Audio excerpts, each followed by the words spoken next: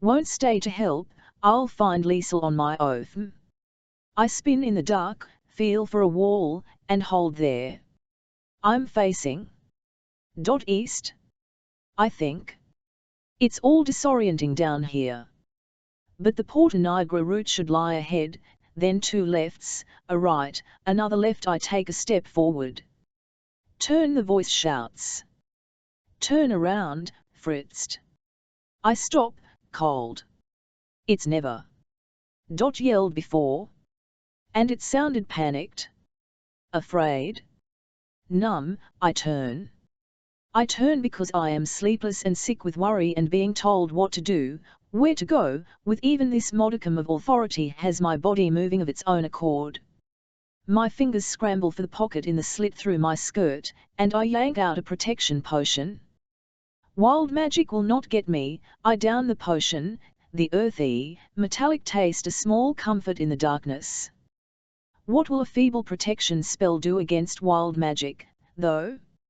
I wait for it to laugh at me. For it to wax on about how I can't hope to fight it.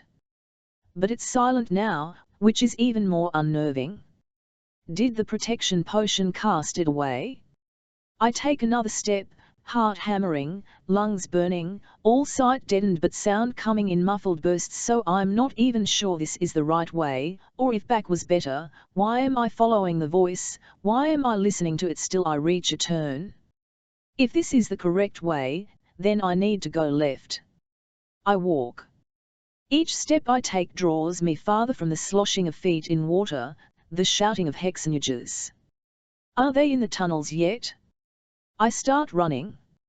In the dark. Hands out in front of me. All of my faith in the protection spell coursing through my veins. Instinct seizes me, and I come up short, palms going flat on a wall. I run, my body stops moments before another wall. On I go, wholly given over to my basest of abilities, sightless and senseless and driven by manic terror. When I stop this time, it's different. A pause only. Ahead of me, an arm's length away, I hear a rush of breath that I recognize. A quick, shuddering exhale in the lightless nothingness. Then, Fritzi. I dive forward. My arms lock around his neck, and Otto makes a startled cry that pings off the stones. Verdammt, Fritzi. I wasn't sure if it was you. Sorry, warn me before you tackle me in the dark, yes. Next time, I'll be sure to. Good, next time. I drop my face into the curve of his neck, my racing heart thundering to stillness against the wall of muscle that is his chest. In the vast, sweeping place of senselessness that these tunnels create, I am consumed by the smell of him, the feel of him, a quick respite. I realize then that I hadn't thought I'd see him again. And I'd been terrified by that idea. Which is just maddeningly annoying. I don't release him, but I smack his arm. You were late. The mid-morning bells, Fritzi. I badly mimic his voice. Remember, the mid-morning bells. We move on. Which bells? The mid-morning, he curses again, but he tightens his hold on me, lifting me off the floor. I know. I'm sorry, I was held up. He pauses, and I feel the hitch in his chest, a quick gulp of breath. Held up by what? You're all right, though? Everyone escaped. Yes, they are all on their way out. The explosion worked perfectly. It rocks through me, again, how well planned this breakout was, how brilliantly Otto brought all this together. He saved the lives of 100 people in the span of 5 minutes. And you're all right, he repeats, giving me a gentle squeeze. I go rigid. When he feels the change, his grip intensifies, and a part of me melts entirely. Eyes shutting, I keep my face pressed to his neck. I can't leave without Liesel. I know. His hand splays flat on my lower back, his thumb moving so slightly against the wool of my cloak that I could be imagining it. I know where she is. That makes me draw back. I can't see his face, but I can feel the feather of his exhale from his parted lips, the warmth emanating off his skin. You saw her? Where? Is she alive? She's alive. Where does he have her? I wiggle against him, trying to get out of his arms, but he doesn't relent, and I give him an exasperated look he can't see. I have to get her. I don't expect you to help, Fritzi, he says in that tone like iron, the one that demands obedience so instinctively that I do stop struggling against him, only to roll my eyes at myself and flush in the dark. Do you really think I'd save 100 people only to leave a child behind? I lied to you. About who Dieter is. What he is. Otto finally sets me on the tunnel floor, but his hands move to my hips, and his fingers curl into me, binding me in front of him. The imposing force of his presence, even in the dark, coupled with the tugging command in his tone, has me grappling for purchase with a handful of his tunic, trying desperately to pull myself together. I'll hear the full story after we save your cousin, he says. But right now, we need to move. She's in the commandant's office in the Porta Nigra. The headquarters were already fairly empty this morning. The explosion should draw all jaggers to the basilica. We have a window now, and we have to use it. I don't know why I'm challenging him about helping me. I just want another moment in the dark, another second to pause. But Liesl doesn't have another moment, another second. I feel through the vials in my pouch to find the one I need and press it into his palm. For protection, I say. If you're willing. He doesn't hesitate. I hear it uncork. A beat later, he presses the empty vial back into my hand. Maybe the three are watching over me still. If they brought him to me. Heart in my throat, I fivest so I'm holding his hand. Take me to her 24, Otto. Her fingers are laced through mine, her palm warm, her grip strong. We splash through the tunnels, the water icy cold, the darkness overwhelming, but all I can think about is how her hand is in mine. The trust in me her touch implies. We start to see more light slowly, as the main passage into the Porta Nigra comes into focus. Waterlogged, we pound up the iron staircase, speed more important than silence. They'll all be gone by now, I tell myself. The explosion had to have been heard by the entire city. Everyone would have rushed there. As Fritzi and I wind round and round the spiral stairs, going straight up from the tunnels to the floor for the headquarters, I repeat that mantra, they'll all be gone by now. But I'm Umung. I push through the door at the top of the stairs and am met not with silence and shadows, but a man, sword already drawn. Yes. The curse bursts out of me, pure verbal shock. The man in front of me adjusts his grip on his weapon. Bertram. His lips snarl. Everyone else went to the basilica, he says. I heard you stayed behind. For confession. And I've been thinking about the way the hex escaped in the tunnel. I did not imagine how she was ripped from my grip. It was you.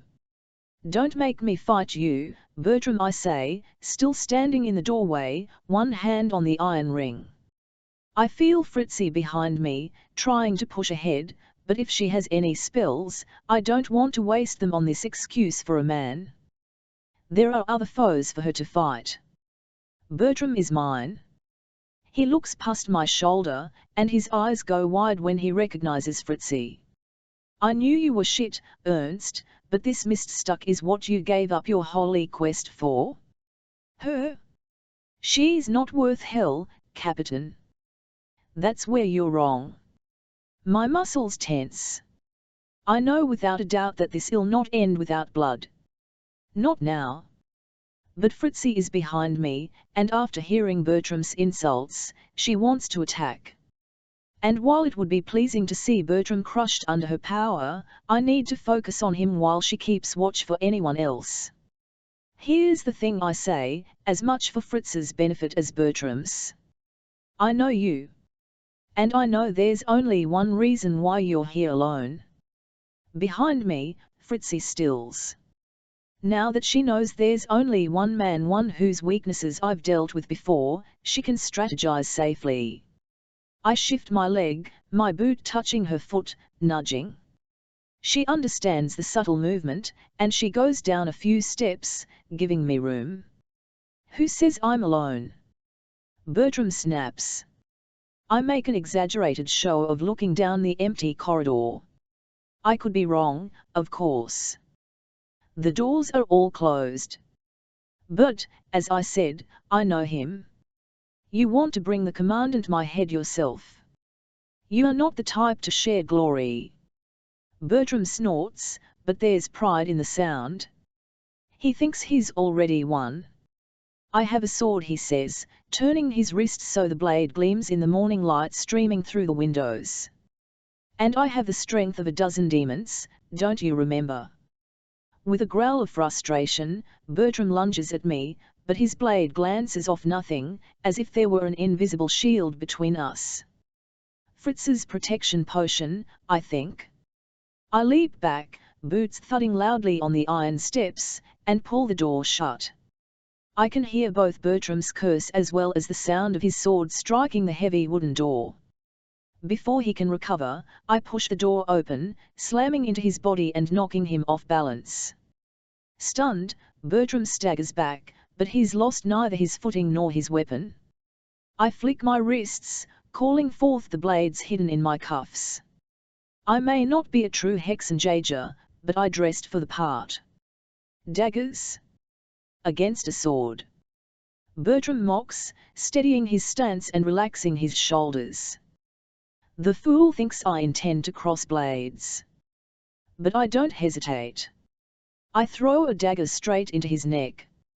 Blood bubbles up his throat, over his open mouth, staining his teeth red. He drops his sword, his hands going to the wound. Even as he pulls the dagger out, his fingers tremble, droplets of red trickling between his knuckles as a spray of blood pulses, falling short of reaching me. He has only the strength to hold the weapon weakly in his hands before it clatters to the floor, and he falls to his knees. His back sinks against the wall as his limp hands open, palms up on either side, as if he were a supplicant in prayer. His head falls forward, hiding the wound, but nothing can hide the blood. I turn to Fritzi, who's on the steps, waiting for me. It's safe, I say. She mounts the last steps and enters the corridor, gasping when she sees the body, the blood. That was so. Quick, she mutters, shaken. Never hesitate, I say. The first part of our combat training remembered the lesson, even if Bertram had not. Still, before I step away, I say a prayer. Not for my soul, but his. I motion for Fritzi to follow me, and I ignore the way one of my boots sticks against the stone corridor, leaving behind a bloody print. When I reach the Commandant's office, I kick the door in. Where is she? Fritzi asks, eyes darting around the room. I cross the chamber in 2 strides. For once, I am glad I know Dieter well enough to know where he stores the key. I grab it and unlock the tiny closet, straining my body weight against the stone door. Fritzi chokes out a sob when she realizes what my movement means, that her beloved cousin is inside. The door scrapes open, stone grinding on stone, and the limp body of the child falls onto the floor. Liesel! Fritzi cries, dropping to her knees. She's not dead, I say immediately, noting the flicker of the girl's eyelids now that she's been exposed to light again. Fritzi brushes her cousin's dirty hair from her face, her touch as gentle as a mother's. Liesel, she whispers, her voice soft. The girl blinks several times, as if slowly coming out of a trance. Her eyes settle first on Fritzi, and her entire body sags in relief. Then her gaze shifts to me. She screams, eyes wide in horror, the sound cracking and choking in her throat. She has screamed so often within the stone chamber that her voice is barely audible now, but her horror at seeing me is just as real. Sure, Fritzi says, her own voice tight with emotion. He's not one of them, he's on our side. I ripped my black hexenjäger cloak off and let it flutter to the floor. I would rather freeze in the winter cold than wear it a moment longer. Liesel's red-rimmed eyes are still a mixture of disgust and horror and fear, but she turns to press her face into her cousin's shoulder, clinging to her and hiding from me. It does not matter what my subterfuge was used for, there is blood on my hands and fear in her heart, and I will never be more than a man in a hexenjäger cloak, even when I grind it under my heel. 25 Fritzi Dieter kept her in a closet. I glance back into it, the stench emanating from it sour and vile. Liesel shivers against me. She cannot create fire from nothing, but even so, she usually runs hot, and I would beg her to sleep at my cottage during the winter so the bed would be cozy, but she's shivering now, and that rocks me into biting clarity. I scramble for the healing potion and nudge her away, doing a quick sweep of her body for wounds. A few scrapes, a few bruises, but nothing severe, and no brand. Would it even burn her, who controls fire? Still, I encourage her to drink the healing potion, and she gulps it down and clamps her arms back around me. He imprisoned her. In a closet worse than a cage. In darkness and foulness and fear. I hold Liesel to me as I stand, fury draping in a red veil over me. Stop him, says the voice. This is his office. You have to stop him. Liesel clings to me like she used to when she was small, arms around my neck, legs knotted around my hips. Her weight makes me stumble, but I survey the room, eyes snapping from the desk, to the shelves, to Fritzi. Otto says, low at first, then again. Fritzi. We don't have time. His office. His secrets are here. We could. He doesn't store anything of importance here. I whip a look at Otto and shift Liesel in my arms, wordlessly saying, oh, he doesn't? Otto holds up his hands. Nothing he doesn't want anyone else to find. It's too public. We won't get anything else worthwhile here. Trust me, I've looked in the past. My jaw clamps, lips stiff. I want to burn it, I whisper. Liesel pushes back to look at me, and I recognize my own rage in her sunken, bloodshot eyes. Set me down, she tells me. I comply. Otto's brows pinch, his gaze flashing between us tentatively, as though he knows he should intervene, but holds himself in restraint. Good. Liesel takes a shaky step toward Dieter's desk. She fumbles in a top drawer and pulls out a tinderbox. She must have seen him use it. Did he taunt her with it? My stomach turns. My cousin flicks the flint against the steel and cups her hand over it. Her palm begins to turn red. Scalding, wavering heat palpitates the air over her skin, and a spark flares. She twists her hand to place it palm flat on the desk, and flames start to eat across the top, hungry, tearing fingers of orange and yellow. Let's go, says Liesel. She snuffs the flame and pockets the tinderbox. When she takes my hand, her palm is still warm. The two of us are halfway to the door when Otto finally manages to speak. How far will it spread? Liesel blinks up at him. Then looks at me. Who is he? A friend, I say dumbly. A rogue hexenjäger. He doesn't want his precious church destroyed, HM. Behind us, the desk is a slowly building inferno, the chair catching now too. A few sparks drift off, snag on scrolls stacked on wall shelves. Soon, the whole of the room will be engulfed in flames. Then the hall, fire spreading through the grout of the bricks and the wood in the ceiling. Then the floors beneath, the chapel and altar and pews, all of it burning, burning. I've laid traps of my own for them, Otto says. His tone is soft, talking reverently, and I know that's the only reason Liesel doesn't set her blaze on him. I falsified records and made a mess of their organization. If you burn it all, they'll regroup far faster, out of spite. Liesel sniffs. When she gives me a probing look, I shrug. She snaps her fingers and all the flames go out. But her mark is left in Dieter's office, the lot of his things utterly ruined. It isn't enough.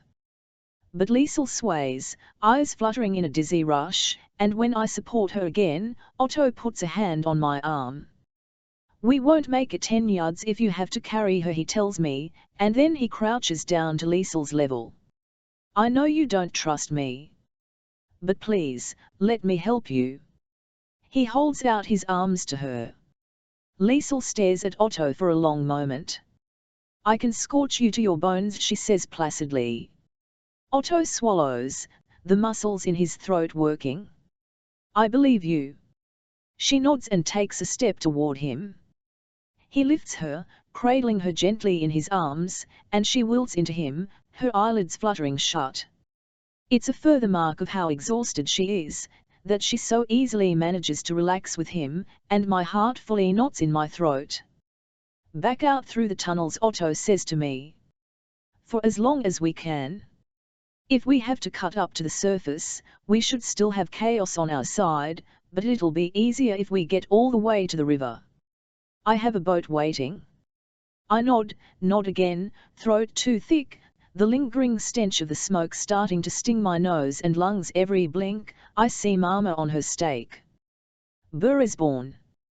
Stop him, the voice pleads. You can use me to find out more about what he's after. Use me. Stop him. The way the voice is speaking to me now, don't even respond. Something in it has changed.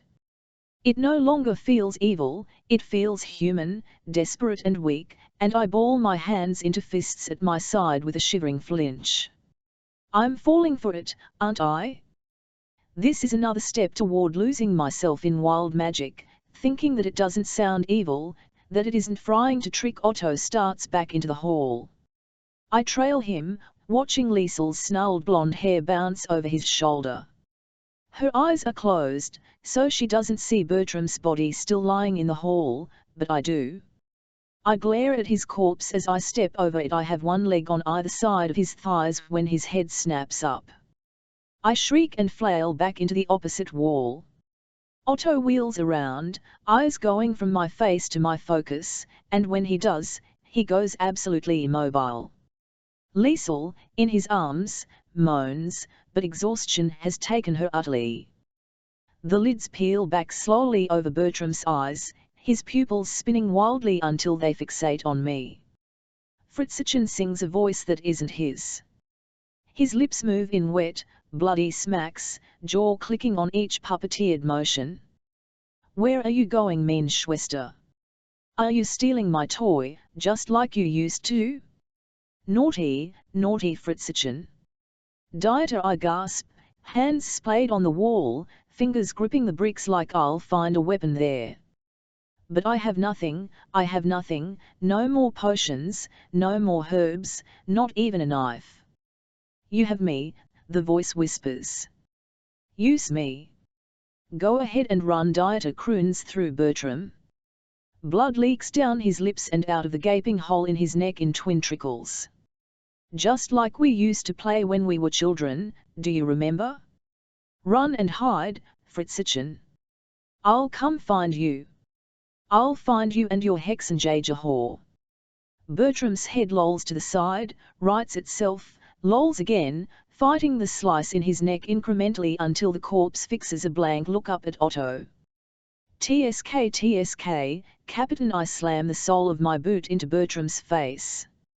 A sickening crunch echoes down the hall as his nose caves in, coagulated blood squishing out along the wall.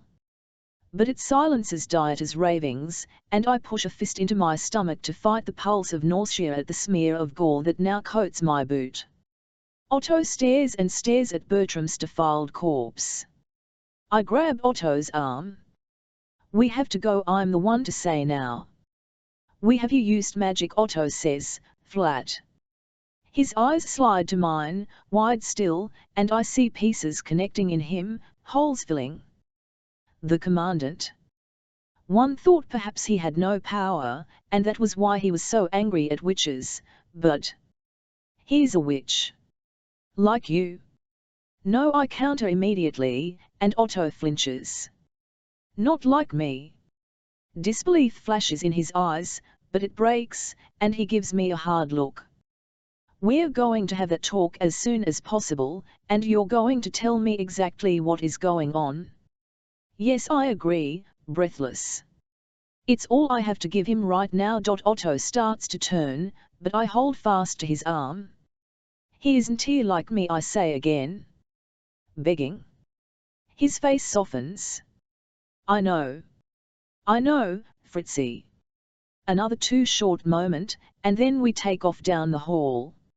I trail him through the Porta Nigra, delving back into the deep, dark tunnels beneath Trier. 26 Otto. This is the route I had planned to run with my sister. I have spent months walking all the tunnels to ensure there were safe passages for the escaped prisoners, but I walked this one the most. I run along it now, carrying Liesel's limp body, with Fritzi splashing behind me. The only sound is our feet in the water, our panting breaths in the dark. It helps, the movement. Standing still lets my mind work, and when my mind works, I see the gaping hole in Bertram's neck that I put there, I hear the sound of Dieter's voice coming from his broken lips, I feel the crunch of his dead face even though it was Fritz's boot and not mine that smashed it. No. Movement helps. Focus on holding Liesel. On running. On reaching the drainage gate we stop short in front of the hole burrowed into the bank of the river, where the cold water drains back into the Moselle. It's strange, the way the smooth carved stone the Romans built hundreds of years ago gives way to mud and packed earth, but it serves its purpose.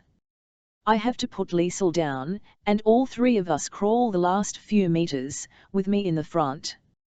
Branches have been shoved in front of the hole, mostly to keep debris from clogging the drain, but I've tested them before, and they break with little effort. I turn and help Liesel up, then pull Fritzi from the mud and water. The three of us are streaked with grime, ash and silt and sweat and blood, but I am grateful for it.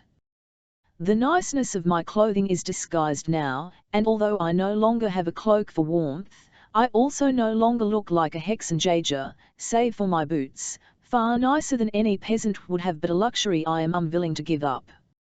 I let my heels sink into the mud a little, hoping for the camouflage it can provide. This way, I say.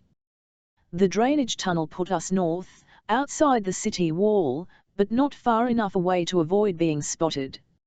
I know the girls are tired, Liesel especially, but we have to get on the water as soon as possible.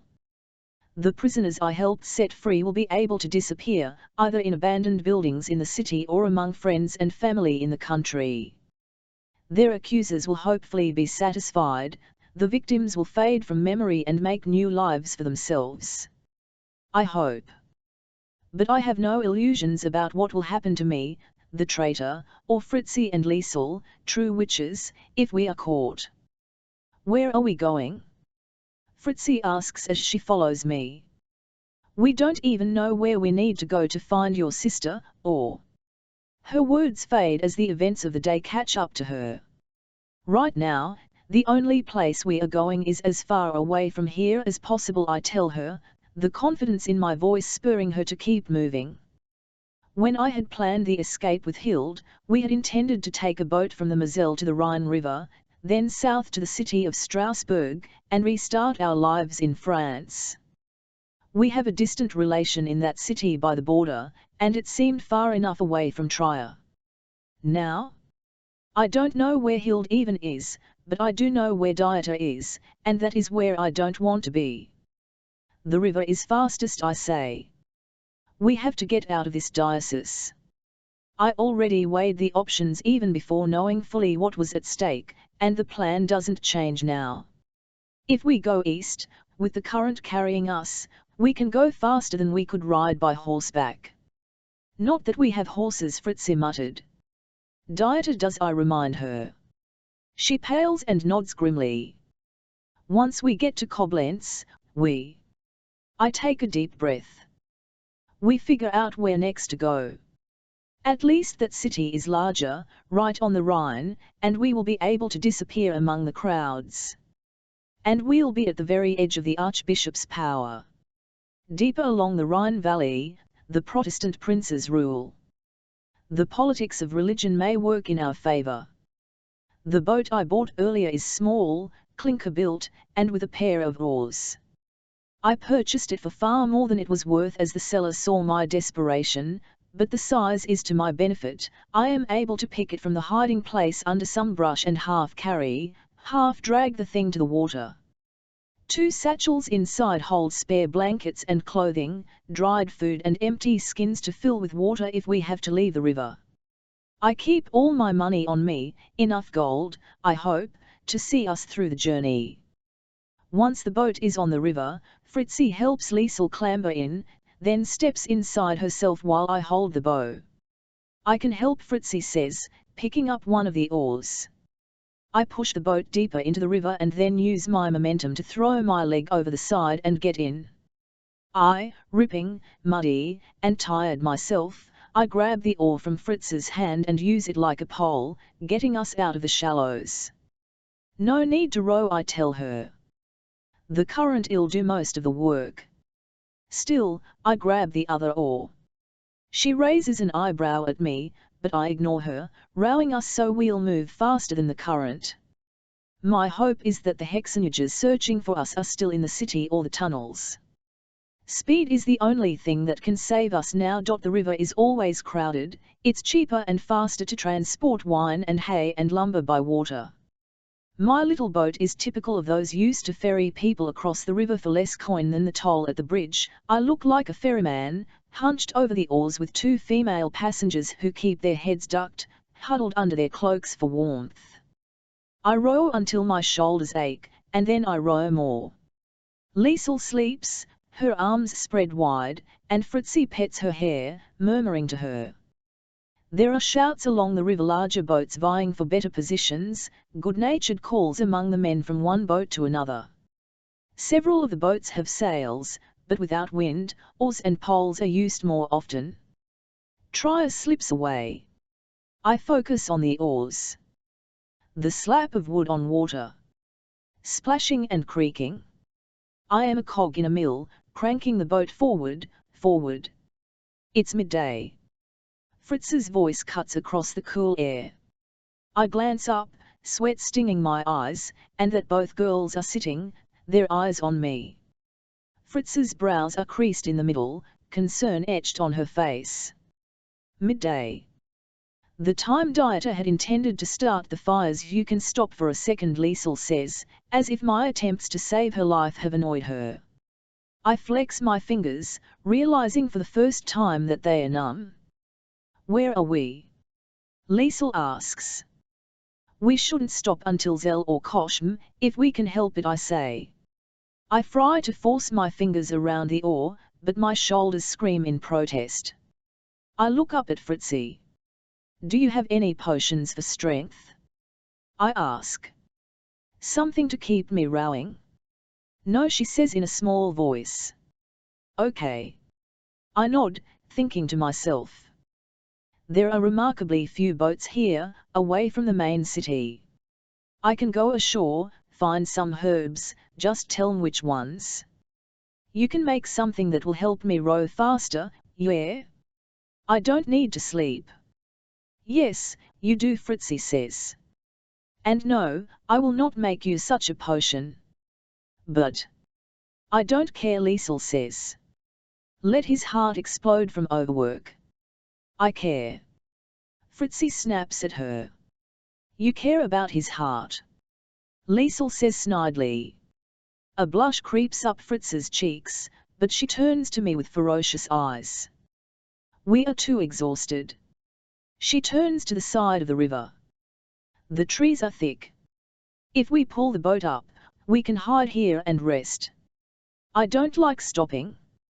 But if my body gives out, it leaves Fritzi and Liesel in a dangerous position. And we have a way to find a path, Fritzi adds. We're running aimlessly. We need a direction. That's what Liesel can provide for us. if she's not too exhausted to work her magic. I find a place where a fallen tree grants easier access up the bank, and let the girls out before hauling the boat up onto the shore, dragging it between the trees until we're a safe enough distance from the river that I'm certain we won't be spotted. Fritzi sweeps a flat area nestled among the trees with a fallen evergreen branch, and when she tells me to rest, I do, gladly. Liesel sits on the knot of a root, her hand playing with the flint and steel from the tinderbox, flicking a spark between her fingers. I remember what Fritzi told me about her cousin and her affinity for fire. A type of augury, using flames. My gaze focuses on the little light dancing around her tiny knuckles. My thoughts go immediately to my sister. Can Liesel tell me where Hild is? I bite the question away. The girl doesn't. Trust me, but more than that, she is a child who's just been abused for her power. I cannot press her now. Just as I come to that thought, I notice that her eyes are on me, almost hidden by her hair. She darts her gaze away, but I caught a glimmer of the same pale blue in Fritz's eyes. The little witch is as curious about me as I am about her. I sit up, holding a small branch from the forest floor. With a flick of my wrist, my spring-loaded holster hidden by my shirt sleeve brings forth my dagger. Last used to pierce Bertram's throat. I push the thought away, even if the image is seared into my mind. Instead, I turn the piece of wood over in my hands. It's still pretty green, but my blade is sharp, and even if I'm tired, I've whittled enough in my day to make short work of it. In moments, I've carved a crude horse with evergreen needles for a tail. Fritzi bustles around the small camp, checking supplies, getting fresh water. Out of the corner of my eye, I see Liesel's flicker of flame has died.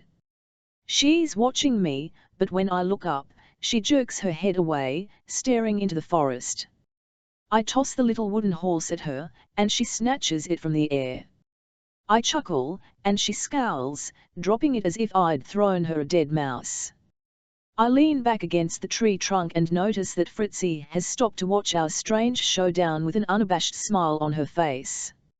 It's not made of the finest Venetian glass, I mutter with a shrug. Fritzi grins as she bends down and sets the wooden horse upright. It's dear. Fritzi sits down between us. When Liesel thinks my attention is on her cousin, she reaches out, grabs the little toy, and stuffs it into her skirt pocket. Fritzi and I both pretend not to notice. For the first time, there's a light of fury in Fritz's eyes, but it quickly fades. We need to talk. Fritz's voice is quiet, but it pulls both my and Liesel's attention directly to her. About you, I can barely say it, brother. Fritzi folds her hands in her lap and doesn't look away. Yes, she says simply. Why did he want to kill you so much? I ask, unable to wrap my head around such depravity. He kept Liesel alive, torturing her to force her to use her magic, but he was going to kill Fritzi. He didn't want to use her. Why? Pain flickers behind Fritz's eyes. He believes that great acts of evil feed his power. My death would have made him stronger. There's so much I want to ask. How does that work? Why is he so hungry for more power, especially as he'd kept it hidden for so long? But I look at Liesel, at the tears stinging her eyes, and I remember that this is their family member. That he would have killed Fritzi, and likely Liesel too, after he was done with her, despite their blood bonds. Their fury is encased in Soito. Rather than talk about your brother, I say, let's talk about my sister. Is she a witch too? Liesel asks innocently. No. Pity, Liesel says. I accidentally sent her. Elsewhere, Fritzi says. She fills in her cousin quickly, giving her the rough details of the past days.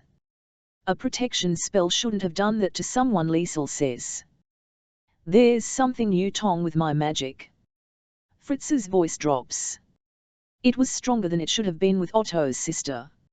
It didn't act as meant for it to in the house fort either. And your protection potion deflected Bertram's blade too, I add. It can't do that. Liesel pointedly speaks only to Fritzi, mostly ignored me. But it did, Fritzi says. Have you noticed Theto magic, stronger than it should be? Liesel cuts her eyes at me.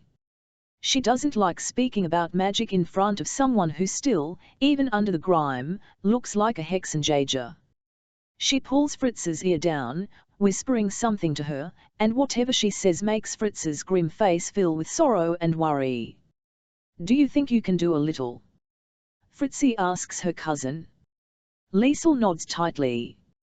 Let's start nearby. There was someone I met in the prison. His name was Jochen. Liesel mounds some dry, dead leaves in front of her. The tinderbox flashes, a spark ignites. He's out of the tunnels. Liesel mutters. Jochen. Wearing a hood. There's chaos in the streets. Perfect. That's exactly what I'd hoped for. Liesel shakes her head. It's hard to follow one person, she says. There are riots. She looks up at Fritzi, her pupils incandescent. The people are rebelling. My whole body sags in relief. What about Otto's sister? Fritzi asks. The wires around my heart ease a bit. I did not want to push the child, but I'm grateful Fritzi asked about Hild on my behalf. Liesel frowns. Please. The word is raw from my lips. The little girl heaves a sigh, then turns back to the small fire. There's an intensity in her gaze, not on the flames, but through them. She sees something none of us can. When Liesel speaks, her voice is different somehow, calmer but with more authority. Hild Emst is in the well 27. Fritzi. Otto stares at Liesel, expecting more. But when she leans away from the fire at her feet definitively, he looks at me in question. The well is a place. Otto frowns in confusion. I'd told him about the well, but in the abstract, not as a place where his sister could go. But Hild can't be there. I didn't send her there. Did one? The lapping of the river a few paces behind us is almost deafening as I stare at the side of me cousin's face in the afternoon sun. Liesel, I start, what are you talking about? She whips a glare at Otto, misreading my hesitation. You don't have to pretend, Fritzi. He's one of them, and they know everything about us now because of Dieter. She pauses, noticeably flinches. Almost everything. Otto frowns and shakes his head. Where is my sister? Is she? Liesel leans forward, teeth baring, and I think I should intervene, but I'm at a loss, missing something in what she's saying, my body gone to ice and stone. The well. In the Black Forest. The place where all good witches draw their power. The place your commandant is trying to destroy. I grab Liesel's arm. What are you talking about? She turns her fury on me. But somehow, it's still directed at Otto, and it's breaking my heart. That's why Dieter wanted me, she hisses. He wanted me to divine a way for him to break through the barrier of the well. My shock is too potent. It warps into horror and back again, and my stomach burns with nausea. Because the well, the coven in the Black Forest, is protected with wards even more powerful than the ones Mama put around Burisborn. Wards meant to let good witches in and keep bad witches out. Only unlike Burisborn, there is no stupid, naive witch waiting inside the well to drop the wards for him. He'd need a different way in if he wanted to go. That's what he wants. To access the well? Why? My shocked horror clashes sharply with the ever-present wall of my grief. I choke on it, rocking toward Liesel. I catch Otto's sudden spike of awareness, the way he twitches as if to lean toward me, but I'm fixed wholly on my cousin, on memories surging and biting. Liesel's bottom lip trembles, and she drops her gaze to the small fire. Her fingers curl over the crackling orange and gold flames. He forced me to look for ways to break the well's wards. And I almost did. I would have broken Fritzi. But I pretended the fire only told me where it's located in the forest, that Abnobber wouldn't explain how exactly the wards work or how he could break them. It was enough to make him stop. Her voice pinches, and tears drop down into the fire. I just wanted to make him stop. I pull Liesel against me, burying my face in her hair. She smells of cinder and burning, a baked-in heat that she carries always. Has she realized that I'm to blame? Has she realized that she helped me bring Dieter to Buresborn, and because I refused to take the bonding potion he brought? Because I didn't let him use my powers and bleed me dry. He was forced to abduct Liesel, to get her to ask the flames for another way to complete his goal. Liesel, I whisper, swallowing against my closing throat. I'm so sorry. I'm so sorry I let him get you. I'm sorry I led him to us. I hiccup, a gag warping my voice, and I pinch my eyes against a rush of tears. I'm sorry for everything. She wriggles against me and digs her fingers into my arm, squeezing hard. But she doesn't speak. It's too big, I know, it's all too much, this day, this week, this month.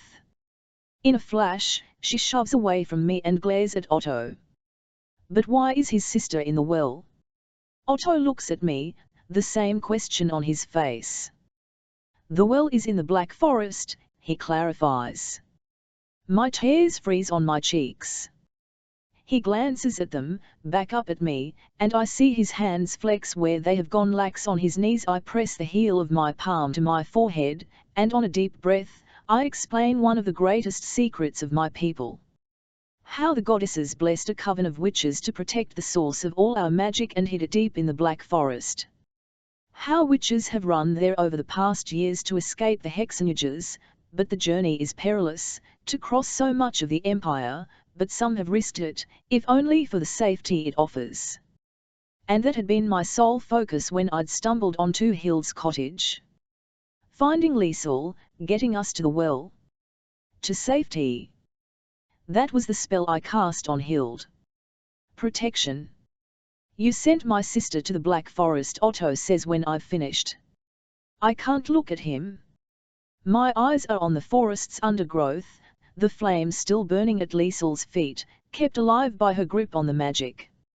It warms the small clearing, but I don't think I'd feel any cold even if there was no, and that's where Fritzi and I are going to, Liesel tells him, drawing her chin up defiantly. She looks at me. That's where Abnobber says we'll be safe. Abnobber? You keep mentioning her, Otto questions. I finally meet his eyes. There's no blame waiting for me there. No accusation. Just concern, patience, and somehow, that's worse, that he's able to still see us as somehow on equal footing after everything I've done. Numb, I shrug. Abnobber, the crone. One of our goddesses. The protector of the wilds and life. Perta, the mother, is the overseer of rules and traditions. Holder, the maid, is the goddess of death and winter. Abnobber blessed Liesel, she's been watching over her all her life. Otto's brows go up. Which part is surprising, that our goddesses speak to some of us? Or that we have more than one? Liesel tugs on my sleeve. Dieter can't get us in the well. She told me to come there. Without me or a connection to the well, he'll never figure out how to get past the wards. They were set up by the goddesses themselves. He is connected to magic, Otto presses. We saw what he can do, I told you. He isn't like me, I say. He's a witch, yes, but he severed his connection from the well. The magic he uses instead is corrupting, wild magic. There is no one who oversees it, no one who controls it, so it allows him to do anything he wants. But to access it, he has to feed it evil acts. Or bond with another wild magic witch, and use her like a tapped keg he can refill and drain, refill and drain. I shiver, pushing away the image. Evil like burning people. Otto guesses. So your brother is still a powerful witch, but his magic comes from an uncontrolled source that he can only access by slaughter. And my sister is currently in a hidden sanctuary in the Black Forest controlled by goddess-blessed witches who protect your source of magic. Liesel puckers her lips. He's not as dumb as he seems. But even if we're safe in the well, I say, Dieter will still be out in the world, wreaking horrors on innocents. When we reach the well, we have to hope they are able to help us stop him. Somehow. This is so much worse than him just being murderous. Dread shakes through me, that there even is something worse than the murder of innocents. His magic explains why he pushed for the mass burning. Otto rubs his wrist, works his way up his forearm, massaging the muscles stiff from rowing.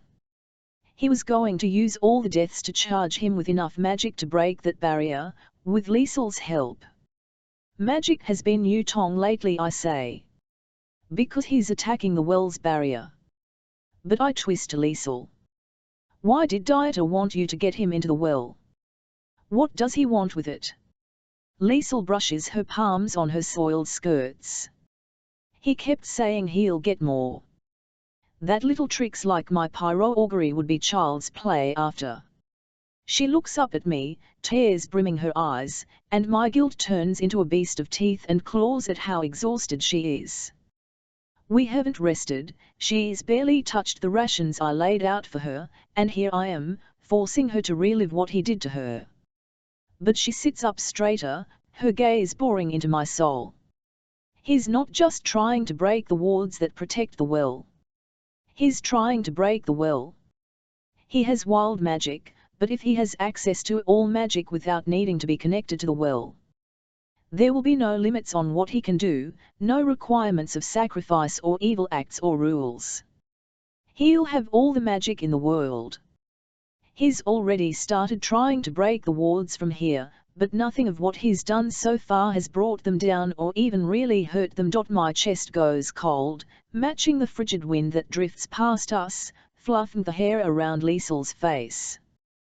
The forest folk will be willing to help us, then, if they know that that is his intent, I say, barely feeling the words. Liesel shrugs, her eyes fluttering in a slow, tired blink.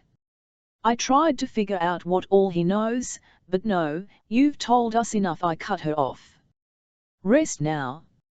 I help her lie down on a cloak I spread out, and I pull the edges around her, tucking her in as tightly as I can. The fire stays burning next to her, casting orange and gold against her face, and her eyes are shut almost instantly, lips parted in a small O.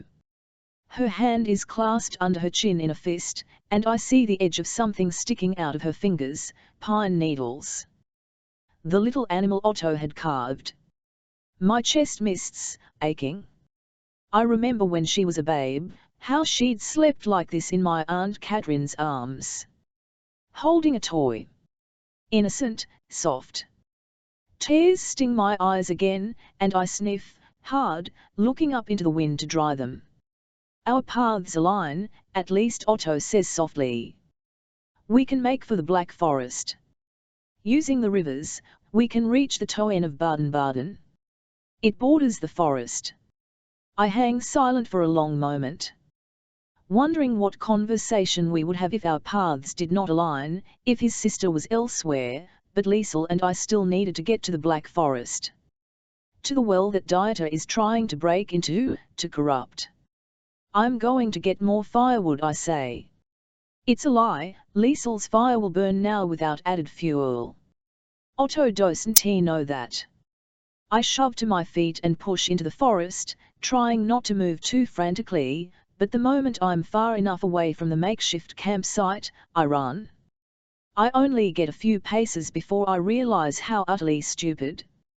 That is, I need to stay close, should any jaggers pop up, should Liesel awaken with nightmares and only Otto is there to comfort her. But I need to be away, to run, to move.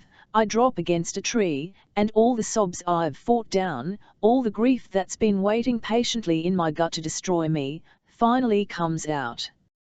Sobs rupture up my throat and shake through my limbs, and it's all I can do to keep my feet. My mind plays over and over the image of Aunt Catherine holding Liesel in her arms as a babe, that one innocent memory breaking me when nothing else has been able to. But it's gone now, Aunt Catherine, Liesel's innocence, it's all gone, because of me. Because of my brother. Because I was a fool, a love-blinded fool who thought Dieter had been banished for something simple and childish, not for wild magic, not for a twig cracks behind me. I whirl, hands up, body immediately going alert. But it's only Otto. Palms out flat toward me, eyes wide in apology. I didn't mean to startle you, he says. I grunt frustration and scrub at the tears I know he saw. You should have stayed with Liesel. I'll be back soon. After you gather firewood for the fire that hasn't needed fuel once. My hands go stiff, rubbing at my cheeks, and that stiffness surges down my body. Otto takes a step closer to me. I fold my arms, jaw set and eyes still hot. It wasn't your fault, he says. I laugh. It's hollow.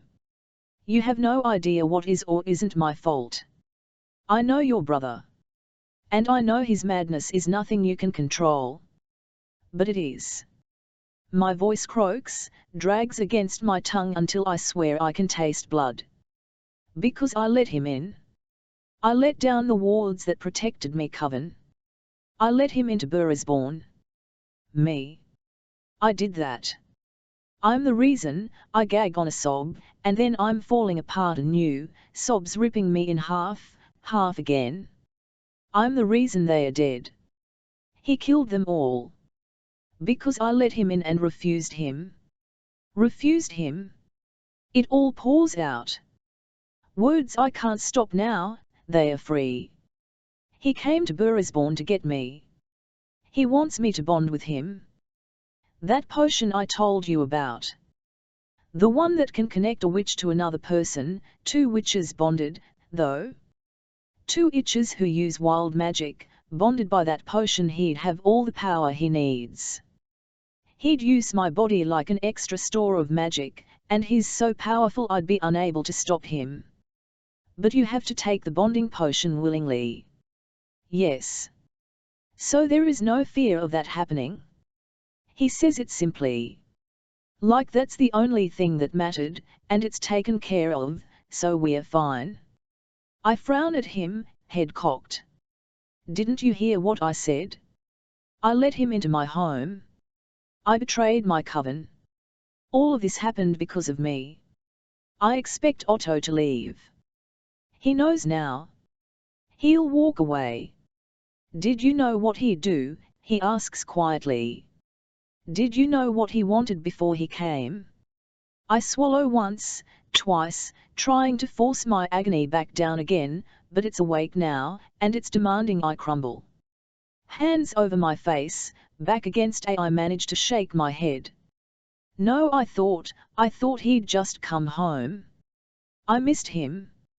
I didn't know what he'd become. But I should have known. I should have stopped it. It takes me a full breath to realize Otto's holding me now. I feel the warmth of his body. The rush and grind of his exhale. The solidness of those arms, wrapped around me, pressing me into him, and it makes my whole body jerk to a pause. It's not your fault, Fritzi, he tells me again, more certain now. His actions are not on you. It is not your fault. He just says that. Over and over.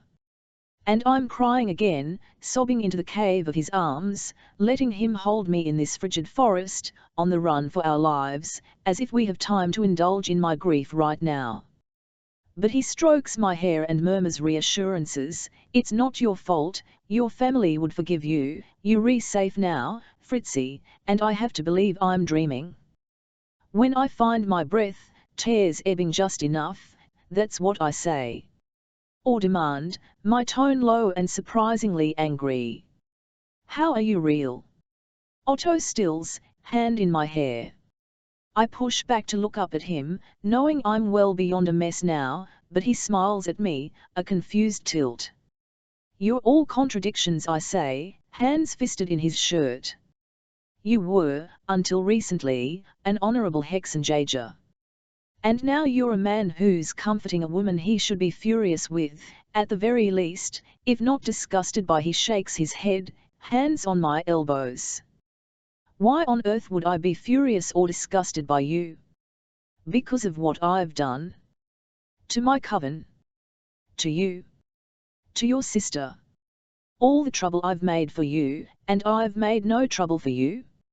Arresting you. Throwing you into my house fort without explanation. Dragging you into my escape plan. Arresting you again. Only because I messed up your original plan to start. By rightfully helping who you thought was an innocent woman being accosted by hexenjägers. Don't try to rationalize my sins. Otto waves at his face. Catholic. Unexpectedly, it yanks a laugh out of me. That laugh bubbles up more, until his smile breaks into a matching laugh, and we really must be dreaming, or at least exhausted beyond all reason to find even a small bit of joy in this forest. He coaxes me back to the clearing with Liesel, still asleep next to her fire, and we sit in companionable silence while she sleeps and the flames crackle. My tears are dried on my face and neck, but I feel the stretch of my laughter too. We won't be able to stay here for long. Just enough to take the edge off of Liesel's discomfort. But for this moment, in the aftermath of my breakdown, I focus on the feel of that resonant laughter. Not on the hollowness of my grief coiling back up, going dormant, ever waiting, ever living. Otto and I trade off rowing the next day, interspersing our stints with letting the current drift us on. My arms burn and sweat slicks my underclothes to my skin by the time the sun slips beyond the horizon, throwing the river into pitch blackness, all light from above choked by a heavy barrage of clouds. I shift my feet on the floor of the boat, trying not to bump beside Liesel, who has settled into sleep again. It won't be as comfortable as sleeping on the shore, but how many nights can we afford to stop? We won't be able to go like this forever, but for now, we'll push, just a little. I can make out enough in the dark to see that Otto immediately hands me the water skin and a chunk of hard cheese. I take them, my and feeling like it's gone to jelly, and it's all I can manage to shove the food into my mouth. I'll do the first watch, he whispers. I'll wake you after a few hours. I don't think so. I'll go first, Fritzi.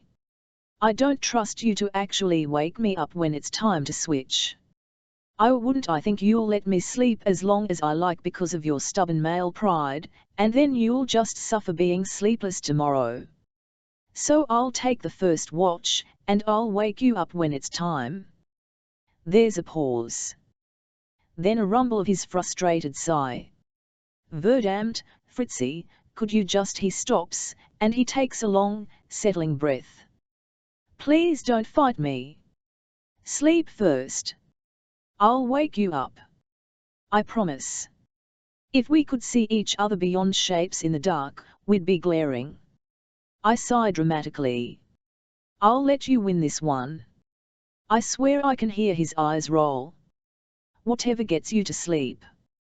Gut Nacht, Jagger. He grins at my teasing tone. I hold the oars out to him to be tucked on his side of the boat, since Liesel has taken up mine. Here. He finds my arm in the dark, his rough fingers tightening around my elbow, and something twists deep beneath my belly button. His touch relaxes. Works its way up to my hand, increment by increment. He clasps his fingers around mine, and I feel the heat of his exhale on my wrist. Maid, mother, and crone, I'm just handing him oars. This is not in any way exciting, and yet my core is twisted and tight and I can't breathe. Gut Nacht, Hex. There's a smile in his voice as he takes the oars from me. Yes. This trip will kill me.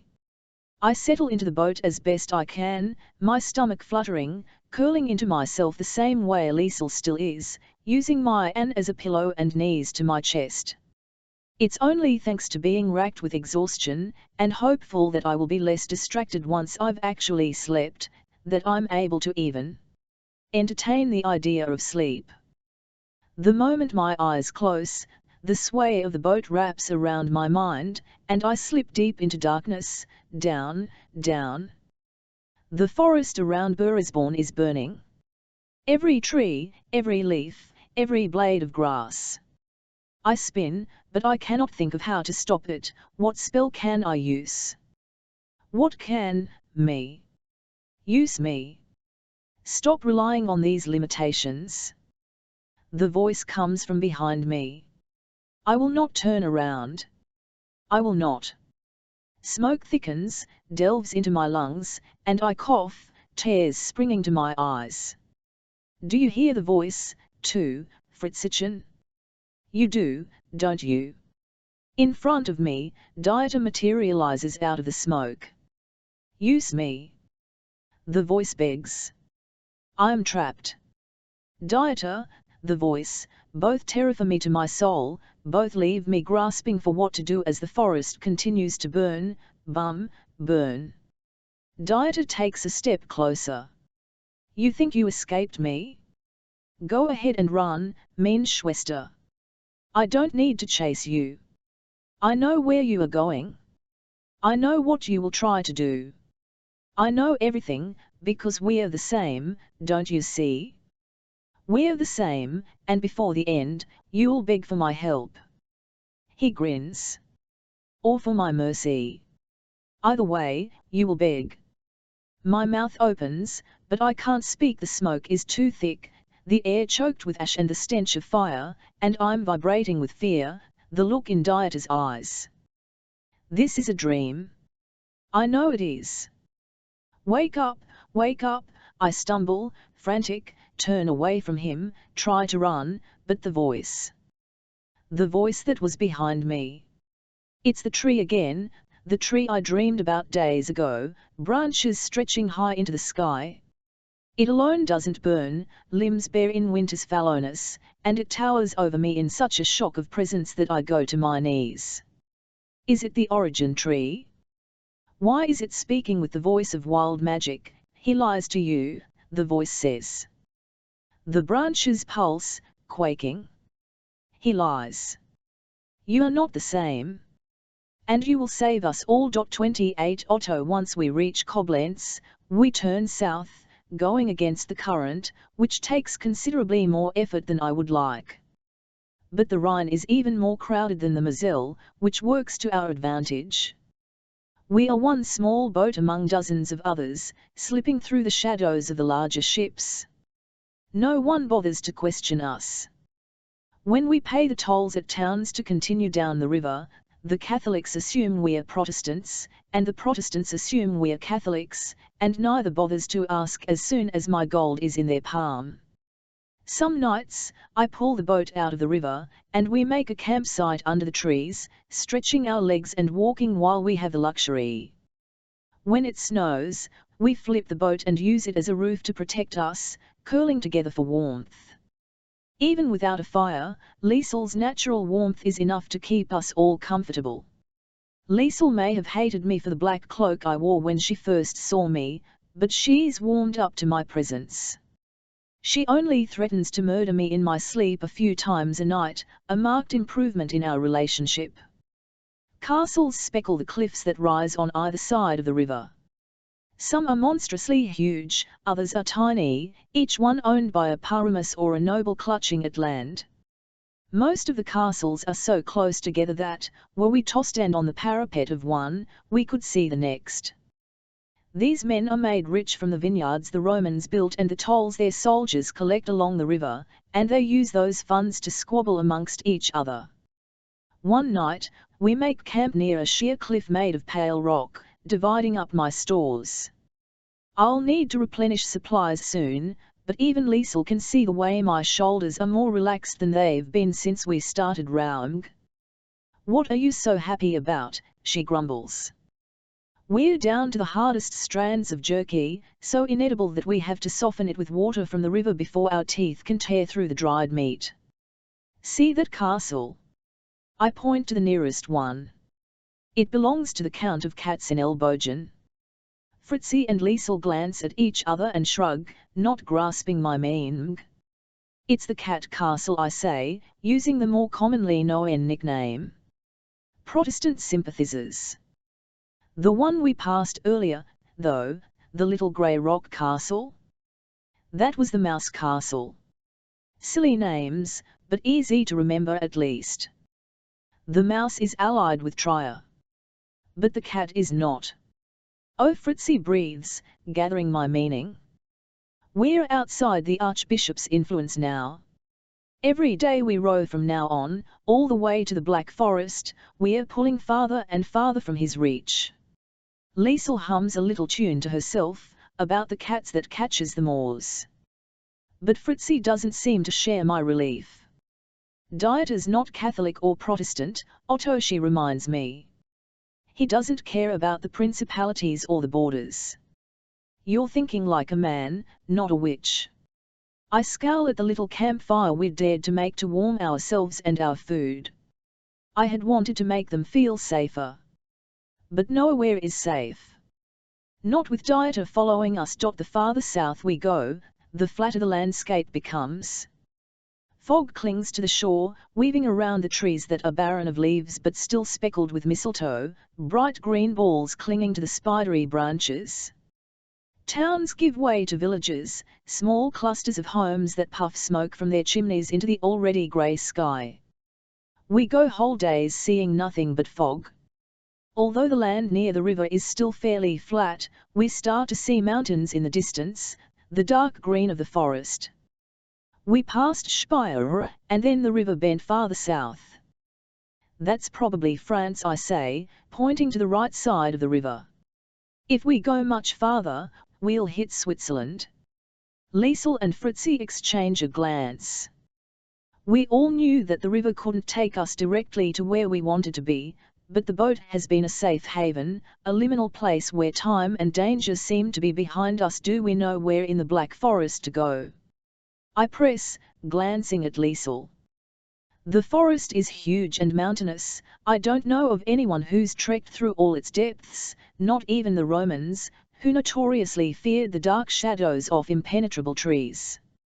Liesel looks down at her hands. I think this is right, she says. Which is the best answer any of us has. I dock the boat when the river bends, and we all get off. Fritzi reaches for one of the two satchels, but I grab it first, shouldering both. She glares at me, but when I give her a wink in return, a red stain creeps over her cheeks. I know exactly what I'm doing, and the fact that she has anything but disdain for a man like me. I'll do whatever I can to make her blush like that. What do we do with the boat? Liesel asks.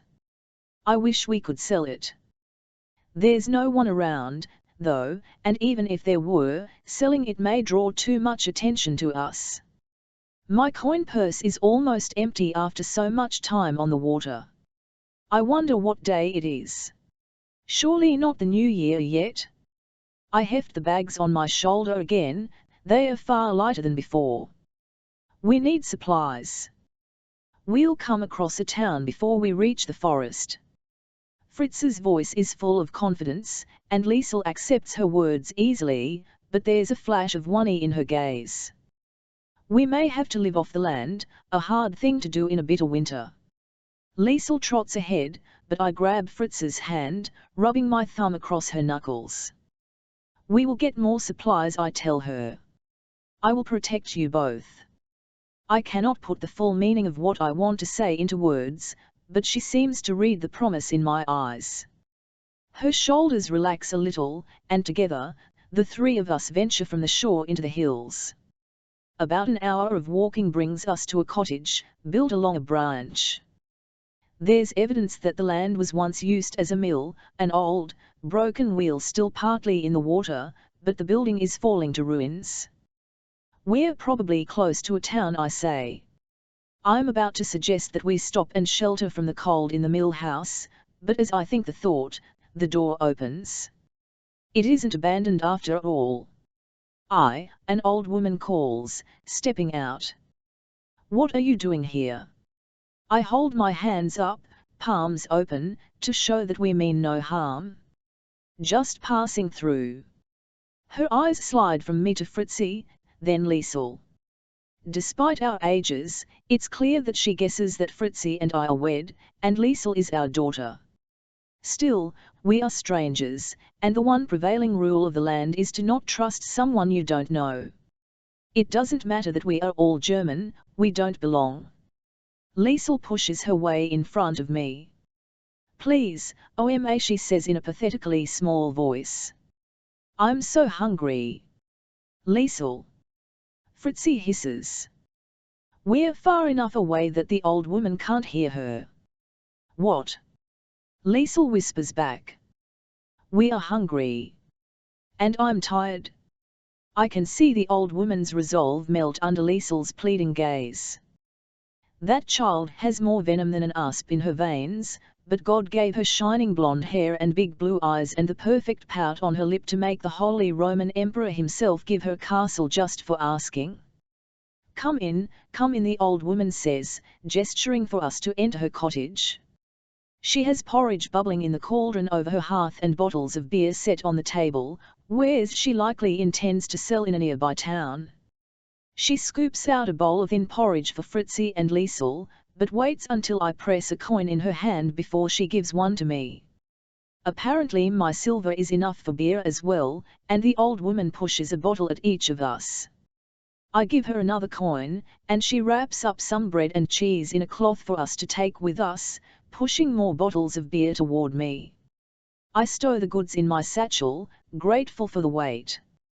The day's work is not done, and my heart aches at seeing the work surrounding her, mostly mending and spinning. She's taking in extra work from tomb, not sewing for her own family. If I had to guess, this is a widow who is trying to find the means to survive alone. She took a larger risk than most would by offering us food. I offer to bring the woman another load of wood from outside so that she doesn't have to venture into the cold and lug it in herself. By the time I come back, the old woman is sitting at the table and chatting merrily with Liesel as Fritzi looks fondly on. Tell me a story, Liesel demands sweetly. I meet Fritz's eyes, shooting her a look that says, we need to go. Fritzi gives me a helpless half shrug. Who can deny Liesel anything? I saw a white lady once, the old woman says, as if she had been waiting for Liesel to ask for just such a tale. It was a summer day, and she had hair so long that it reached all the way into the river. When the sun shone brightest, it made her hair look like gold. Was she a Nixie, Oma? Liesel asks. The old woman laughs, clearly pleased at the way Liesel calls her grandmother. A water sprite? No, no. Have you not heard the tale of a white lady before? She means Holder, Fritzi says gently. Holder, the old lady scoffs. Her fingers slide over the rough wood of her table, idly drawing in the dust and grime. You worship the old gods, then? Something flickers in Liesel's face, disappointment, I think. The legend of the White Ladies is a story known throughout the Holy Roman Empire, but from the way Fritzi spoke, I think perhaps the story is more than just a fairy tale. It has roots in magic and goddesses that Fritzi and Liesel know. What is a folk tale to me is history to Fritzi and Liesel. How many legends have been told about spirits and miracles, all to have their root in some real event? We should go, I say loudly, bending down and picking up the satchels. Fritzi and Liesel stand immediately, but the old woman stays sitting, her fingers still making an outline in some pattern on the table. Thank you for the hospitality, I staff, my hand on the door. And then I pause. The old woman watches us, but her finger glides over the rough table with purpose. Fritzi, Liesel, and I all stare at the word she etches through the grime, the letters visible, Fritzchen. Oma, Liesel says in a tiny voice, do you know how to read and write? The peasant woman laughs. Of course not, child, she says, an easy smile on her face. But her finger traces over the letters, again and again. It's as if her hand is possessed, separate from the rest of her body. She's looking right at us, not at the letters, and she seems unaware of what she's doing. Fritzi sucks in a gasp of horror when the woman's pale white skin snags on a rough spot in the wood. With an audible snap, the splinter breaks off in the woman's fingertip, blood smearing over the letters.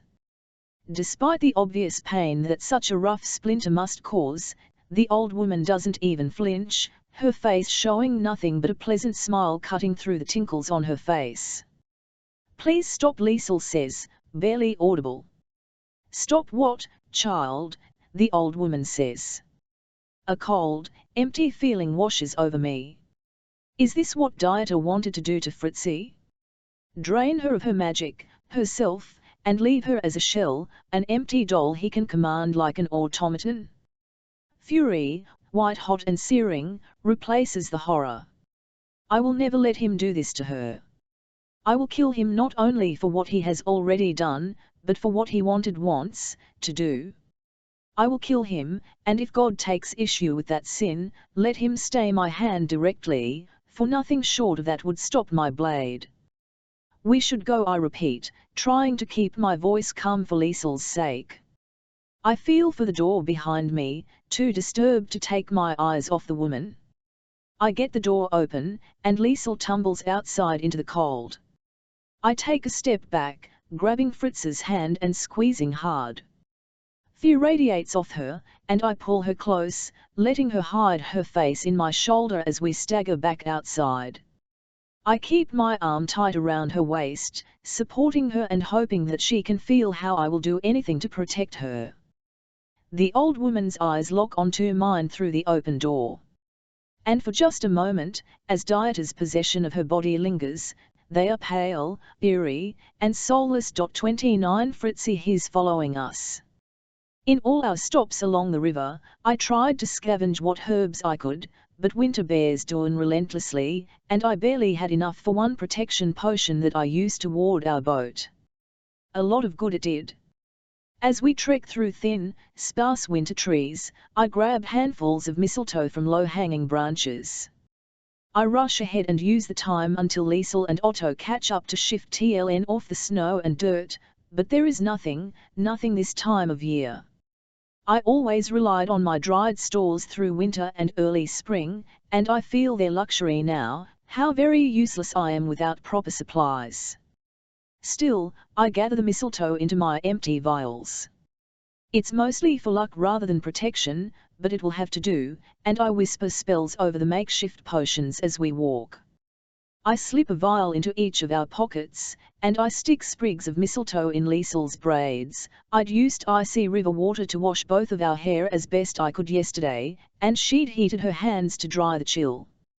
My blonde curls bounce wildly beneath my nearly ruined wide-brimmed hat, but with clean braids and green bursts fivested across her head, Liesel looks festive, like any other innocent child prancing through a forest around Yule.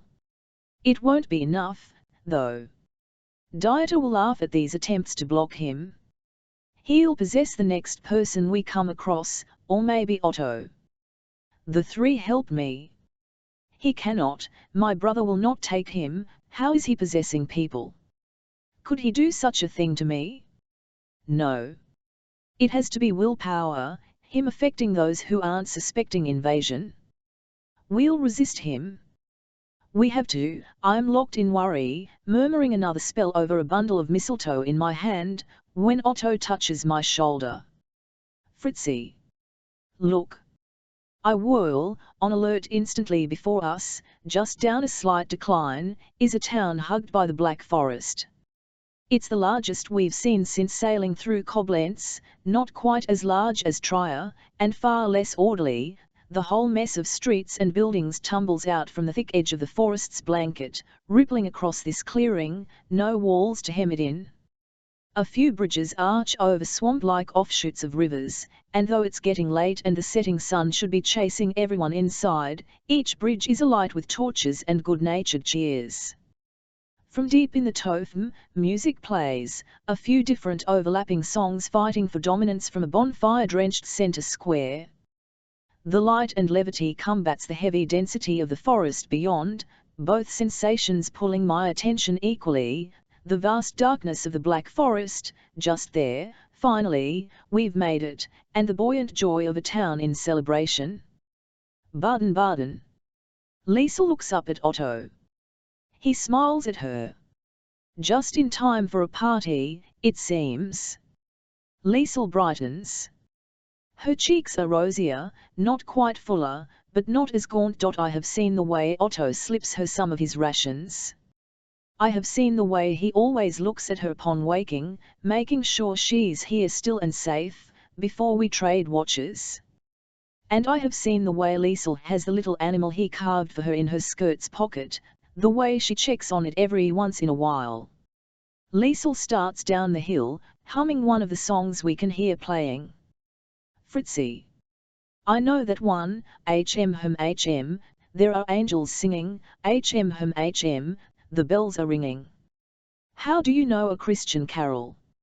I call after her. I know things, she snaps back, but she's smiling, and she continues down the hill, singing to herself. Did you not have carols in Burisborn? Otto asks as we follow her. Not your Christian ones. I have no idea where she learned it. Likely doing something she shouldn't have. What carols do you have? Otto's question catches me, and I look up at him, the mistletoe still in my hands, the spell half finished. Oh. I shrug. We sing to our goddesses too. Mostly to Holder. The maiden, right. He remembered. I smile. Yes. This is her time of year, winter and darkness. You sing carols about winter and darkness? That hardly seems festive. About the chance for rejuvenation Holder brings us. The rest, the moment to breathe before spring's growth. Otto nods, his eyes lingering on my face. He's done that more and more, like he's soaking up the final remnants of my words, and usually I drop his gaze first. But now I stare back at him. What? One prod. He grins. Nothing. Effervescence bubbles in my chest. The three save me, it's ripping me in two, that he and Liesel can act so safe. They saw what happened in that cottage, not 2 hours ago. They know Dieter can still find us. Yet Liesel is singing Christmas carols, and Otto is sniffing the air as we come up on the first buildings of Baden-Baden. Ah, cinnamon, he says. Liesel stops. She angles her head up, sniffing, and her face brightens. Come on. She grabs my hand and off we go, and I let her take me, Otto in tow, the mistletoe falling out of my fingers. Baden-Baden's Christkindlmarkt is bursting. Booths hawk similar wares, warm spiced Glühwein, crumbly sprinkle cookies in fanciful designs, a big vat of savoury Kartoffelsuppe. Everywhere are families buying treats and singing hymns. A man stands on a stage, telling a wintry tale with puppets on strings. There are no hexenjägers. No town guards at all. It's such a stark contrast to the Christkindlmarkt of Trier that I stand in awe a moment, enthralled by the happiness. Otto catches a passing reveller, and after a quick word, he turns back to us with a smile. It's Christmas Day. We nearly missed it. Then Yule has passed. Liesel's happiness dips. She's fighting memories too. She's fighting the same sorrow I am, and I squeeze her hand in both of mine. We would have had these similar foods and smells in Burisborn, only for Yule, not Christmas. The bittersweetness cuts me in two, how each scent and sight reminds me of a home that doesn't exist anymore. It's too late to venture into the forest today, I say. We should find a place to make camp. Otto surveys the town square, the flurry of movement in the Christkindlmarkt. I don't have enough for a room at an inn, but he points over the buildings, to a hill towering off to the left. The sun's final rays hit it, casting it in gold, and illuminate the castle ruins woven in with the trees on top. Half of the structure looks decimated by some sort of fire, grey bricks singed to black, even at this distance. There could be others camping there too, I say. But it would provide shelter from the wind. Here. Otto digs into his coin purse and pulls out the last of his money. This will be our final chance to get supplies before the forest. What do you need? I snatch a coin from him. Watch Liesel, will you? I'm going to find herbs in this market if it kills me. Liesel tugs Otto's sleeve until he bends down to her. She whispers something in his ear. His brows lift. Well, then we have to, don't we? Matching grins cut across their faces. My eyes narrow. What's that about? But I'm fighting my own smile. Oh, nothing, Liesel sings. Get your herbs. We'll meet you back here. Otto and I have important business to attend to. She drags him off into the Christkindlmarkt. The parting glance he throws at me pins me to the cobblestones. I will find protection herbs. Warding herbs. I'll tear this town apart if I have to. Liesel refuses to show me what supplies she and Otto bought until we reach the castle ruins. After a quick scouting of the remaining rooms, Otto declares us the only inhabitants, and Liesel settles on the floor of the main room we've claimed, one with the most intact walls and the least amount of lingering burnt smell. I immediately start warding the space. I managed to find burdock root and dried angelica, as good as gold for my purposes, and I murmur the wooding spell Mama taught me as I walk the perimeter of the room in widening spirals, sprinkling the herbs in my wake. Liesel gathers a bundle of twigs and lights them. It's a small fire, but it's all we'll need with her, one flick of her wrists, and we can feel the little blazes heat in every corner of this room, though the light is low enough that it won't give us away. And in this feeble construction of safety, my cousin dumps out the bag she carried up from Baden-Baden Krapfen. She declares proudly as she pulls a sugar-dusted pastry out of the bag. One for each of us. And bread, jerky, cheese, beer, but the Krapfen seemed essential, Otto adds. His eyes sparkle in the firelight when Liesel hands him one. She tears into hers, smearing white sugar across her cheeks and nose, and the whole area smells of sweetness and yeast and the bitter earthiness of my herbs. I finish the ward and dust my hands on my skirt. As if my skirt is in any shape to clean something, it's still crusted with grime from crawling out of Tri's aqueducts. I'd be all too aware of that grime if not for the fact that we all look a mess, but my cousin is halfway through a pastry as big as her fist, and Otto is smiling at her in a soft way that absolutely upends any thoughts in my head. I kneel down next to Liesel. She tries to hand me my pastry, but I shake my head. This first. And I take out the vial of potion I'd made with the rest of the angelica, a quick mix with melted snow.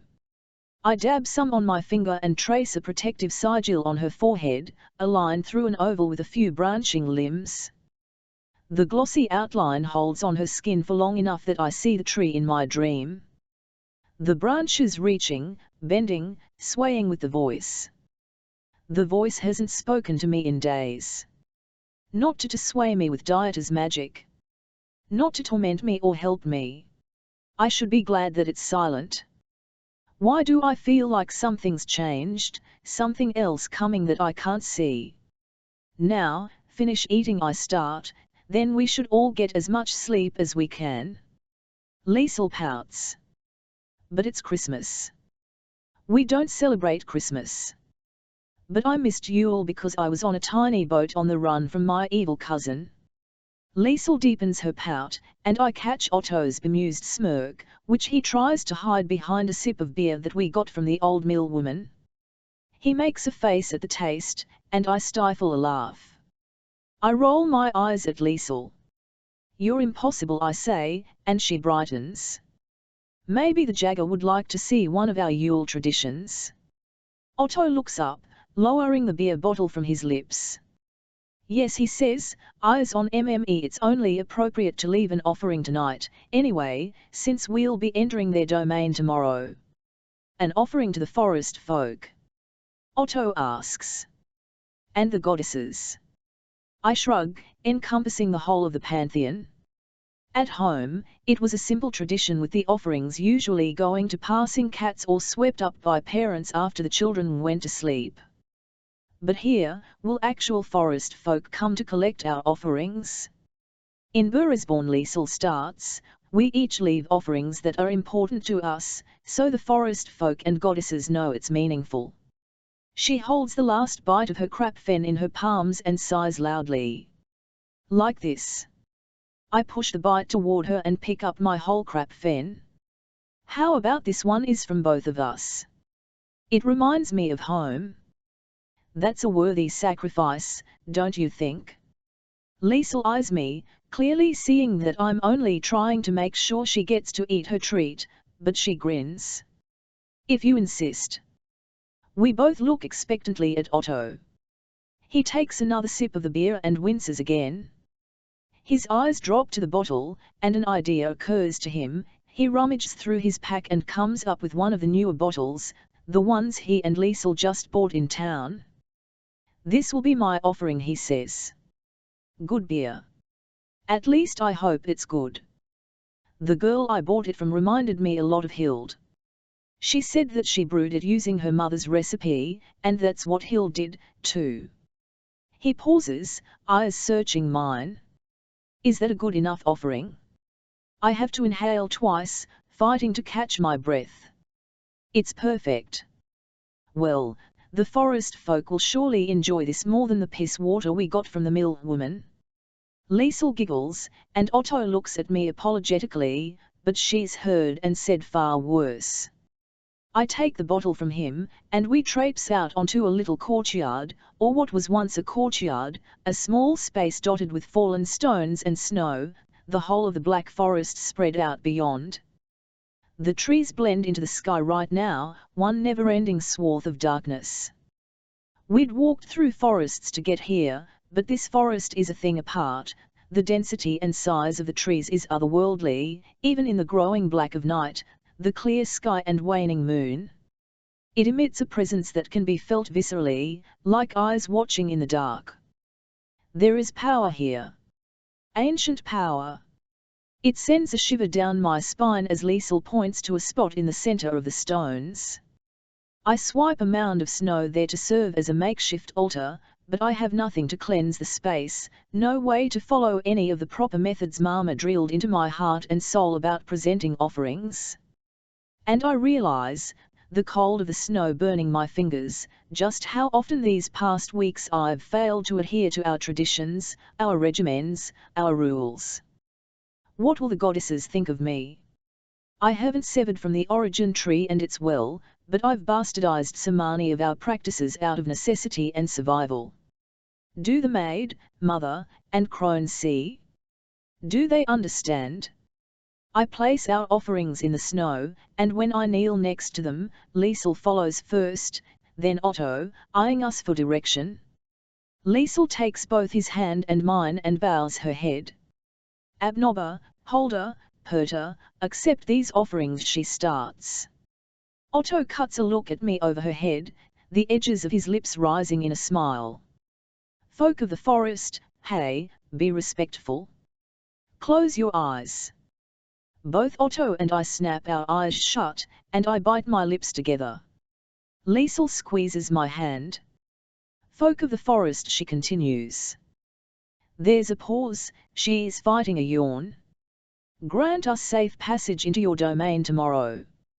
Please. We really need your protection. And goddesses, watch over Mama. She's with you now. Let her know I'm okay. My heart seizes. Liesel pulses her grip on my fingers. Do you want to say anything? It's all I can do to get my throat to hum a soft no. If I think too long about how this offering is such a sad reenactment of what we would have done in Burisborn. If I linger on the stillness when the air should be full of singing and rejoicing and my mother's clear voice leading us in prayers. If I speak, I'll fall apart. So I just squeeze her fingers back. Liesel throws her arms around my neck, rocking me back where I'm kneeling. It breaks me as much as these memories do, and I hug her fiercely, absorbing the warmth of her little body, until she stifles another yawn. All right, I say. To bed now. She peels away. FME. Happy Yule, Fritzi. She takes a step back into the castle, pauses, and looks down at Otto.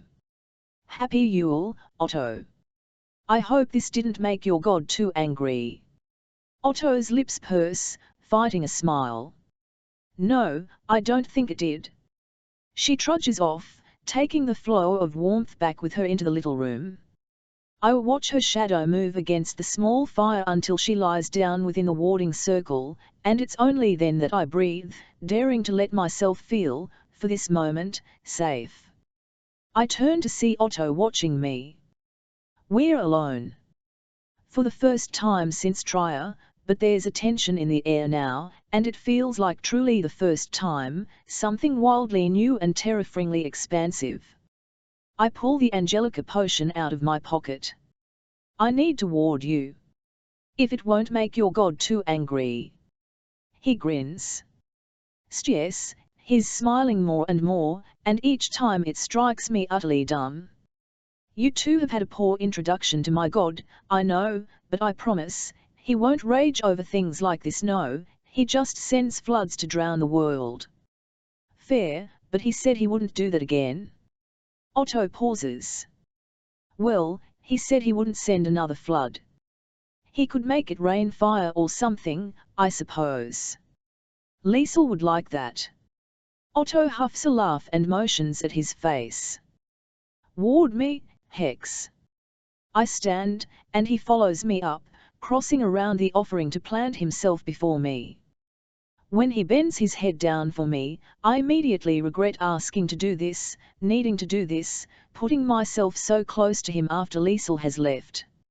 She's been a buffer, keeping me in careful check of my internal chaos, and now that it's just me and him, the moonlight casting us in wintry silver, I can feel the edges of my control fraying. He was distressingly attractive already, but after seeing him work to earn Liesel's trust, after everything he's done to keep us safe, it's impossible not to be captivated by this man. I put a little of the Angelica potion on my finger and touch his forehead. His breath catches, and I have to hold my own to focus on what I'm doing. Thank you, I tell him. To keep from thinking about how close we are. For what? My finger glides down, from the edge of Otto's hairline to the apex between his dark brows, and his eyelids flutter shut. He moans softly in his throat. Yes. What? He asks. Oh, the three save me, I said that out loud. I swallow and gather more of the potion on my finger. For everything you've done for us. I know you give Liesel your share of the food.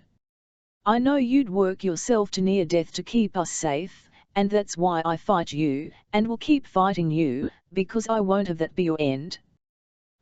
Ying for us. I'll keep you safe as much as you're keeping us safe, whether you like it or not. His face breaks into a wide smile, eyes still closed. I have the sudden image of how it'd be to face your brother again. Both of us yelling at the other to run so we can take the danger. And you would be the one to run, because he's my brother, and it's my responsibility. No. You would run. He's my commandant. The responsibility is mine. He's a witch. You're not. You'd run, and I would face him. Fritzi, shush now. Hold still. I am. No, you're not. You keep distracting me. Yes, I really meant to say something else. Otto frowns, and it creases his forehead, his eyes slitting open to look at me. He doesn't say anything, though, just keeps his eyes on mine as I draw the oval, the branching limbs of the sigil. I was trying to give you a compliment though. To let you know I'm grateful for what you're doing for us. It comes out as a whisper. You're exceptional, Otto Ernst. Exceptional, he asks, arching an eyebrow at me. Well, acceptable, at the very least. I try to laugh it off, but his eyes stay on mine, and I fight with every remaining shred of my pride not to look into them. Then he speaks, and his voice sounds hoarse, roughened with restraint. You make it easy. I slip the remaining potion into the pocket on my belt and lean forward to blow the sigil dry, and something about his posture changes as my breath rolls across his skin. Something in his shoulders, maybe, the tension there. But I watch the sheen of the sigil fade into his forehead, and I hold over him, lips parted, lingering so close that I can smell the beer he drank, hoppy and light, can feel the shuddering pulse of his exhale on my collarbone. All of my insides quake, great building tremors that will shatter me inside out, and I start to sway, only catching myself by grabbing his shoulder, which just pulls me closer to him. My lips brush his forehead. The dried sigil. I go impossibly still. His hands clutch onto my hips, all my senses drawn to the intimacy in those points of contact, my lips on his forehead, his fingers gripping my skirt, my hand on his shoulder. The pause stretches, widens until it's as vast and deep as the forest, and I can't take it anymore. I whimper into him, the past days pummeling me, all my building desperation to be right here, to have him beneath my lips like this. His fingers on my hips turn bruising, and his arms shake with a barely capped effort. Friedrich, he rumbles into the disappearing air between us. There are about 1,000 things racing through my mind. You need to tell me what's in your head. Now. That demanding tone. That consuming presence. That overwhelming wash of control that I've become enraptured by. I'm thinking. I start, moving my lips down the side of his head, to his temple, to his cheek, until our noses align, and his mouth is so close I can taste the spice on him, that I want you to throw me against the wall of this castle and make me see that God of yours. Verdammt, liebst, that mouth on you, and then he takes that mouth. Devours it, his lips as bruisingly brutal as his fingers, crashing into mine with such force that I rock backward, only saved from falling by his arm sweeping around and clasping me against the building. Desire erupts off me in a wave of sensation, shooting out to the tips of my fingers, which wind in his hair, to the center of my core as his tongue delves into curl with mine. The kiss is every argument we've had, fighting for the other to feel pleasure. He advances, I push back. Feel this first, feel this most. He takes my head and roughly tilts it to the side, exposing my neck to glide his mouth down in such expert work that I'm on the edge of falling apart just from this. My whimper liquefies into a moan, and I relent, going limp in his victory. I let him win because I cannot fathom why he lets me touch him, much less that he wants to touch me. All I have upended in his life, all I have broken in my clumsy grief, and this man wraps me in his arms and presses his lips to my skin with the reverence of a liturgy, as if in this moment, he sees something holy in drawing a moan from my body. I'm given over to the power of his sighs, helpless but to fall open for him now, ride the motion of his tongue on my skin. But I need to taste him again, I cannot get enough of that sweetness, and I grab his face and guide him back. This is my own sort of worship, too, driving against him, savoring the beat of blood in his neck, the way he stumbles when I suck his lip. Fritzi, comes Liesel's voice from the castle. I stop, gasping into him, hand clenching into a fist in his hair.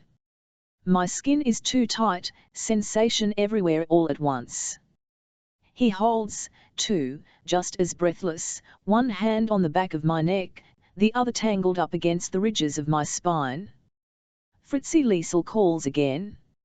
I don't want to sleep alone. I clear my throat, knowing it will still sound gravelly. I'm coming, I shout to her. Liebst, Otto whispers again and presses another kiss to my jaw. Sweetheart. I am unworthy of him. but I am selfish. And he has carried the weight of his own grief every moment since we met, but he looks at me like the world has gone silent. If I can be that for him, bring an end to his internal war, then I will. I'm not done with you, I tell him, so wholly unwound that when he lowers me to my feet, I have to use my grip on the hair at the back of his head to hold myself right. We will find time, he promises, and I nip his lip again, because I can, because this moment has unleashed a torrent and I am at its mercy as much as I'm at his. I take one last breath against him, gathering myself, and then I push around him. He grabs my wrist and yanks me back, cupping my face in his hand. In the moonlight, I see his eyes shift through mine, the initial crash of needing in this brief respite, the way he glides his thumb across my cheekbone, cradles the shell of my ear. I don't expect him to say anything. There is an understanding in this look between us, a weight on both of our souls, unworthiness, guilt, shame. But somehow, we are here, undeserving of each other though we may be, and when he kisses me again, it is soft, his rough lips now like satin as they coax another whimper from the depths of me. My hand doesn't leave his as I pull him back into the castle, into the permeating warmth of this small haven we've carved out in our world of stalking danger and flames. 30 Otto. When the girls are safely curled up on the floor, I take a long walk in the cold December night air just to get my mind thinking of anything other than the feel of her in my arms, on my lips. My mind replays all we did, all I want to do, and I grab a fistful of snow off the broken castle wall and scrub my face in the cold, trying to shock the lust from my body. No priest would ever take a vow of chastity if he tasted a kiss like hers first. And I am no priest.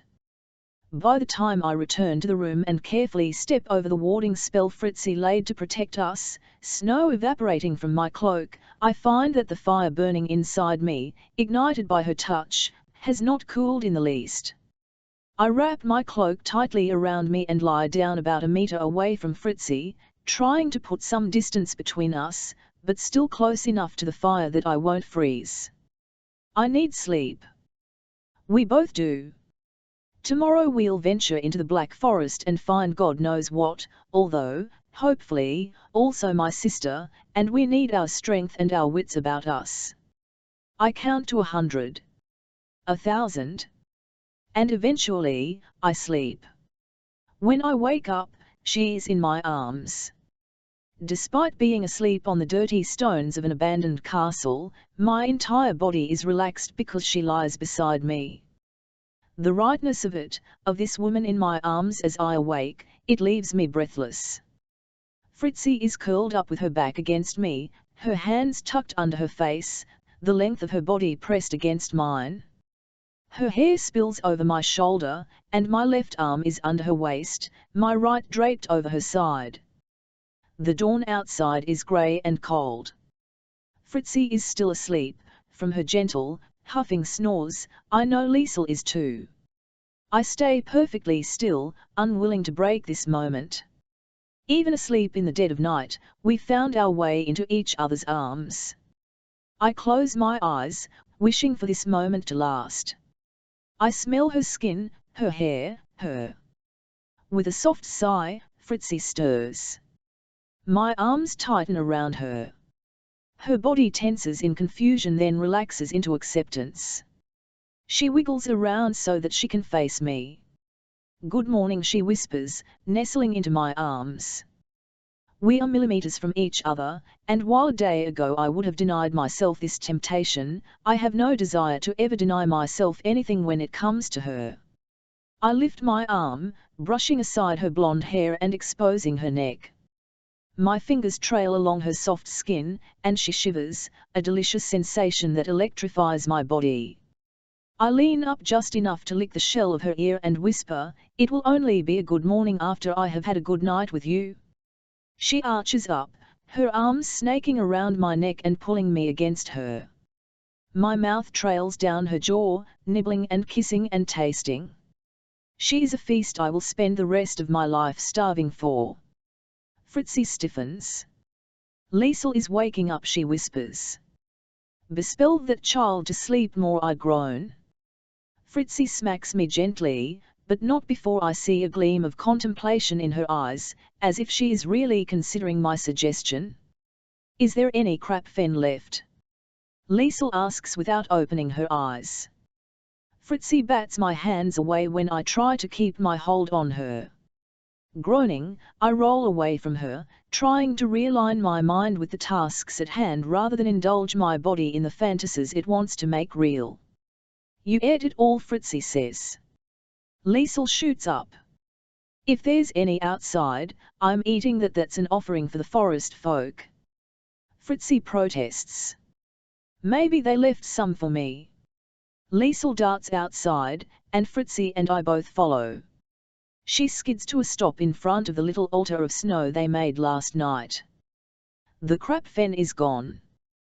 While it's possible an animal came and snatched the food, the bottle I left is gone as well. In its place is a different bottle, made of rare bright blue glass, not pottery, and stop it with a wax seal. Both Liesel and Fritzi turn from the bottle to me, eyes wide. Is that normal? I ask. Liesel shakes her head, blonde braids snapping. I always leave out an offering at Yule, and I never get anything back. No one does, Fritzi says. We leave the gifts because it's tradition. But someone left a gift for us in return. I think it's for you, Fritzi adds, rubbing her finger over the vivid color. Why did they have to leave beer? Liesel mutters. They could have given us more pastries. I step forward, my hands shaking as I reach for the bottle. It's cold from being stuck in the snow, but the insides are still liquid, dark brown. Should I? I ask. Drink it. Fritzi says, although her tone is a little doubtful. Maybe. Open it, for sure, but smell it first. I peel away the wax and yank out the cork. There's a hiss and a pop, the sign of a fresh beer. I sniff the content, nutmeg. It can't be. Without hesitation, I raise the bottle to my lips and sip. I pull it back, eyes wide in shock. This isn't just any beer, I say. This is my sister's beer. Beer is beer, Liesel says. I shake my head furiously and take another swig. There's no doubt about it. Hild used her mother's recipe, and even if the regulations on beer stated not to add extra ingredients, Hild always added nutmeg to the brewing process, just as my stepmother taught her. This is Hild's, I say again, wonder in my voice. Fritzi and Liesel start discussing what this could mean. But as I drain the bottle, relishing in the taste of home, my eyes drift over the trees. This castle is ruins now, but it had been built in a highly strategic part of the province, a hill that overlooked not just the Black Forest, but also the town of Baden-Baden below, and something's wrong. The peaceful, snowy landscape is dotted by jet black cloaks winding up the road. Fritzi, I say, and the tone of my voice makes the girls stop talking immediately. I point over the side of the broken wall. An entire regiment of hexenjägers march up the hill toward us. It's impossible for us to see all the way into the city of Baden-Baden from this angle, but no doubt there's chaos on the streets. Has he possessed someone else? Is he coaxing the guards of Baden-Baden to work with him by using some magical influence to bend their wills to his? It doesn't matter. What army of man could survive when facing a witch like Kommandant Dieter Kirch? We have to run, I say, barely able to process the shift from feeling safe to knowing we're not. Now, 31 Fritzi, this castle sits high on a grey granite outcropping that sticks out over the Black Forest. That is where my eyes go, not to the hexenjäger contingent approaching, but to the trees. I realize that this is my first time seeing them in daylight, and I would be shocked at the remnants of greenery still clinging to their branches if I had room to feel anything more than terror and drive. Impossibly green, densely dark trees ripple off into the distance, taller and taller until the horizon takes them, and I arch out over the wall of the courtyard to survey the drop. We'd break our necks trying to climb down into the forest from here. We have to get down the road before they make it too far up. Otto guesses the same plan forming in my mind. There are more of them, they'll move slower. We can get to that first curve of the road. I finish. It leveled off just outside the castle's old gate. It looked like it accessed the forest last night, didn't it? It was so dark. Otto is racing into the main room to gather our rations, still spread out from last night's sad mimicry of a Yule celebration. I follow, dropping to my knees to frantically stuff our other belongings back into the sacks. Yes, I know where you're talking about. Make for that. And we'll run off the path as soon as we're able. They'll be hard-pressed to chase us on horses through the trees. And then I stop cold when I see Liesel, still standing out in the courtyard, arms around her chest, eyes on the distant road, the black cloaks that move in and out of view off the winter bare trees. Liesel. My voice pinches. I'm failing terribly at restraining my fear, and I can feel it creeping up off me, rising and rising like water lapping at a crumbling shore. Last night feels so very far away. Crapfen and Yule offerings and Otto, who meets my eyes where I kneel on the floor, and I can see the same tug of regret in him, that our joy was so brief. It may have been brief, but we will get more. We will get more. We'll get to the well, I tell him. We're so close. Yes. Liesel rushes back in, hands in fists at her sides. She stops in the center of the room, her eyes downcast for one beat, before she scrubs her face and pins me with a look. Stay close to me. Both of you, especially you, hexenjäger. They won't take kindly to you trying to get in on your we'll get to the well. We have to. We've come this far, surely the forest folk will sense at least Liesel, the one blessed by a goddess personally. Surely they'll reach out to protect her. Maybe even Otto too. Why else would they have left a beer for him? His sister is there, with them. She'll fight to help him. Otto slings the bag with our rations over his back. He tries to take the bag I have, but I shove him off as I stand and loop it over my shoulders, relishing in his lightning-fast look of "Oh, really?" Liesel takes my hand. Let's go. There's a determined set to her eyes, wise beyond her years, that strikes me dumb, and so I can only nod and let her drag me out of the castle, or tune our heels. The morning's frost and ice mingle with the castle path's uneven stones, either side of the road shielded by high walls that protect against steep drops down the rocky cliffside. The three of us sprint with all our might to break free of the castle grounds, risking the slip and unsteadiness of the ice in favor of desperate motion, the air fogging with our gasping breaths. We follow the curving path, the crumbling walls, until, finally, the road widens and flattens out. There's still a drop into the jagged rocks on one side, but the wall falls away on the left, showing a border of trees so thick I wonder how we'll push into them at all. It isn't just trunks and branches and errant frozen leaves, it's an aura that pulses from the forest itself, a darkness hiding in between these silent watchers that at once beckons and warns against. Here Otto calls and is the first to duck off the path, angling for the trees up ahead, rounding the bend that leads toward us, comes a hexenjäger at a sharp gallop. The three of us freeze, Otto at the edge of the road, Liesel and I in the center. The rider reins in his mount about a dozen paces down the road, the speed making his horse nearly buck him off. But he rights himself, canters in a circle, and when he faces us again, I recognize him. Not my brother, one of the jaggers that had been under Otto's command. The scared one, the Johann. Otto breathes. He lifts one hand, the other on a knife I know he has tucked into his belt. I stay rigid with Liesel, who grabs onto my skirts and hides behind me, burying a whimper into my side. Johann eyes us. Looks over his shoulder, back down the road. He's right behind me, Johann says, giving Otto a severe look. Off the road. Now. Johann, but he cuts off Otto. They are rioting in Trier. Our attention shifts from fear to wonder. Get, Johann gives a watery smile. The people who escaped turned on the hexenjägers. You started something.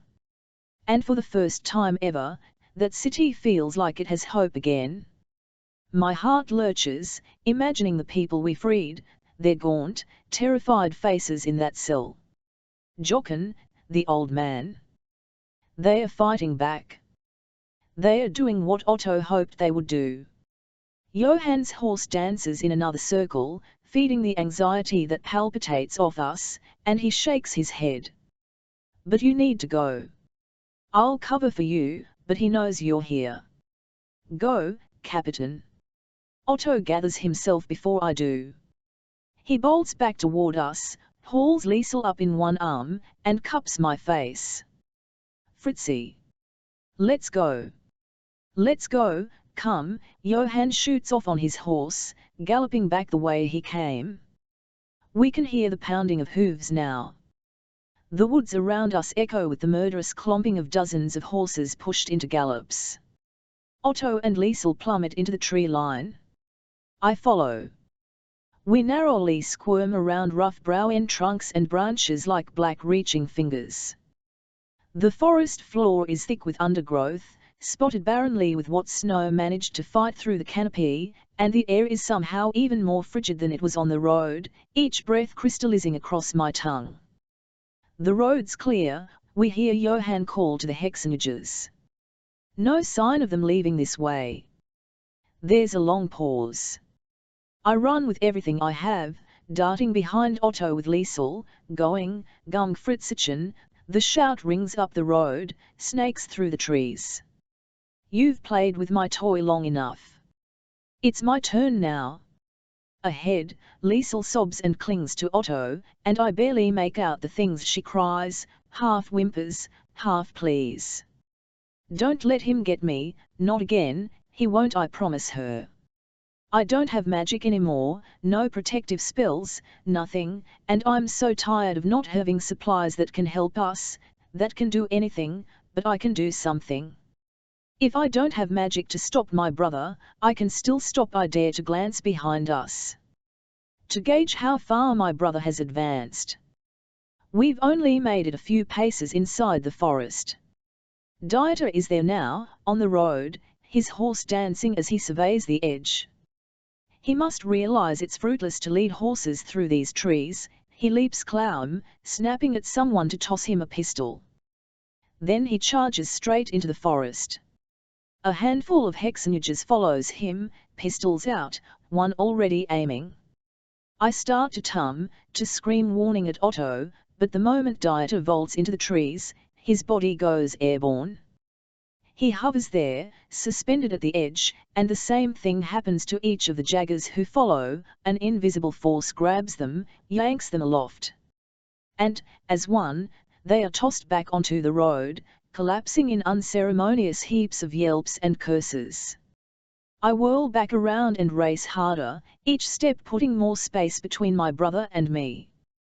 But his voice carries, rises with fury, a terrifying break from his normal collected control. You cannot hide, Friederike. They will not protect you.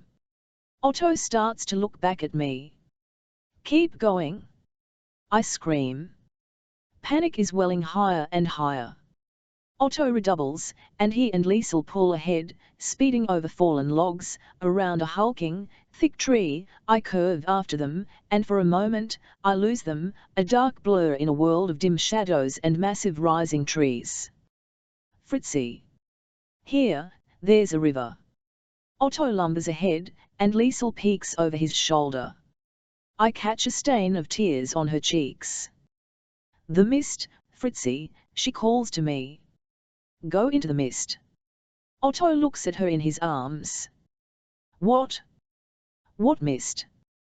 But I see it. Can't he? The river he mentioned appears, a narrow, gurgling snake of a thing compared to the Rhine. Wherever it comes from must be warm, mist rises off it in billowing clouds. The steam blooms more and more, filling the air like an early morning fog. I shake my head, trying to dislodge the blurry effect. Wait, Otto, I trip on a root, catch myself, but when I look up, I can't find them. I stumble forward, the thickness of the mist growing, whiteness seeping tln off the trees in billowing waves.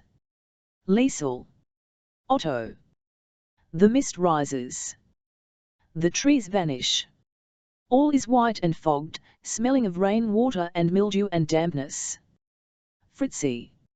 Otto cries, muddled, distant. It's all right. Liesel shouts. It's all right, Fritzi. I'm coming, I try. I scream it, my fingers tearing at empty air, but the words are nothing, the same emptiness as the fog. Movement at the edge of my vision makes me spin. I try to call for Otto, but any sound warbles into a stifled scream as a weathered face forms out of the mist and launches straight at me. I dive, shoulder cracking into a tree, and the wail that bursts out of my lips gets swallowed in the permeating whiteness. I will judge her, says the voice. It's been days since I heard it. And though I know I shouldn't be glad for it, there's a part of me that sighs in relief, in having something familiar in this sudden onslaught of uncertainty. But as I stumble forward another step, the mist congeals into another face. Twisted and grotesque, hollow sockets for its eyes, missing teeth and gnarled hair, it writhes out of the steam and swipes at me, and I duck again, cowering, only to hit the cold, frozen ground with a jarring thud. I will judge her. The voice declares again, shouting through me. I push up, scrambling back to my feet, body drenched in a cold sweat. Shivers rack me, teeth chattering. Otto, Liesel you've had your chance with her, sister, says someone new. A dry, airy voice that ripples with agelessness. Another face swells in the mist. Another. Screaming, mutilated faces, terror and fury and hollowness, death in all its twisted agony. No matter where I turn, no matter where I look, faces come, heaving and swaying. I was breathless from running before, but now, I am gasping for air in tightening lungs, fear choking the life from me. She is mine, says the voice, the one I know, the one tied to wild magic, and I sob, but that sob is silenced.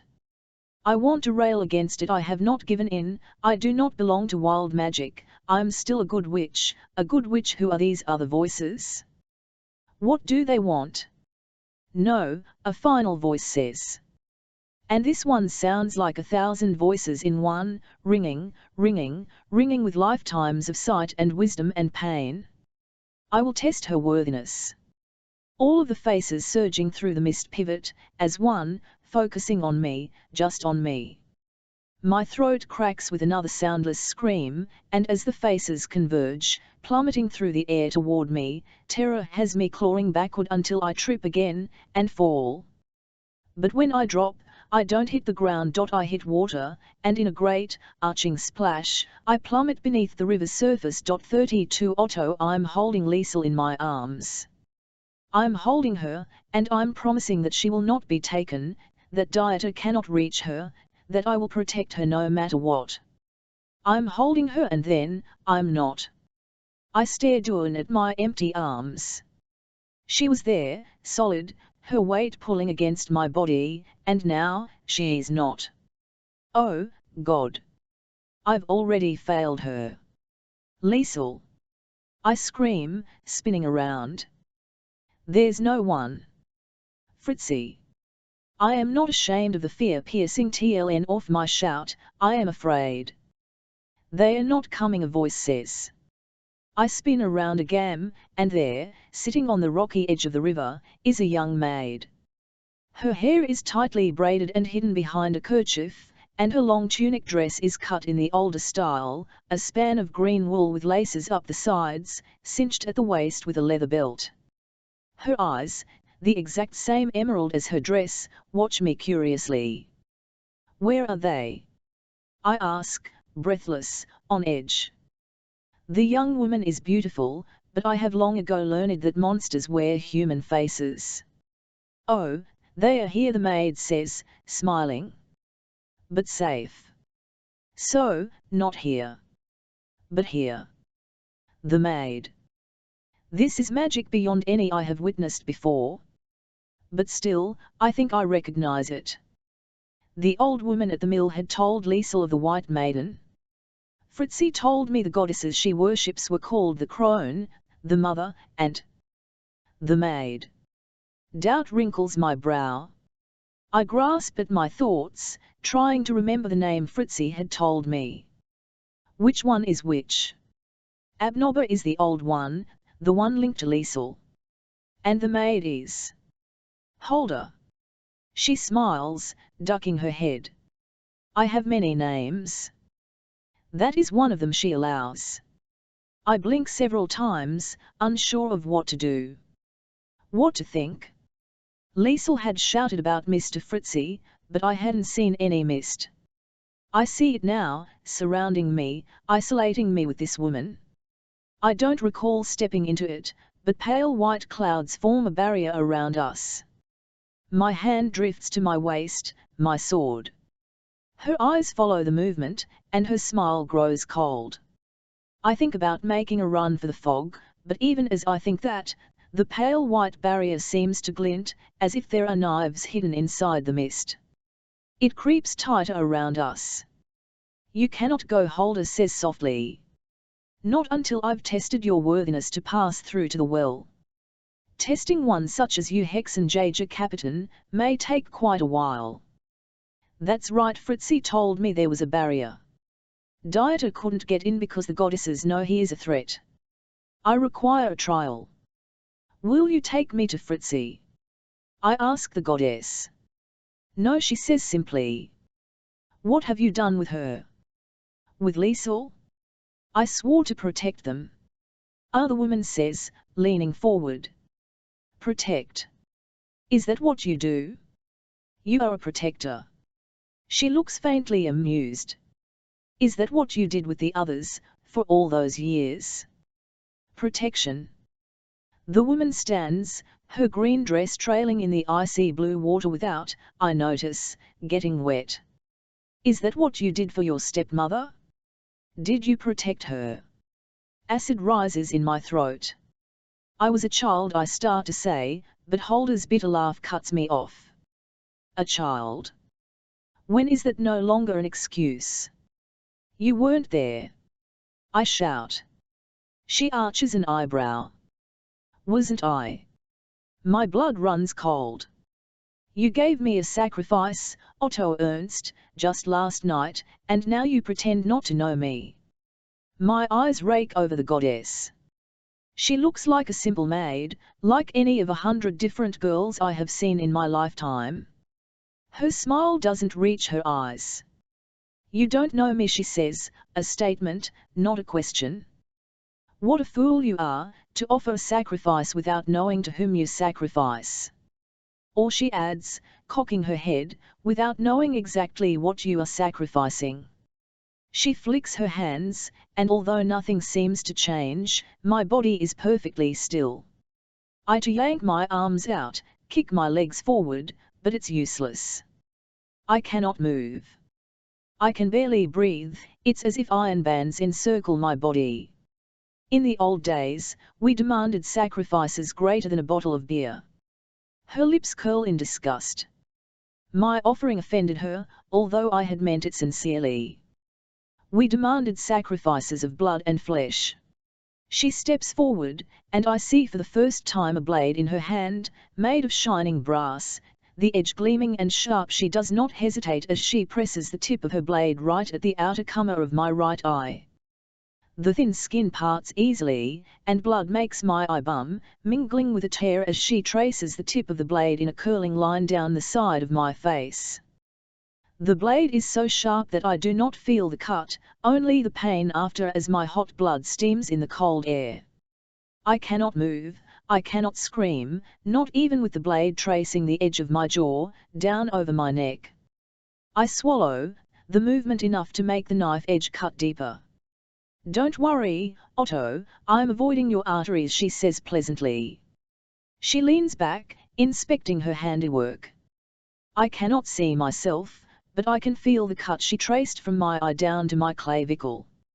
She cut deep, enough to make my mouth go slack on one side, the skin too loose to hold any expression even if the pain would allow it. Blood pours from my face. I will be scarred forever, if I do not die of infection. Is it enough? I barely manage the words, blood spraying from my lips as I try to speak. Enough, she asks. Is my blood enough of a sacrifice, I say, carefully enunciating my words, to protect Fritzi and Liesel from your knife? She smiles again, this time a little more sincere. I never wanted your blood, Otto Ernst. In a blink, the pain is gone. I stumble. She's released me from the invisible bonds. My hands go to my face, there is no cut, not even a scratch. I look at her hands. There is no knife. What do you want? I ask. If not my blood, my pain, what cue? I want to know if you are wholly a protector, she says. That's what I am. I am the goddess of protection. As she says those last words, goddess of protection, for a moment, her green gown brightens to glimmering white. Maybe this test is only for me. Fritzi and Liesel know this goddess, perhaps they are already safe. And then I remember something else Fritzi told me, about how her spell on my sister had been one of protection. Hild, I say, my sister's name escaping my lips. Did you protect Hild? Holder smiles fondly. I did. Her look turns ferocious. Not for you, stupid boy. I found her worthy, and, despite her lack of magic, granted her entry to the well. As a favor. To my champion. She means Fritzi, I think. Fritzi called to her goddess for protection, and Holder answered, perhaps a bit more enthusiastically than Fritzi had intended, but... Can I see her? I ask. I haven't decided yet, Holder answers. You require a sacrifice, I guess. I require only the knowledge that you are worthy. Holder paces in front of me, and it's then that I realize the barrier of mist around us has grown smaller. There's only room for her to pace a few steps before she must turn around and go the other direction. The mist is thicker, utterly opaque but still glimmering with the same sharp edges. My right eye twinges. You say you are a protector, Holder continues, yet there were dozens, hundreds of innocent people you did not protect. She means those burned in the witch trials. I tried, my voice stops working. My mouth moves, but no sound comes out. I didn't say that you could not protect them, she snarls. I said that you did not protect them. The weight of my failures falls upon my shoulders. I stagger back, and I hit the white mist. Fire erupts along my skin, and although there are no flames, I feel my skin cracking, my flesh burning. The deaths I did not prevent. Screams filter through the sound of sizzling, and I recognize every voice of every victim I did not save. I tried, I think again, but did I try enough? I used the excuse of working in the background, of seeding chaos and attempting to help without being detected, but was it enough? People still burned. I did not help enough to save them all. I could have done more, been more, worked more. I could have killed Dieter. I could have killed the Archbishop. I could have burned Trier to the ground. I could have. The burning sensation evaporates, but my sobs do not stop. I fall to my knees. I am not begging forgiveness, I do not deserve any. But my sins are too heavy for me to bear. Tell me why you started working as a hexenjäger, Holder says coldly. To fry, to help others, do not lie, mortal. I force my sobs to stop. I force myself to look at what I have done, and what I have not. I became a hexenjäger to spit upon my father's grave, I say, my words strong because they are true. I hated my father. I hated what he had done. I wanted to become the exact opposite of him. I joined not to save others, but because I knew nothing would have enraged him more than to know I made a mockery of his beloved religion, that I spent my life undercutting the beliefs he had built his life erecting. I look up into the goddess's eyes. Her expression is unreadable, but I suspect that she has found me lacking. I became a hexenjäger for revenge against my father. I didn't care that he was dead. I hope his soul burns in hell, and that it's tormented by the knowledge of the man I have become. And I do not regret that action. I take a deep, shaking breath, the air rattling in my throat, reminding me of how easily the goddess had made me believe my neck was cut. But I remained a hexenjäger because I wanted to help as many as I could. And I failed so many more than I saved. I know that. That is the sin I live with. I am not a protector. You're not, Holder says, repeating my words. You are not a protector. She kneels down before me, so that we are eye to eye. But fortunately for you, Fritzi does not need a protector. She needs a warrior. 33 Fritzi, it's rude to keep a goddess waiting. I heave in a breath, lungs screaming, and a spasm of coughing grabs me. It sends me hacking onto my side, in the cold, wet dirt, coughing up iron-tanged river water. The coughing spell passes. I'm on my hands and knees, and I spit the last of the water from my mouth, my hair hanging in knotted wet tendrils around me. My hat is gone, my clothes and cloak soaked. In this weather, I'll freeze quickly. I need to get up. I need to, my whole body stiffens. Who spoke to me? My head lifts, increment by increment, until I blink at the space before me. The river next to me is completely silent, still, as if all the world stopped spinning except for me, crouched here. Me and a woman. She sits on a tree stump, back rod straight, a thick braid of tangled grey and brown hair hefted over one shoulder, stretching down to rest across her lap. Her gown swoops over her legs and across the forest floor, a gleaming, iridescent blue, and when I blink, it might be water, it might be snow. Her head tips. Her bright eyes match her gown, her crooked nose and wrinkled face curling in my silence. You seek entrance to the well. All who come to us for aid must be tested for worthiness, to ensure our haven remains intact. What will I find when I test your worthiness, Dieter Kirch? I'm shaking now. The cold and the sight of her rattles me like a quake. The test. The test of our worthiness, which keeps Dieter out. Otto. I shove to my feet. Otto. I scream and scanning the forest. Distantly, the mist encapsulates us, but it's far enough back that I can see trees. No wind blows, the trees eerily still, their branches arched defiantly against any movement. My eyes snag on those branches, impossibly high up, stretching and stretching into a white sort of nothingness that stabs my eyes, and I wince and shrink away. You call out for the hexenjäger, but not your cousin, asks the goddess. I don't look at her. My chin drops to my chest, eyes staying shut. It's not her I'm worried about. She'll pass. She's probably already in the well, isn't she? The goddess shifts. I hear her gown rustle. Is she standing? I'm not looking at her, but out of fear, not defiance. You should be more concerned about your own fate. The goddesses do not often take these tests upon themselves personally. We allow our magic to determine worthiness. But you, Friederike, and Liesel, and even your Jagger, you have caused quite a stir among my sisters and I. We want to see for ourselves if you are worthy of the trouble you have caused. That, finally, makes me look at her. She is standing now. Her gown ripples around her, the long bell sleeves gathered around her wrists where she holds her hands to her stomach.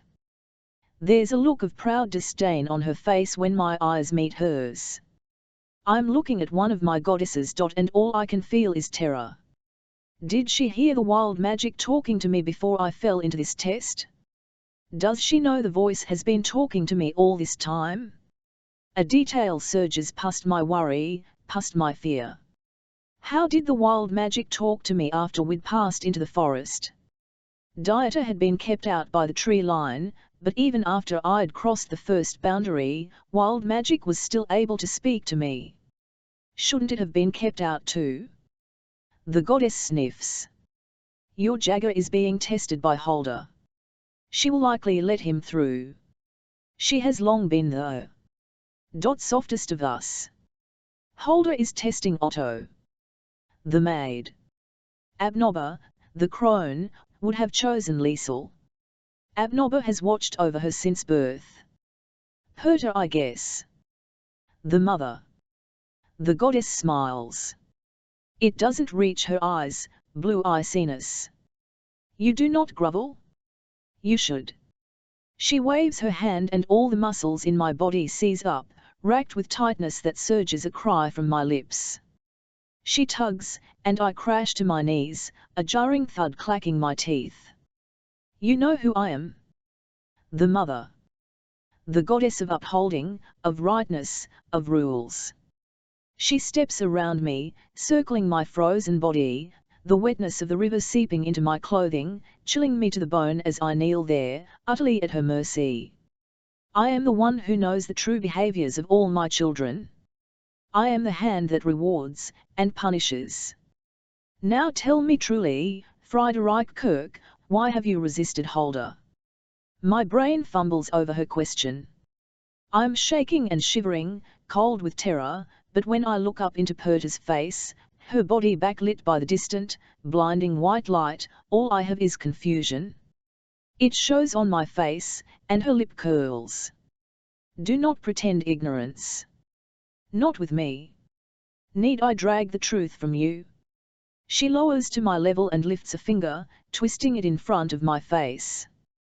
The nail is sharpened to a point, curved like her nose, and in a flash, she slices it across my belly.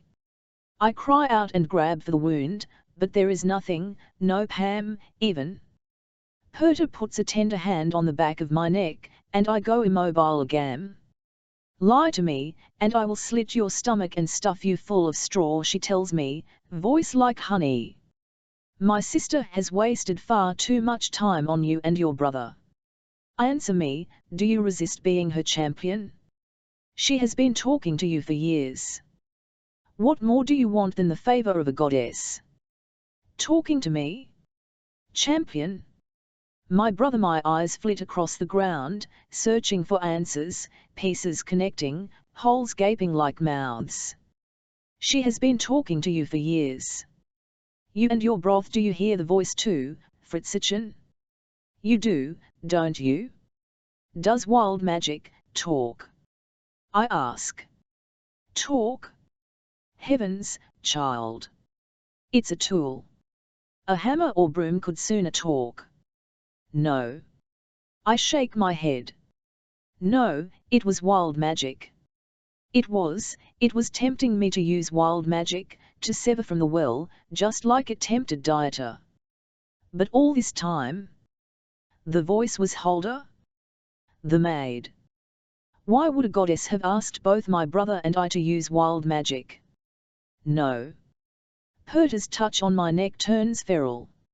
She grabs a handful of my hair and wrenches my head back to glare down at me.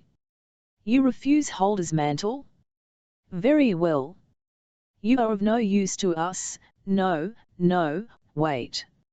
I seize her wrist, clinging to her wrinkled, soft skin. Please. Please, I didn't know it was her. I didn't know she wanted me to. Should I tell Perta that Holder has been asking me to sever from the well? Dread numbs me, and I lick my lips. To do what? What does Holder want me to do? Perta studies me. I gasp in her grip, letting all my panic show, my confusion, my desperation. She hasn't told you. Perta rolls her eyes and releases me. Too like her.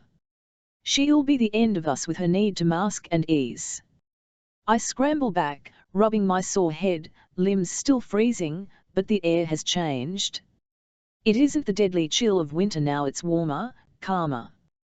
The air is scented with the faintest trickle of earthiness, like till dirt is all around us, though it's still just the river and rocks and muddy snow. Perta returns to her tree stump. She arranges her skirts around her legs, and I stay on the ground, cowering like I could sprint away at the first opportunity. But where would I go? Holder has been allowed to choose another champion because it is her mess that must be cleaned up, Perta says. She winces, more in annoyance at herself for some slip. Though Abnobber was also forced to seek a new champion, the threat of the hexenjägers whittled away previous chosen ones until all three of us had only your coven left to select from, to find someone worthy of standing against the tide of the hexenjägers. My brows pinch. That's why all three of the goddesses' champions were from Burisbom. Because we were all that was left on the outside. Perta continues, Holder first selected Dieter. She chose my brother to fight the hexenjägers. The irony is not lost on us. Perta flicks a non-existent speck of grime off her spotless gown. Her choice was ill-advised, to be sure. But we were running short on options. Abnobber had hers, and what a champion that girl will make. Holder swore she saw such promise in that boy with his healing affinity. And I had mine. That sends me to my feet. I grip my arms around myself, shaking now for a new reason. My mother. You chose them to fight for you. Why else would one choose a champion? We just thought it was being goddess blessed. I can't keep the shocked horror out of my tone. We thought Liesel was blessed by Abnobber. We thought my mother was blessed by you. But not to fight, just to receive your favor. She bats her hand. How very short-sighted of mortals. I would think that being your mother's patron would afford me more respect, but alas. You have forgotten many of her teachings in so short a time. I haven't forgotten. I do not interrupt me, child. You want an explanation? Then be silent. You and your cousin are, as pitiful as you may be, our best chances of salvation, all because of what you allowed to happen to your coven and any remaining witches who could stand and fight. And, need I remind you, you got my champion killed. I twitch back, eyes tearing as Perta stares at me like she is a hunter and I am her prey. Oh, yes. We know all too well the truth behind Burisbom's fall, she says. Our final coven in this part of the world. Our last chance at having champions out in the world who could fight against external threats. All of the other witches who managed to escape to the well, who made it through the barrier, are broken and wounded and unfit to stand in a fight, let alone be our champions. Burisbom was our last hope in every way, and in one act of short-sighted loyalty, you destroyed our final chance to preserve our way of life. Tears trickle down my cheeks. How was this goddess my mother's patron?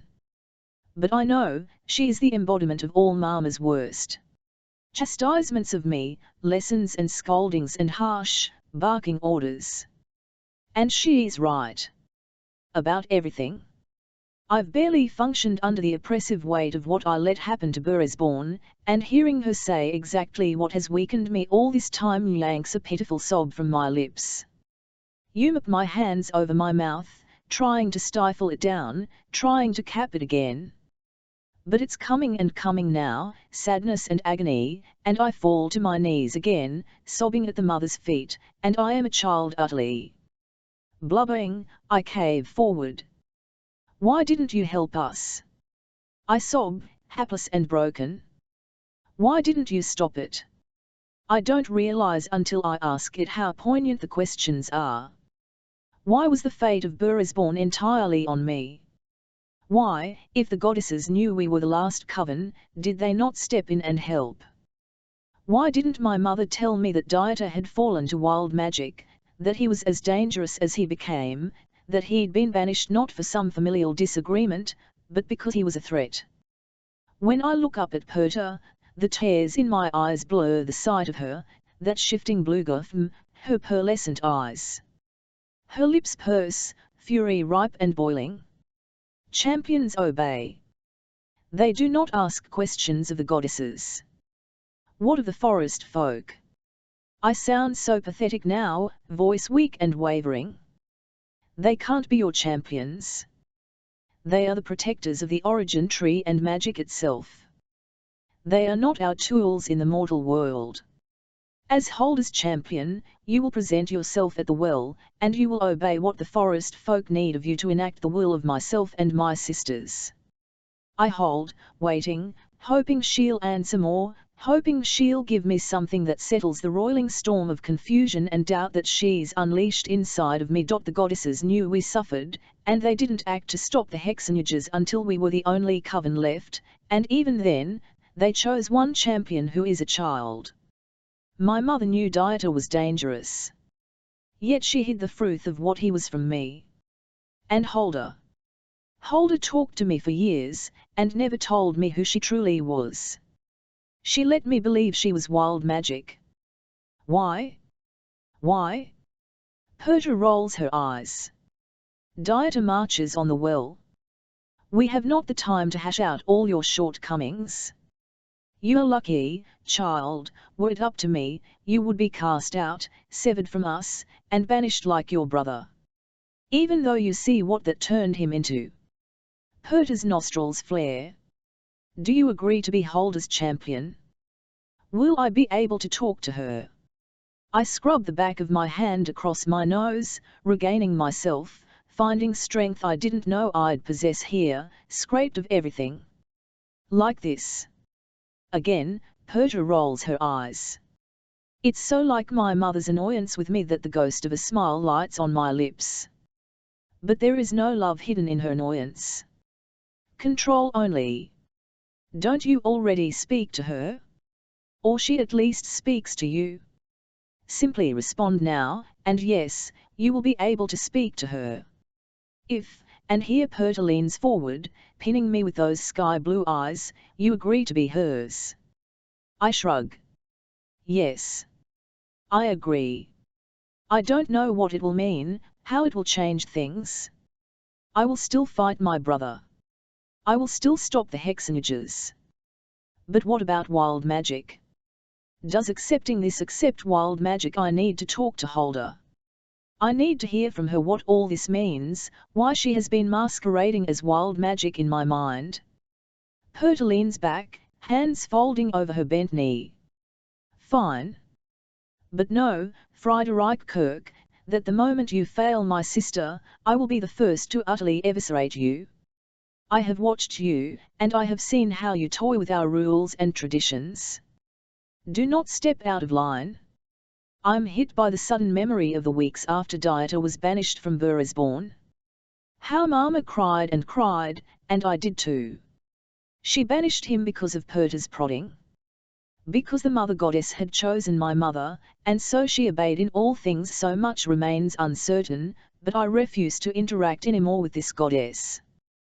Perta lifts her hand and snaps her fingers. The moment she does, I am thrown backward, tripping and stumbling to my feet. The force of her presence shoves me harder than I can manage, and I go flailing toward the river, back into the iciness, consumed by the flutter of prismatic light from her goom, from her eyes, from the threat buried deep in her watchful glare. 34 Otto Fritzi needs a warrior. I ask. But before I can even say the last word, the mist rushes at me, coming in from all sides. I flinch, remembering the way it felt like knives, like fire, but then it's gone. And so is the goddess. Otto! Fritzi screams my name and rushes toward me. I told you he was fine, Liesel mutters. Fritzi throws herself at me, and I catch her, rubbing my hands over her arms. Her hair and clothes are damp. Why are you wet? Fell in the river. She buries her face into my neck, and for a moment, I feel the way Holder cut open my throat, cheerily telling me she had avoided my arteries. The warmth of blood, my blood, flowing down my body. Was it terrible? Fritzi asks, pulling back and eyeing me. Just a normal chat with a goddess, I say. She kept trying to cut me open or set me on fire. Did you meet one? Mine was big on emotional torture, Fritzi said, shuddering. I hold her tightly, my jaw working. Holder had called me a warrior, but if those damn goddesses hurt Fritzi again, they'll see how much of a fighter I can be. It wasn't torture. Liesel rolls her eyes. It was just a test. You both passed, by the way. It's clear that all three of us have met with the goddesses. I suppose it's fitting, Fritzi had told me about the three before, the maid, mother, and crone. Three of them, three of us. But while Holder had seemed just fine causing me pain, and while the goddess that tested Fritzi had clearly not been kind, Liesel seems oddly calm. I was tested by Perta, the mother, Fritzi tells me, guessing at my confusion. Liesel was chosen by Abnob long ago. We're friends, Liesel says. Friends? With a terrifying goddess. There is still an echo in my mind of what Holder told me, Fritzi needs a warrior. Of course I will defend her, and Liesel too, but... from what? I look around me for the first time since the mist closed over my body, one arm still protectively around Fritz's waist. We are no longer in the Black Forest. At least not anywhere near where we entered. The frost-rimmed river with snow-capped boulders outlining it is now a pleasantly warm bubbling brook with pale pink flowers floating on the surface. The ground is not craggy and treacherous, gently rolling hills covered in soft moss and meadow grass give way to trees 3-4 times larger than any I have seen before. The enormous trunks are smooth, as if the bark is made of silver, with long, low branches that swoop down, white blossoms amid the leaves and needles. A warm breeze blows, and I throw back my cloak. It feels like late spring, not the dead of winter, with blossoms and the sweet smell of ripe fruit everywhere. Look! Fritz's voice is an awed whisper as she points up. Elegantly carved houses are nestled in the tree branches, grander than any palace. Bridges connect the trees, but they seem to have been grown. Not carved, the long limbs extending out from one tree-laughed palace to another, branches twisting up to form covered walkways. We head toward the village, but before we get very far, we hear chanting. What is that? I ask. Fritzi frowns, and she and Liesel exchange a look. It's a spell, Fritzi says slowly, as if she's still muddling through it, uncertain of what the spell may mean. Smell that? Liesel asks. Sage, Fritzi says immediately. Rosemary. Protection herbs. We had to face a trio of goddesses just to get here, I say. How does this land need further protection? Fritz's jaw clenches. My heart sinks, not because the greatest threat to magic is Dieter Kirch, but because Dieter is Fritz's brother, and the forest folk are reinforcing the protection to keep him out. We round a hill, and we see a line of guards patrolling a well-worn path around the perimeter of the village.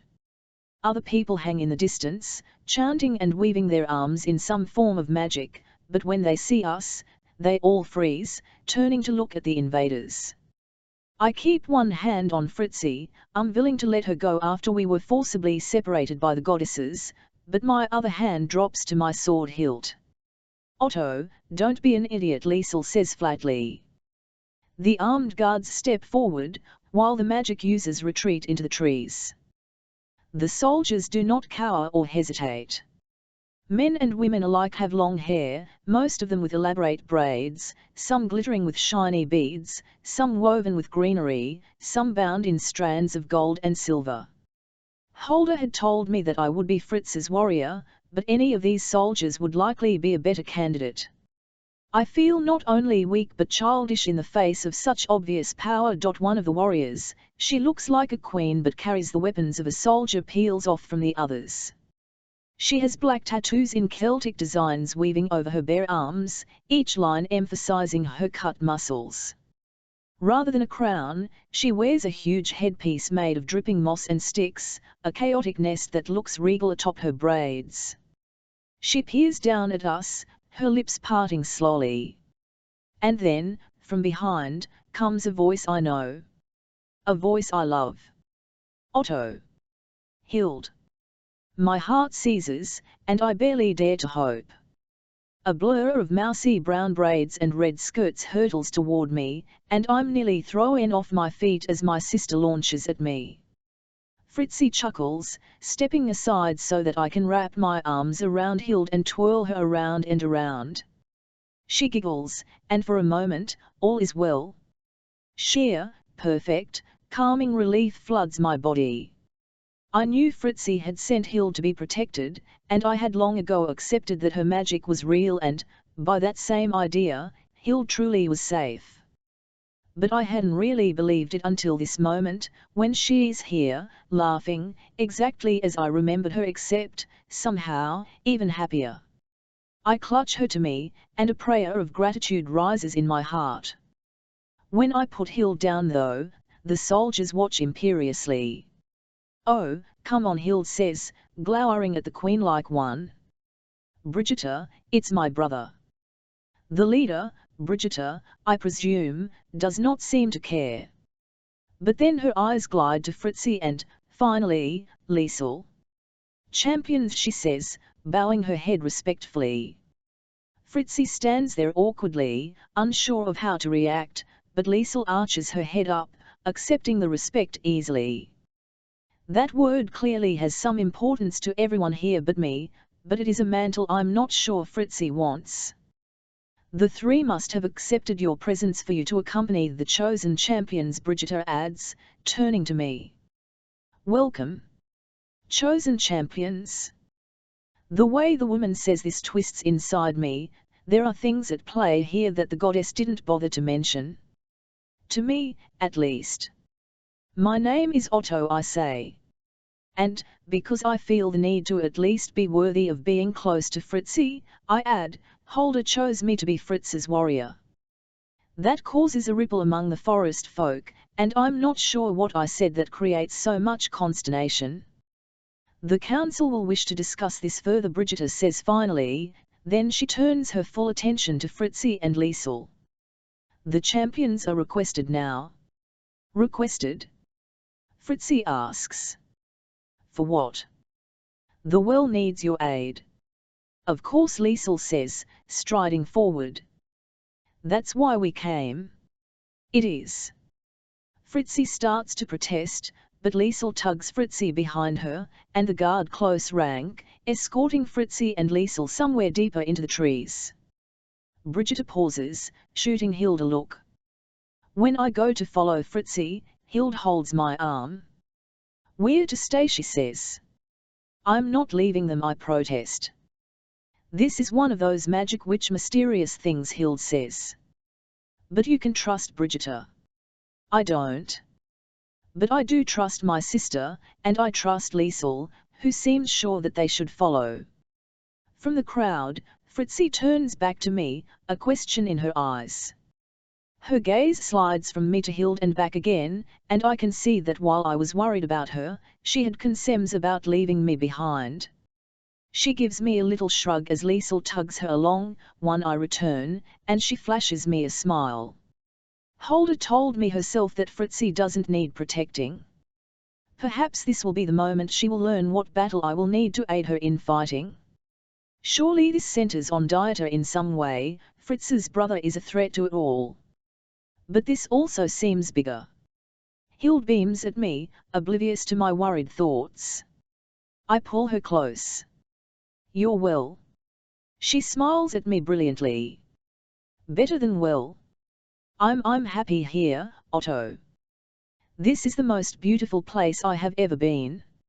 It's magic." I laugh ruefully. Who would have thought that witches were real all along? What would the Archbishop think? Hild says. She pauses, twisting her hands together, a nervous habit she's had since she was a toddler. What of Trier? The forest folk were able to tell me some things, but they couldn't see past the walls of the city.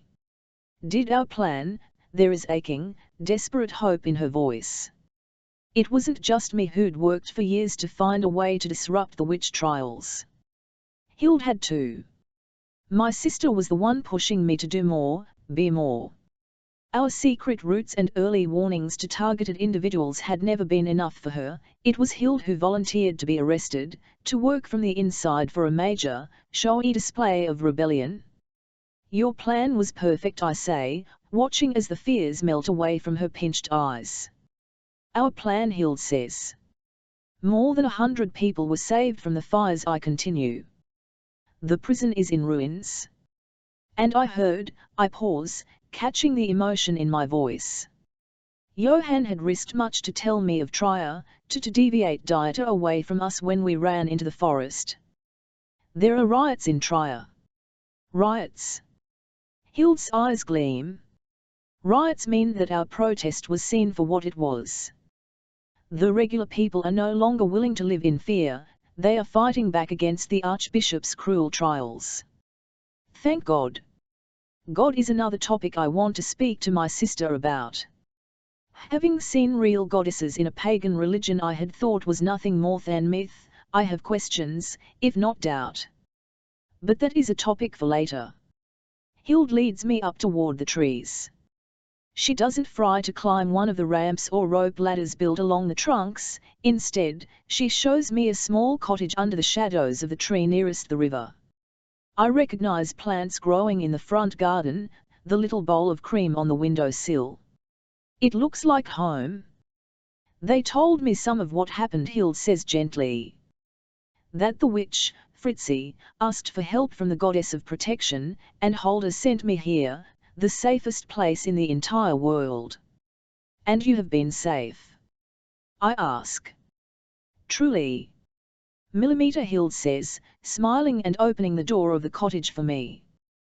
The forest folk are good, Otto. Something about the way she says that makes me pause. I know my sister, even if we've been apart for the past several years. A blush creeps over her cheeks. Hild has found not just safety and acceptance at the well, she's found a sweetheart of her own. I don't press the topic, but I do follow her inside. All the smells of home are here, the bubbling nutmeg-infused beer, the sprigs of rosemary, the scent of the soap my mother made, the recipe passed down to my sister. For the first time in a long time, the fears that had wound inside my muscles loosen. I pull Hild into another hug, feeling the warmth of her, the easy love that we share. But through the window, I see more eyes watching us. Hild may have been accepted by the forest folk, but I have not. And I cannot help but wonder just what type of warrior the goddess needs me to be.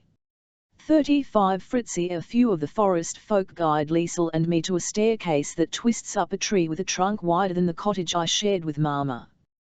The bark glints and gleams in errant rays that break TLN off the high canopy, other light sources flickering around us, elaborate silver lanterns hanging from elegant looping hooks, flashes of candlelight from within rooms nestled in the very trees themselves. I crane my neck around, seeking through the branches, but I can't spot which one might be the origin tree. Surely it is deeper within, guarded fiercely, not holding buildings and homes. The well is a refuge. We were told stories of it from infancy, how we could come here for protection, kept safe among the witches chosen by the goddesses to protect our source of magic. In the stories, I always imagined a village like Burisbom. A coven like mine. A tight community of witches depending on one another, scraping by. But this is a city as sprawling as Trier, lifted into the treetops, and that gives it ancient importance. The well has been this society of resources and witches and power, abundance and wealth, while we were out in the world, clinging to whatever spell components and weapons we could scrounge up, fearing hexenjägers and prejudices. How easily could the witches of the well muster a force to not only resist the hexenjägers, but overpower them? This is no mere village. This is practically a kingdom. Familiar anger rises up the back of my throat. The anger I felt talking with Perta. They've stayed here, in opulence and finery, while we've suffered. Everywhere around me are witches rushing with baskets full of herbs, or arms full of protection totems, or hands lifted as they chant spells into the ether. Some of their arms, necks, and faces are splayed with a vast array of black tattoos in swirling symbols I recognize from my coven's books and scrolls. Sigils for protection, strength, endurance, foresight, and more. I've never seen a witch able to tattoo our symbols onto their skin before. The idea is too baffling. What if hexenjägers see? What if someone notes the symbology and cries witchcraft? But here, witches are free to show off every element of our practice in a way that hollows me to my core. I had not even known the full extent of limitations I lived under, for survival. Everyone we pass at least occasionally glances into the forest, past the edges of these trees set with buildings, their faces bent in such focus that I feel their urgency in my gut. Dieter is weakening the barrier. I knew his effect was dangerous, with the way magic was bucking like an angry horse in the outside world, but to see the strain on the faces here, how far has my brother used wild magic to breach these walls? How many people has he killed to feed the evil that grows and grows in him like a disease? Is it too late? We climb, lifting up to a village that stuns me speechless. It's built into the tree canopy. Most of the buildings are carved into the trees that tower all around us, their branches curving to cradle structures and stairs like they were grown specifically to hold this village. The walls and windows match the trees in every way, from the sheen of grey to the twisting sway of the lines, so that everywhere is a forest caught in a gentle breeze, palpitating, dancing, a celebration of life. Despite the fear and anger, I can't help but be mesmerized by this place. Is this whole area the well? I ask. Brigitte looks down at me from a higher step. Yes. In a way we are tied to the Black Forest. In this world, but set apart. That explains the massive size of these trees, the ethereal aura that permeates each glittering mote of dust we pass. Where is the origin tree? My mouth is dry. Brigitte looks off into the forest, toward the city trees that race off farther than my eyes can see. Deep within our borders. Well guarded, don't worry, I've been a captain of the Grenzwag for 5 years, and I've only seen it from the barest of distances. Dieter won't get close enough to harm it. Grenzwag. Border guard.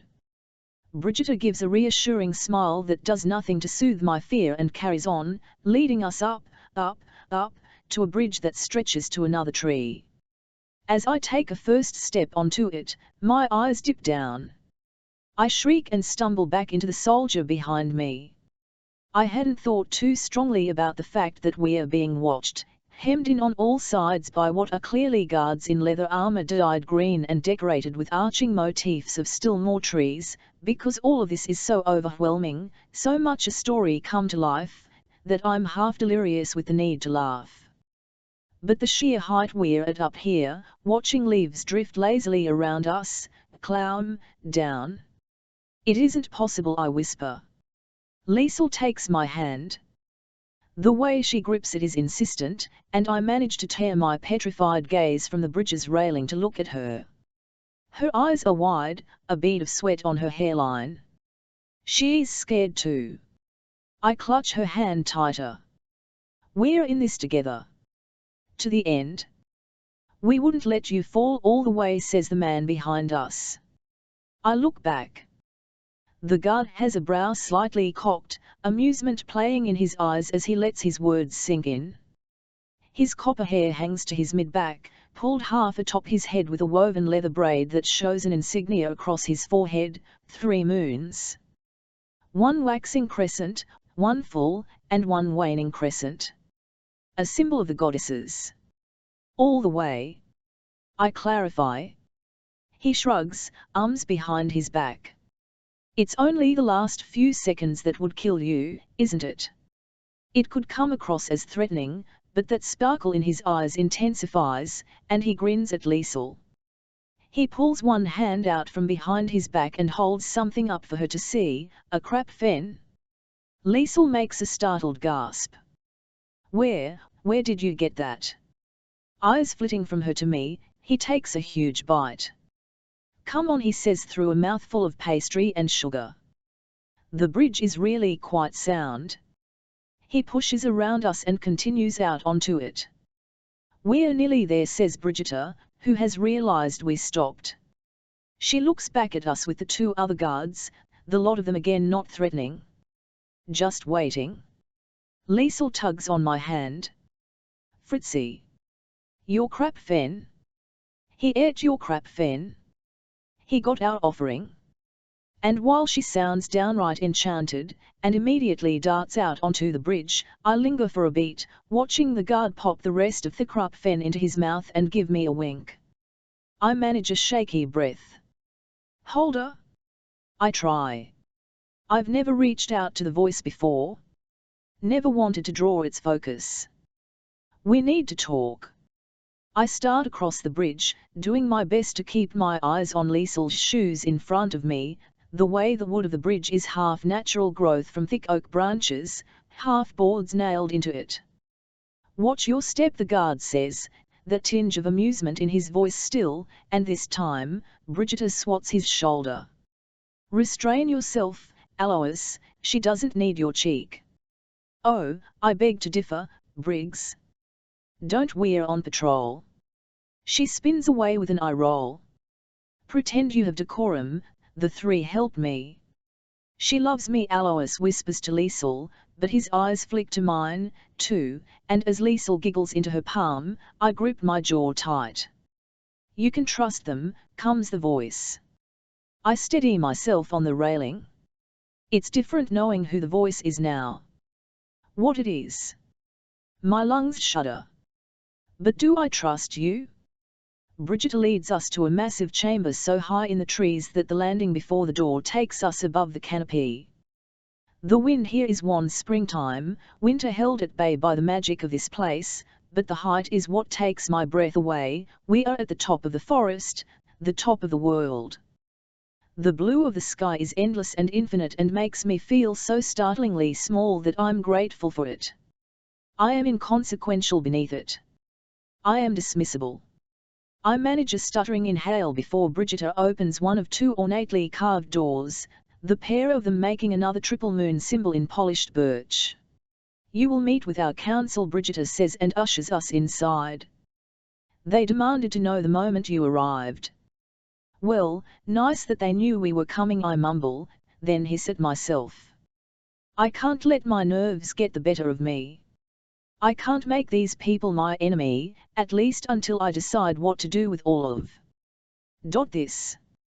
Inside, the room is airy and light, the walls are soft lavender, with massive windows that show the top of the forest rippling out into the distance on all sides, green leaves stretching on into the swath of blue sky. The walls of the room are lined with shelves that hold books, dozens of books, actually, more than I've ever seen in one place, and scrolls, all manner of potion equipment, and magic relics of the sort we had in Burisborn, bones and twigs and satchels. I'm so taken by the supplies here, more than my whole coven had at their fingertips, and the continued reminder of the well's luxury leaves a tang of anger in my mouth, that I almost miss the flurry in the center of the three people are facing the door. They look up from where they had all been crouched over a table set with such an array of spell components that I can't guess what they are casting. Angelica and burdock root warding? Two tall wax candles with a thread between them, severing? There's other things, but the eyes on me draw my focus. Liesel and I stop just inside. I feel my travel grime and river dampness so heavily that my cheeks heat. These people are utterly spotless, their clothing so fine that I'd never hope to wear the like, their hair styled in either pin straight sheets or done up in twisted knots with greenery set into the loops. And here Liesel and I are, dirt-smeared and blooded, hungry and thirsty and sore from sleeping on the ground. Whatever flimsy upper hand I may have had shrivels and dies. Our champions, the centre man says, his voice tight like he's fighting to stay cordial, to not recoil at our appearance. He rises from his bent position and claps his hands, hair so blonde it's nearly white. Abnoba has long prepared us for your arrival. Liesel, she is delighted by you. She talks to you too. Liesel steps forward, a smile in her voice. The man beams at her. It transforms his face, a fatherly aura in his kind eyes. Not as much as she speaks with you, I imagine. Your bond with her far surpasses what even we can achieve. We are the priest and priestesses of the well. I am Rochas. This is Philomena.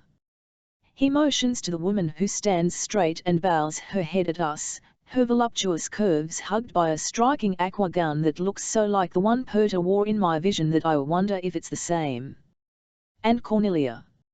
She looks around my age. With the same copper hair as Alois, she stays bent over the table, one finger tapping a rhythm on an unrolled scroll.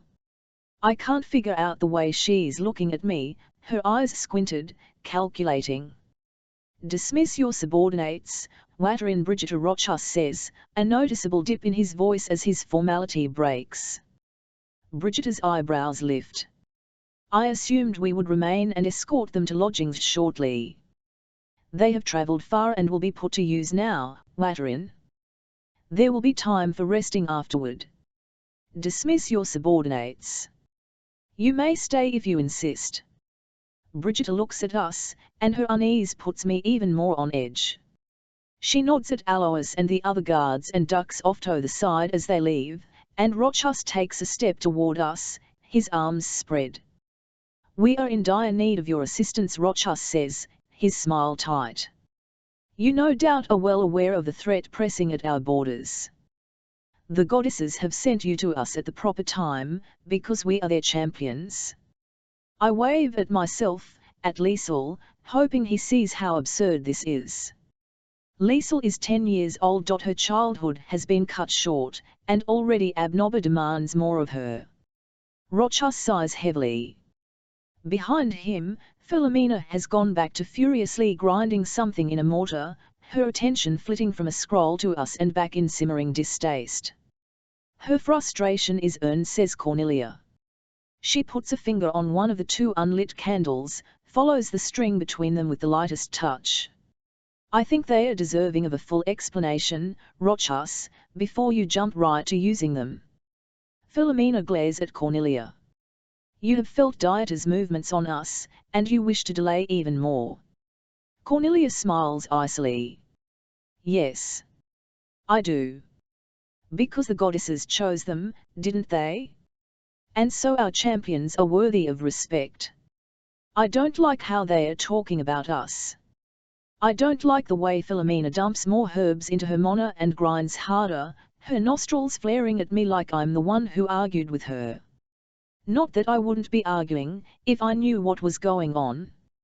You want our help stopping Dieter, I say. That's what we want, too. It is far more than stopping Dieter, I am afraid, Rochus says. If he were to breach the well and harm the origin tree, he could eradicate not just the magic witches draw from, but the very connection we have to the goddesses. And so, he takes a breath for the protection of the well, our goddesses, and magic's very future. You have come to help us. By running, Cornelia says. She waves at the table before her. By taking the coward's way. My eyes go to the magic supplies again. I spot other things this time, belladonna. Henbane. A rock lands in my gut, a heavy weight of dread. A bonding potion? There are other things they might use those herbs for than a bonding potion, though. I try to breathe. Philomena shakes the pestle at Cornelia. You would have us fight? We are not warriors. We used to be. Cornelia's voice is low and controlled, a purr of fury, and I drop down one of the steps into the central seating area. Warriors, I echo. They reacted to that word when I don't want to mention Otto, not yet, when it was used, after we arrived. That was how we used to walk this world, Cornelia says, her fuming gaze still fixed on Philomena. Warriors and champions on the outside of the barrier, priests on the inside. The old ways have been forgotten for too long. I knew this would turn into yet another fruitless argument with you. Philomena cries. Our decision has been made. Champions or no, we are not warriors and witches. Cornelia snaps her gaze to mine. I go cold, frozen beneath the intensity in her eyes. Pairs selected for their prowess, for their heart. Sometimes a mortal and a witch, sometimes two with magic in their blood. They took the bonding potion to connect their power, to share magic, but it was beyond that. Souls mingled. The apex of our powers. My eyes go fully round. The rock of dread in my belly grows heavier. The ingredients on the table, this mention of the bonding potion, it can't be coincidence. What do they want us to do? Creating bonding potions and performing the ritual used to be an honored calling for us, Cornelia says. She shoots a pointed, accusatory look at Philomena. Bonded witches could save us more than any other plan. That combination of power could stand against Dieter. We agree, Philomena says, but it's biting. A bonded witch pair will save us. Not as you intend, Cornelia snaps. You would have us hide here, behind our barrier. What do you want us to do? My question yanks silence over the we're making the barrier around the well impassable, Cornelia says. Her bluntness aims a hiss of warning from Philomena and Rochus both, but I'm staring at only her, fixated with horror as her words sink in. We're blocking off the well, the origin tree, all of it from the rest of the world. And the goddesses brought you because one of us needs to be bonded with a champion to finalize a spell this large. What? I rock forward. What would that do to magic in this world? The well's magic will remain inside the barrier, Rochus says. Wild magic will remain outside. All the anger I'd been feeling drops alongside my dread, a toxic mix of fear and fury and concern and rage. The well and its witches have sat here, letting horrors unimagined pick us off in the real world, and now, when they have all these resources, when they could march out and stop Dieter, they would retreat even more. Permanently. As though we are not the same, as though we are not connected by the same magic, the same goddesses. As though this means nothing. Dieter would still have access to wild magic, I say. The witch hunts will continue.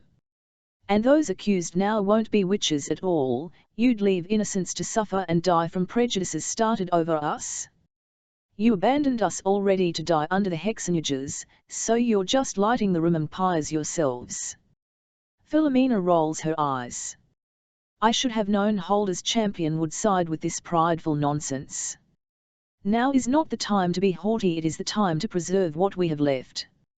Your broth, she cuts me a sharp, accusing look, has managed to weaken our borders with wild magic.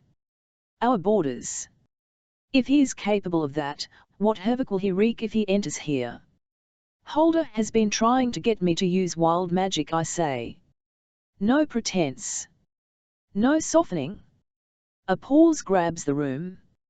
How dare you? Philomena barks.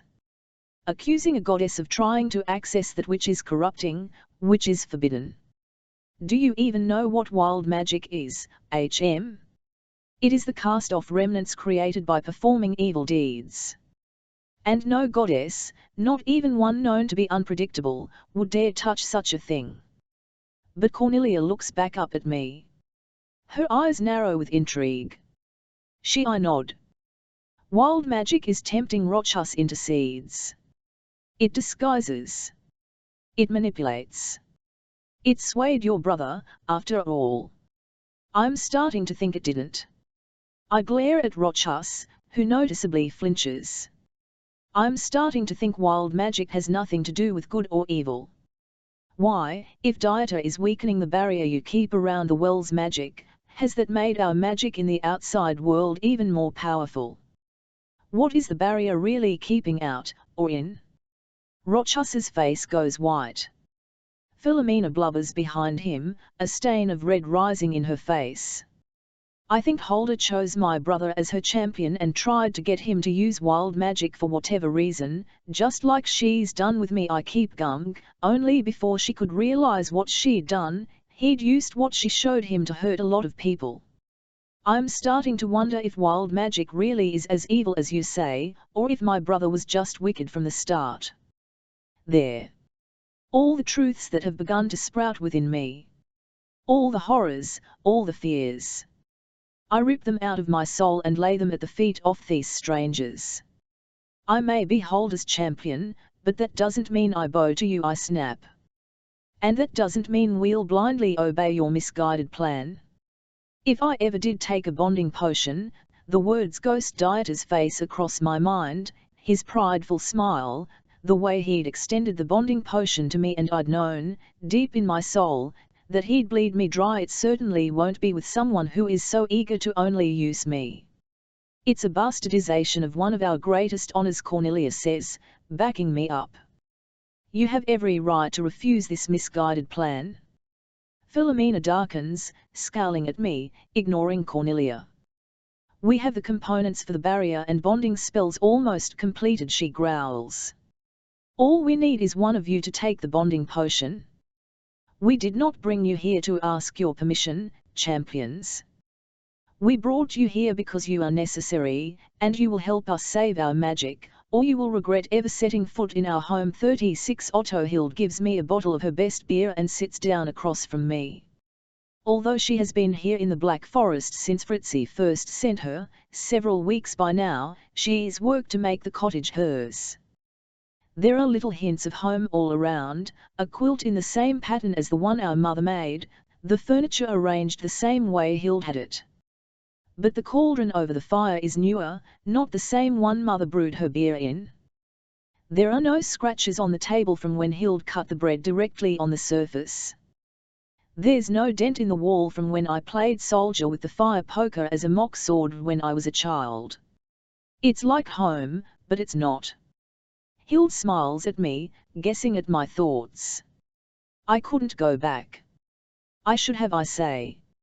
I should have found a way to preserve your belongings. With Hild arrested as a witch, her home was seized by the church. I had been so concerned about where my sister had disappeared to that I had not considered the consequences for the place she was born and had spent her entire life making her own. Hild shakes her head. They were only things. It breaks my heart, the way everyone has taken from Hild but never given anything back. My father took her mother. My church took her home. I took her freedom, even if being arrested had been her idea. It's nice here, Hild says. She leans forward. They've told me I can stay, even if I have no magic of my own. I'm going to, Otto. You do realize I had to fight a literal goddess to get here, right? I ask her. This is going to make visiting you a bit difficult. Hild shrugs.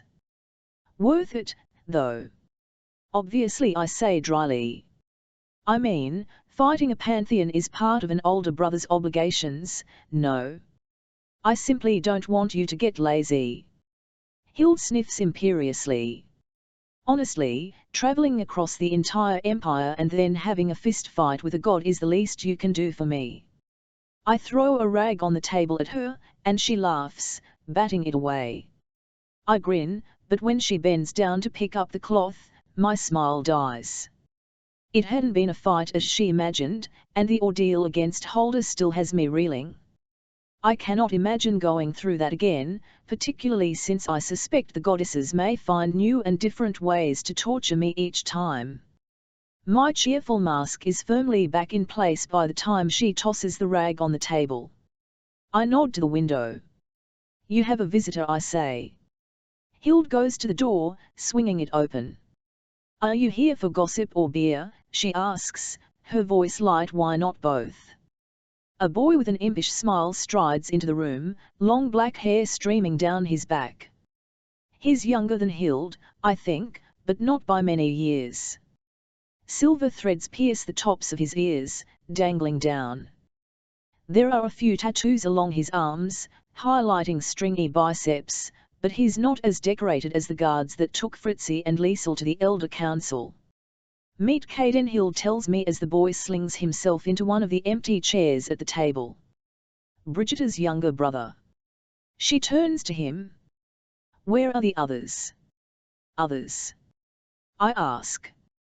Oh, there's always a gang of the young ones wandering around. We're not wandering. Caden protests. We're patrolling. Hild shoots him a bemused look, but Caden jerks his thumb at me.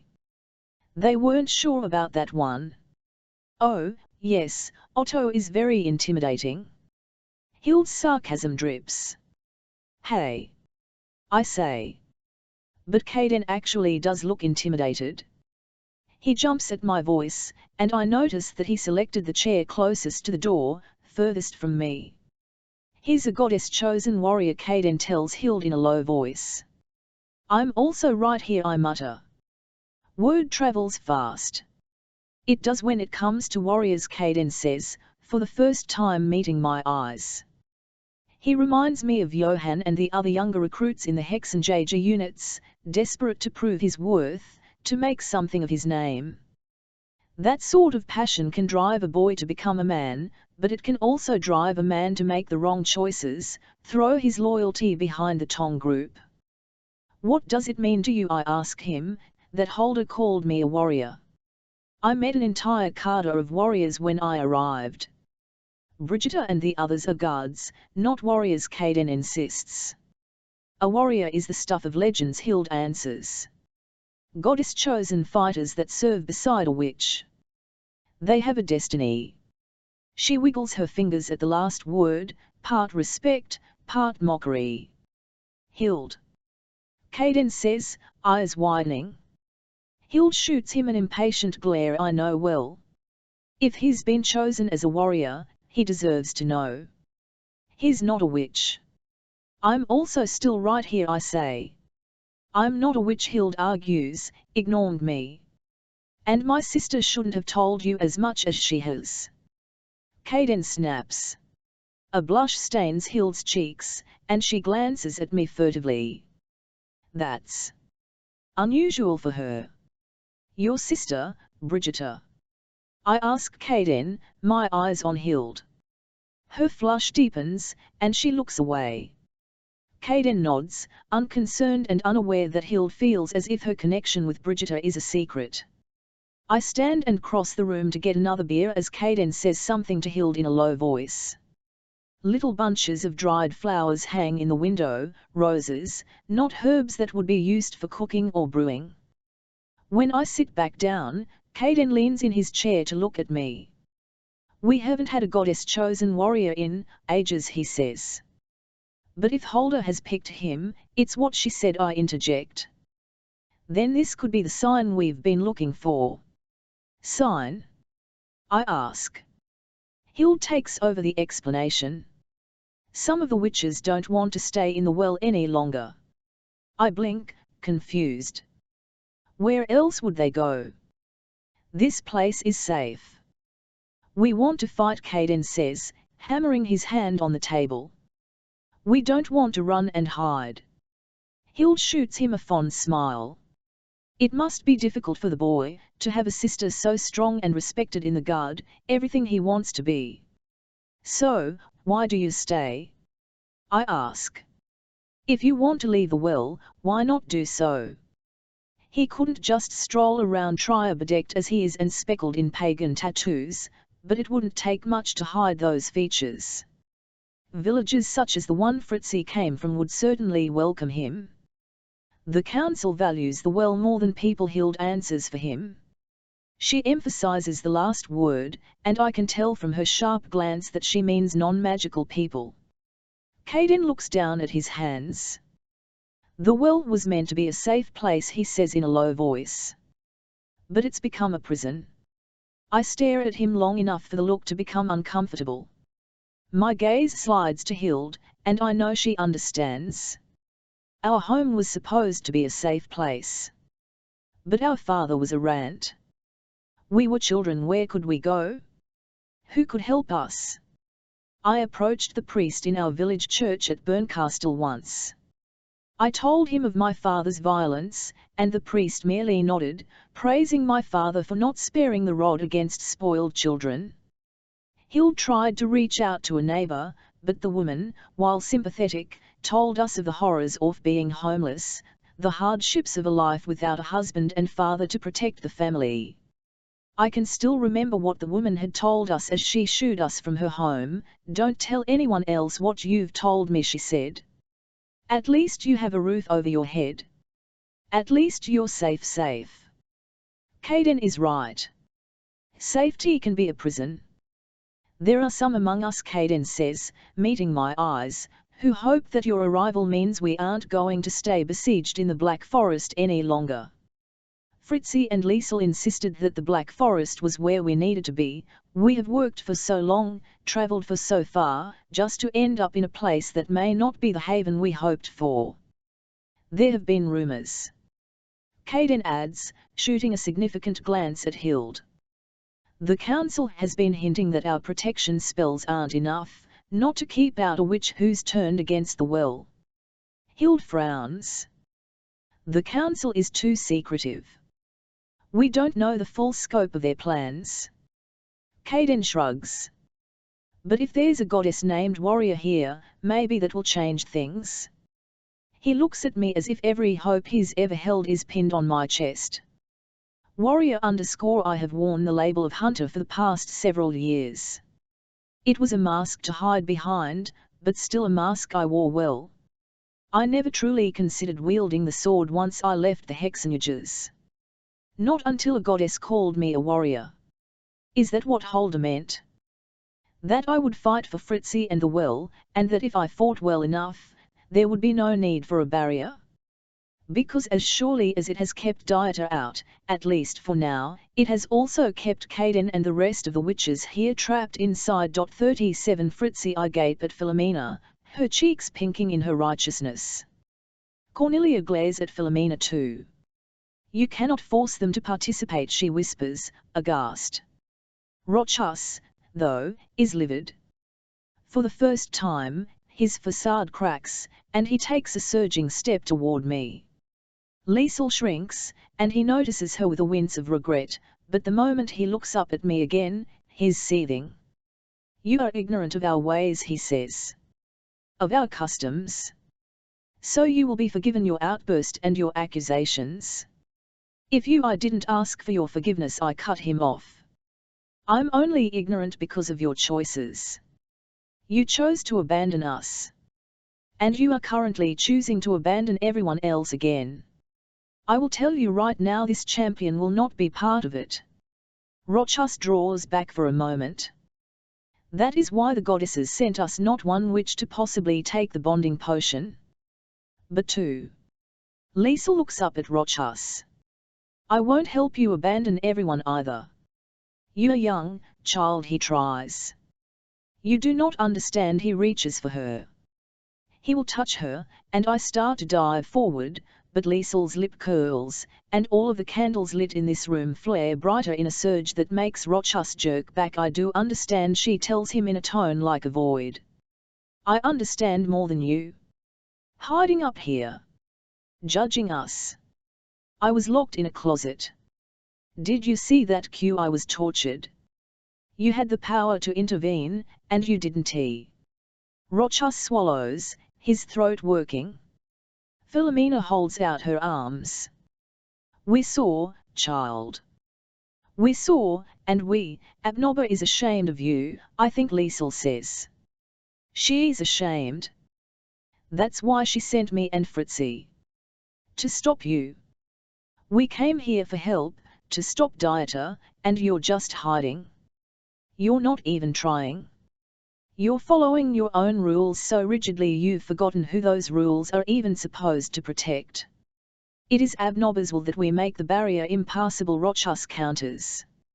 She told you to do this. Liesel's face breaks, a flash of agony. The silence that follows is brief but weighted. Liesel's face is screwed up in concentration, and before I can interject, she shakes her head. Abnoba is saying she let it be your decision. not hers. She takes my hand, her palm is scorching hot, the only other testament to her capped rage. It's offset by the way she trembles, the hollow exhaustion on her face, and my heart breaks. There are other ways to stop my brother, I tell the room. In the morning. For now, my cousin and I have been traveling for a very long time. I think we could use some food. Maybe a bath. So far we haven't exactly been wowed by forest folk hospitality. Cornelia steps around the chairs. Of course. Follow me. She gives a withering look at Rochus and Philomena, and as she crosses to the door, Brigitta rejoins us and swings it open. The four of us slip back outside, into the now blinding white light of the high sky, and as the door shuts behind us, I hear Rochus and Philomena hissing in low whispers at each other. Something crashes to the floor, shatters. Cornelia turns to me on the landing of the meeting room. Her eyes are all appraisal, but she bows her head solemnly. I am Sony. You were ambushed. I told them it was wrong to rush you into it, but they feared exactly what happened, that you would reject their plan. And you reject it too. Cornelia smiles. She motions at the flurry of activity below us, below the tree canopy. The forest folk poised everywhere, furiously working to strengthen the invisible barrier that Dieter has weakened. We've waited too long to act, she whispers. And now, all we have remaining are drastic options that are just as harmful as the problem. Liesel yawns so big that she staggers into me, barely covering her wide mouth with her hand. Cornelia smiles down at her. Come. You have done more than enough for today. Have we? My stomach tugs. Dieter was on our heels in the Black Forest. If he's so close, and the barrier is so weak, I spoke with confidence about giving us time to rest, but that was only in defense of Liesel. Now, what options do we really have? We came here expecting sanctuary, at the very least. But if all the forest folk have to offer is a cowardly retreat, then this will end just as I've begun to fear it will, with me facing my brother, alone. His terror is my burden to bear. Otto won't let me do that though. He'll be there with me, his life at risk just the same. My chest cramps, and I want to collapse right here, on the doorstep of this supposed haven, and sleep away the bad dreams. Cornelia's smile softens. Follow me. Liesel stumbles a step forward, and Brigitta sweeps in, offering to lift her. Liesel agrees instantly, and I watch her eyelids droop shut the moment she's in Brigitta's arms. We start back down through the trees, and as we near that bridge again, I eye Cornelia. There are about 1,000 questions I want to ask, but she looks at me, her copper hair even more fiery in the daylight, and there's a watery sheen over her pale eyes now. Thank you, she tells me. I know it has not been the smoothest introduction to the reality of our world. I know you lost far too much to get here. But I am grateful for your presence. When I leave, when, not if, to face Dieter. To stop him. Will you come with me? Back out into the world. Part of me growls that it's too big a thing to ask. But this society should bear some of this with me. That way I am not alone in bearing the blame for what happened to my coven. So I ask it, and wait. Cornelia hesitates. Her eyes drift around us, to the bridges and houses and tree-built structures. People move through them, going about their days. Some stop, stare, whisper to each other. Yes, she says, half to herself. My shoulders stiffen. Yes. It is what I have been pushing Rochus and Philomena to do. To leave here, to face this head-on. They have been terrified of the threats facing our kind for so long that we have been forbidden from leaving the well, and that fear has clouded their judgment entirely. So, yes, champion, she says with a smile at me, when you leave here to face your brother, I can tell you that there are plenty who would willingly join you against him. We have been held back too long, and she sucks in a breath. Holds it. I have allowed us to be held back. A weight lifts from my chest. A weight and a sigh and a flutter of bottomless grief. Honestly, the most uplifting part is seeing her take on some of the responsibility. So it isn't just me under this, me feeling the guilt. That would upset Rochus and Philomena, I guess. Cornelia nods. I swallow, eyeing the path we've taken, the way stretching back to that meeting room. Something has been building for a long, long while, Cornelia continues. Even before my time as priestess. The goddesses have not said, maybe cannot say. But there is, cannot. They are bound by the rules of their sisters and well. There are limitations, even for goddesses, to keep magic pure. Frustration itches my throat. More and more it feels like purity is just a cover for control. Cornelia's head twitches toward me. I glance up at her, expecting to see derision, scorn, but she's smiling. I think we'll get along just fine, Friederike Kirk. Fritzi. Please. Fritzi. Cornelia's GRM pulses wider. She sweeps her hand out and points to a series of houses built into a lower portion of the tree we're descending. Brigitta is walking toward one, and another woman is there already, wearing a maid's apron, her hair pulled up in a work kerchief. She takes Liesel from Brigitta, and the two quietly slip into a house. You can have these rooms to rest. We'll have food sent, Cornelia says. That man you travelled with, he will stay with his sister. My mouth dips open. I suppose so. He'll want to spend time with Hild. But the thought of not sleeping in the same place as him, of not being near him when every moment has been spent in his atmosphere for weeks, knocks hollowly in my chest. Cornelia nods. If you like, there is a section of bathing pools at the bottom of this, I squeal, startling Cornelia so she jumps and laughs. Just down the bottom of this tree, she explains. Each one is secluded and has the supplies you'll need. I'll have new garments sent to you. And tomorrow, Mom, she hesitates. Tomorrow. I'll come fetch you myself. And we'll talk strategy for facing Dieter. Thank you. I clasp her arm. Truly. Thank you. Cornelia lays her hand over mine and squeezes my fingers. No, Fritzi. There's a depth in her eyes that still speaks of things unsaid, decisions yet to be made. How we'll face my brother. How we'll stop him, and the hexenjägers, and fix the injustices weighing us down. But there is hope in her, too, and I dare to let myself believe in it, that maybe I've found an ally in all this uncertainty. Thank you. I make sure Liesel is settled, fast asleep in a cozy little bed piled high with quilts, and then I waste no time flying down the stairs to the bathing pools. It isn't hard to find the area Cornelia mentioned. A narrow river meanders between the trees, with a series of offshoots blocked by thick oak dividers.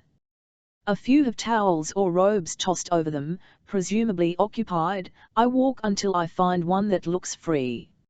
It's so quiet here. Even with the hundreds of people I know are high above me in the tree houses, and those I can see peppered around, bespelling the barrier, silence reigns thick and relentless, that swollen quiet of a still glen or a spring morning. Is it part of the magic here? It's peaceful. Deliriously so.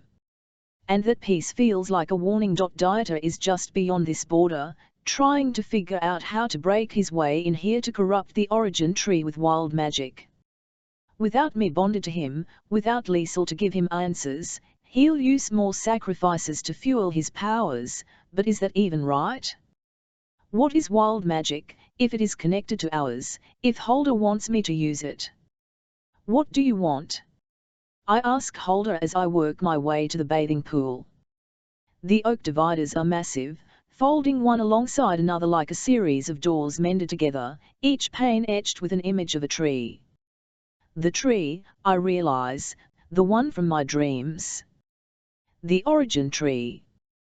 There is much I cannot tell you, Fritzi, Holder says. You heard why? What Cornelia said, I guess. You are kept from telling me by the rules you and your sisters exist by. So all this secrecy is because you're trying to tell me something, but you're prevented from saying it. You tried to get Dieter to figure it out too. Yes. No pretense. No delay. And your sisters, I start, hesitation seizing me, they disagree with whatever it is you want me to see. They don't want you to tell me. That's why this secret was bound in magic. Again, no delay. Yes. I sigh, rubbing my forehead, feeling the dirt there. I can't deal with all of this right now, not now. After a bath, I'll find Otto and talk this through with him. Or just kiss him senseless, and I step around the last divider to see a small, dark pool fed by the river, surrounded by smooth stones large enough to lie on, the break in the trees letting sunlight pour in, warming the space. Otto is in this pool. Every thought in my brain fuzzes into echoing silence. He's naked, waist deep next to the largest river stone, bent forward. His face, hair, and neck are covered in some kind of lathered soap. He works from a bar in one hand. A breath, and he plunges beneath the surface, then pops up again, the muscles down his torso and across his back flexing and shining in the water. I make what has to be the most horrifically unflattering noise that has ever come out of my mouth. Something like a whimper, like a scream, like a strangled giggle. He whips around, water spraying, and sees me. A blush starts in his cheekbones and flows down his neck, beneath the curled brown hair across the contours of his chest, his flexed arms, the smooth V that feeds down his hips and deep beneath the water. I'm staring. And it's been silent between us for so long that Otto smiles slowly, wading a step closer. It raises him up, not quite that high, but the level of the water is lapping dangerously low now, and my internal thoughts are an incoherent jumble of panicked shrieking and desperate whines. You're all right, he asks, dragging the soap through the water, leaving a trail of bubbles. Always the first question. Making sure I'm fine. The three save me, he's not helping my chaos. So I don't fight it. After everything that's happened.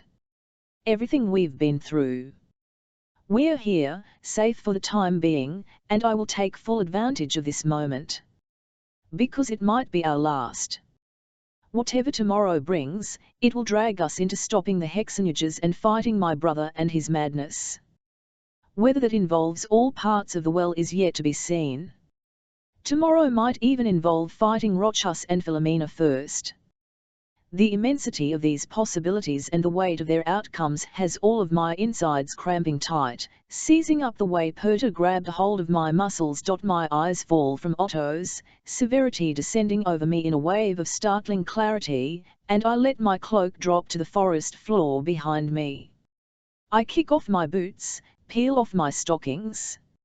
Otto watches me, his eyes getting progressively wider. I met with the presumed priest and priestesses of the well, I tell him matter-of-factly. My fingers shake a little as I undo the laces on my kirtle, and I lift it up, peel it off, leaving only my shift. It's stained up the hem and has been absolutely beaten with use, so I know the material is thin now, nearly translucent, some of it still wet from my earlier falls into the river. They wanted Liesel and me to help them make the well's barrier impassable.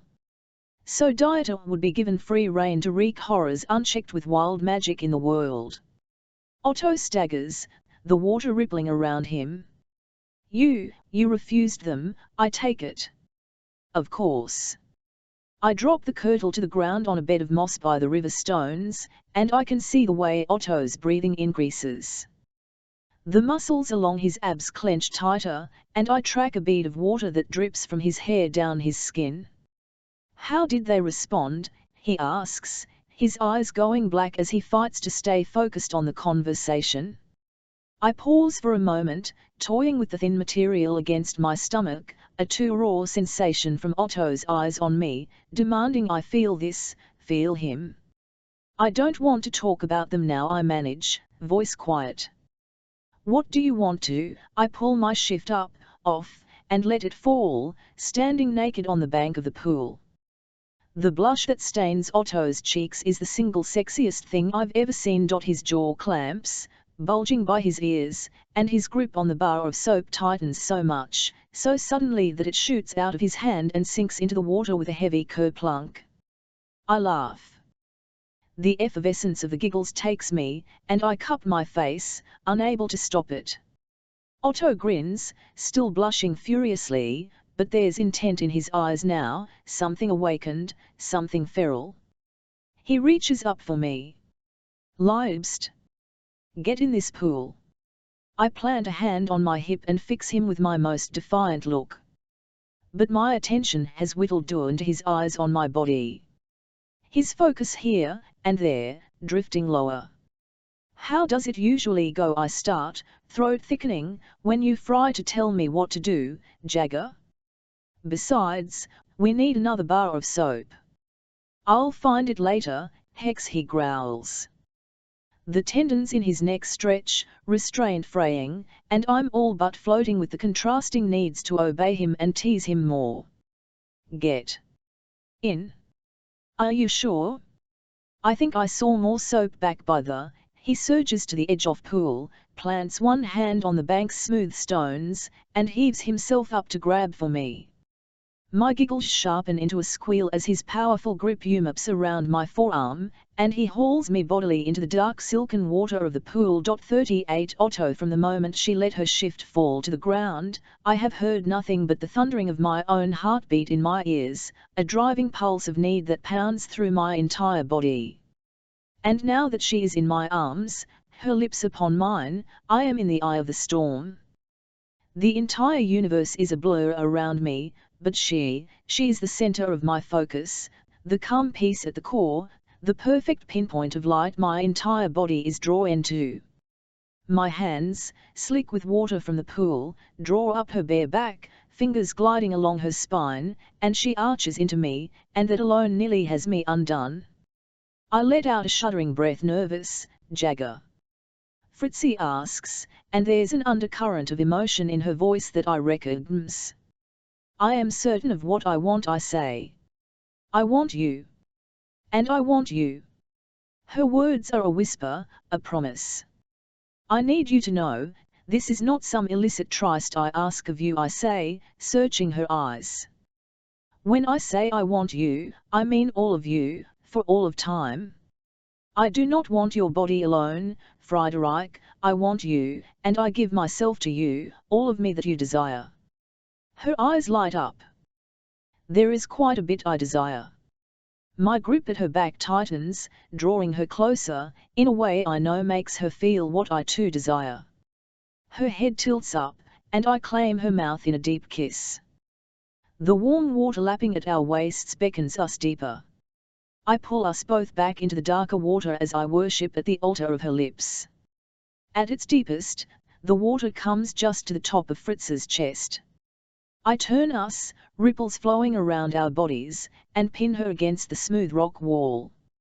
Under the water, my fingers tense on her hips, and she leans back, spine curving over the supple edge of the pool. Please, she whimpers. I have spent too long hiding under false personae, checking my emotions, schooling my face. I know that when she gazes up at me now, she sees the full extent of my soul bared before her, the longing desire I cannot, will not, hide. I will never hide who I am from her. I let one hand drift out of the water, diamond droplets falling over her body. I trace her skin with my touch, finger lightly caressing her pale neck, down, between her breasts, lower, back under the water, lower. I have wanted this, her for too long not to savor every moment, every taste. I bend over her body, my tongue tracing the shell of her ear. I relish the way she writhes at my touch, the pleading moans that I pull from her pink lips. It is torture for me to resist, to wait, to draw this out, but it's the sweetest torture I have ever known. Otto Fritzi groans, and I hear the command in her voice, the impatience as she bucks against my hand, her body demanding more from me. I cannot bite back the chuckle rising in my throat. A part of me loves the way she wants me as much as I want her. The much larger part of me is just as insatiably starving. I float back in the water, just a little. She tries to hold me closer with her legs, but I let the water work for me, disentangling myself and letting her body float before me. A feast I intend to savor. Her hips lift from the water as I draw her core to my tongue, warm and sweet. The water rocks with the movement we create, gentle waves lapping up and darkening her hair. She sinks down, her shoulders kissing the surface of the pool as she lets herself fully unwind under the ministrations of my lips. My hands slick over her wet body, floating along her curves, pressing against the muscles that tighten as she begs for more, more. And more is exactly what I intend to give her. I surge forward in the water, framing her body with my hands as I claim her mouth, my kiss probing. She meets me stroke for stroke, her arms gliding around my neck so that she can pull her body up through the water, tight against mine. Fritzi dips her head down, licking my jaw, nibbling my skin, and now I'm the one groaning, begging for more. You want more, Jagger, she whispers. Then take it. Under the water, my hands clench around her waist, my body finding hers, driving home. The coil of desire that wraps around us both tightens, and I can say only her name, over and over, a prayer I will never stop reciting. After, we find big, flufo blankets, folded up and warm by the entrance to the bathing pool, as well as clothing, a serviceable but basic tunic for me, and a new shift with a green split hem gown for Fritzi, trimmed in gold embroidery. We make a little nest along the smooth, shaded stones on the far end of the pool, steam wafting over the warm waters. At least now you have something interesting to talk about in your next confession, Fritzi murmurs, giggling. Confession is for sins, I say, winding my fingers through her wet that felt pretty sinful to me. Fritzi says in a teasing voice. No, I say firmly. Love is never a sin. Fritzi leans on her elbows, looking up at me. You really believe that? She says wonderingly. Of course. But no buts. No corollaries or exceptions. Love is not a sin. It never has been, and it never will be. Anyone who tries to twist that simple truth is the one who sins. She settles back down, tucking her head into my chest, idly running her fingers over the hem of my tunic in a way that makes me contemplate just how many more alleged sins I'd like to follow TLN off with tonight. The thing I keep thinking about, she starts, her voice slow, Musmg, is the way we should take off these clothes and have another bath together. She bats at me playfully, but when she looks up at me, I see true concern in her eyes. I regret the way I tried to distract her. What is it? There's something here that's not right. In the well, I mean, with the forest folk. Her voice drops, as if she's afraid we'll be overheard. They said that witches were once bonded. Not just that they worked together, but that they were united. I run my fingers through her hair, tucking a stray lock behind her ear. I remember then the way she spoke of such a magical bonding potion when we were still unsure of each other, a lifetime ago. It was a powerful potion, one that would act as a channel between the witch and the person bonded to her. When you say, bonded, I start. Using the potion I told you about, Fritzi says, answering my question before I can finish it. They want either Liesel or me to bond with one oft hem, and then use our powers combined to sever the well's magic from this world. She had mentioned that before, although not the method. A protectiveness dangerously close to possessiveness surges inside me at the thought of Fritzi bonding with anyone else, but I push it away. One of the first things she told me about that potion was that it had to be taken willingly or it would not work, and I will never step in front of any choice Fritzi wants to make about her body or her power. but I can tell she does not choose such a path. There seem to be some here who would rather fight than flee, I say. Who want to see magic regulated but not eviscerated from the world beyond the barrier. Hope flashes in Fritzi's eyes. The world has sacrificed enough because of Dieter. Magic isn't the corrupting force. It's just the tool, one that can be used in different ways. I try to smooth the lines between Fritzi's brows, pinched together in worry, but there's no use. I don't fully understand magic the way she does, and I do not know the right questions to ask to help her find the answers she seeks. So I hold her, and I hope that will be enough. After several long minutes, she relaxes into my body. Her breathing evens, and I almost think she's fallen asleep when suddenly she shoots up with a startled cry. "Fritzi?" I ask. Her eyes unfocus, looking at something in the distance, something I cannot see even when I crane my head around. Her face drains of color, her mouth going slack in horror as she stands. "Fritzi?" I ask again, reaching for her. "Dieter," she gasps, the word a strangled whisper of true terror. I leap up, my hand going to my waist. Useless, I'm not wearing my sword. I spin around, searching the shadows, but I don't see whatever shadows. Fritzi walks forward, as if entranced, her hands extended, reaching for something I cannot see. "Fritzi!" I yell, but it's as if she cannot hear me. 39 Fritzi Fritzchen.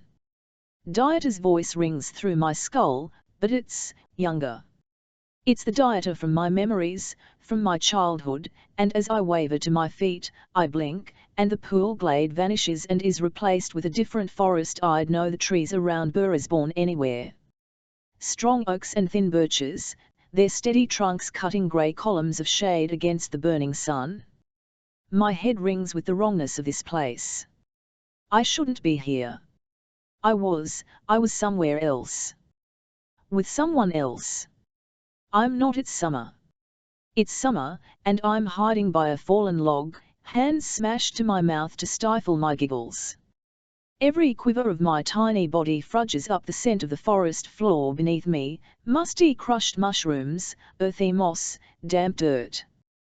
"Fritzchen," my brother calls again. He'll never find me here. He always overlooks this rotting log. He'll never. A noise pierces the air. Like a scream, quick and jarmed and high-pitched. "Fritz, Fritzi! Come quickly!" I'm on my feet in an instant, my airy, summer-light kirtle swaying around me, smeared with dirt stains, pockets stuffed with fragrant mint leaves from a plant I'd found a few paces away. I spin in a circle, eyes stealing through the trees, the columns of shade and light, shade and light. "Fritzi! Hurry!" My body takes off like a shot, yanked toward him. "I'm coming, Dieter." I skid down the side of a hill, round a thick oak, and see my brother kneeling on the ground next to something. My brain doesn't see it at first. It's a mound of dirt, bits of fuzzy mold. Only that isn't mold. It's fur. It's a cat. One of Mama's cats. Something jagged has torn right down the side of her body, spilling dark blood across her orange fur. I drop to my knees across from Dieter. Oh, no. Oh no. It's Klein's Madchen. Mama will be so sad. The tiny cat's stomach quakes still, lungs greedily dragging at a few last breaths. Her front paws twitch in futile kicks at the air. She's alive. I start to stand. Mama can save her. Dieter grabs my wrist. I'm grounded in this moment. In staring into my brother's eyes. Nothing else exists. Just him. Those swirling, vicious blue pools that seize every spark of fire in my body and hold me captive as Mama's newest kitten lets out a mournful howl between us. It's too late for Klein's Madchen, Fritzi, Dieter tells me. And he grms. No, it's not. Mama can. Dieter raises his other hand. He's holding a knife. Why does he have that? What's he going to do? I pull against his grip. Dieter! Let me go. I have to tell Mama. Mama, Mama, Dieter sing-songs. Mama. I don't think she can hear us. He lifts the knife over the kitten's head and brings it down in a single, powerful swoop. The blade crunches into the cat's skull, bone popping, the dirt beneath sucking the knife in with a wet plop. But the noise that comes out of the kitten's mouth, a warbling squawk, it palpitates in my ears, echoes on every heartbeat. I scream. Dieter's grip on me clamps tighter, his knuckles vividly white, the veins in his neck bulging. He cuts his empty eyes up to me, grinning.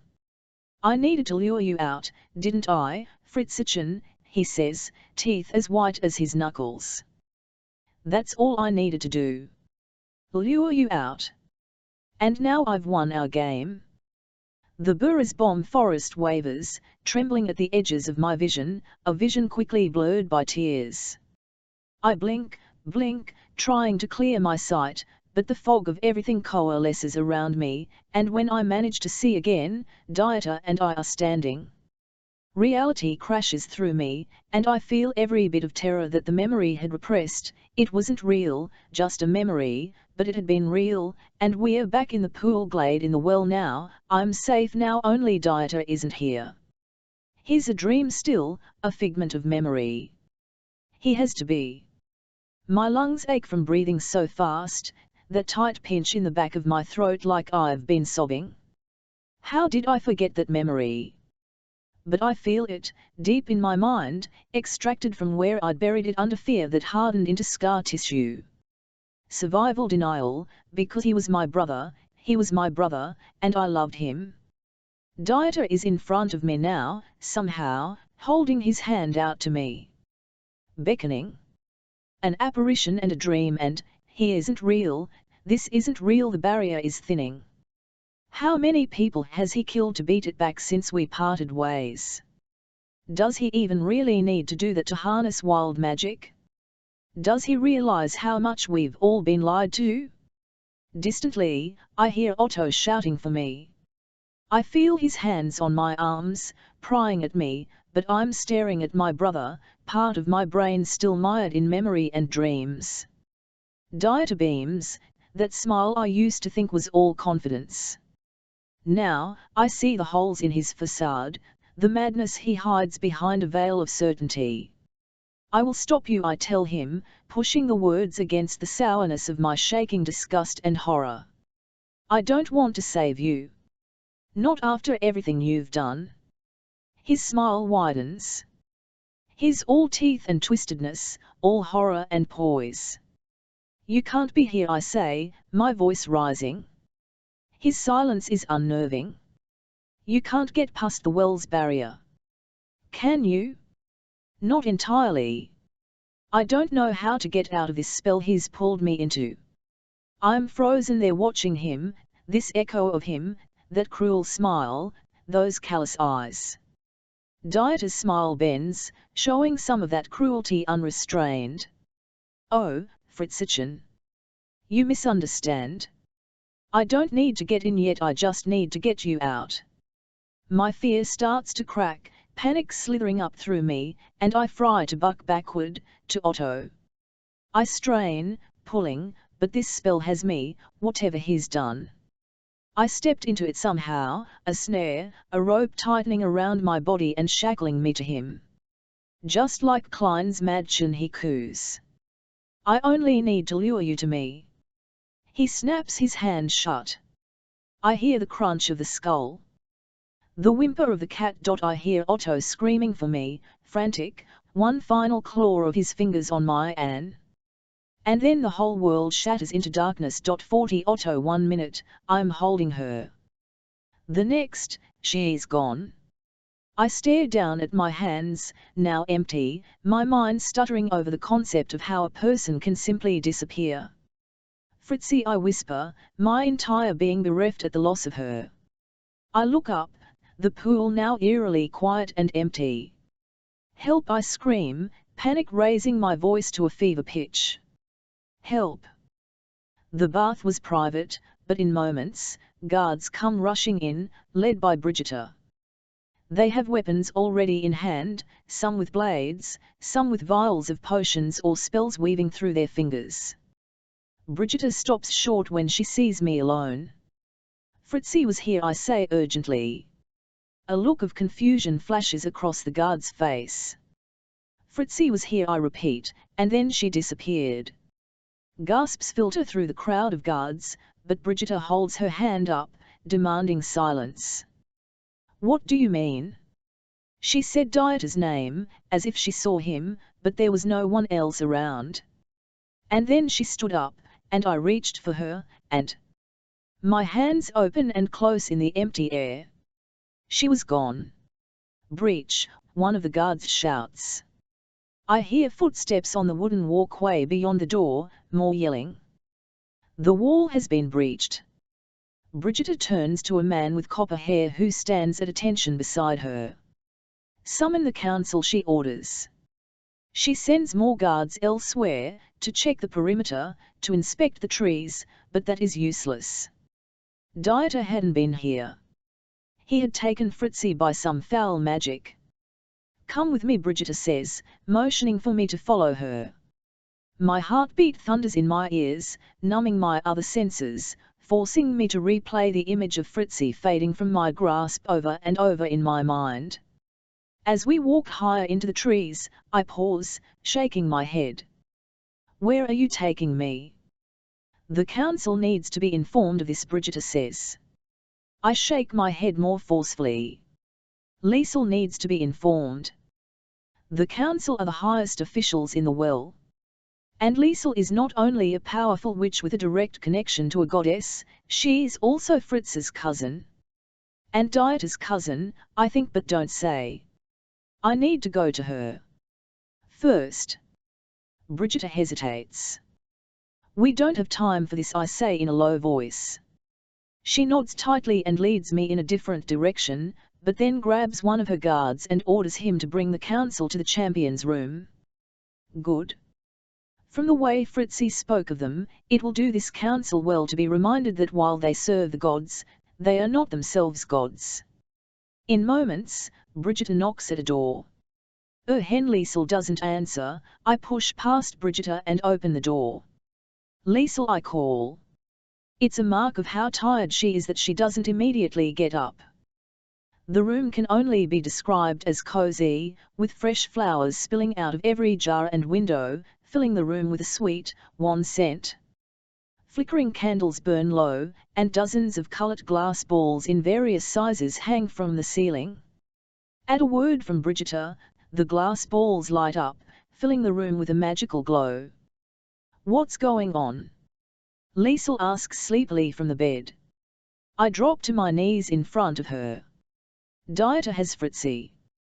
The girl's instantly awake, shooting up in the bed. She swings her legs over the side and rushes to the closest table, wrapping her hand around the candle flame as if it were merely a flower to pluck from a garden.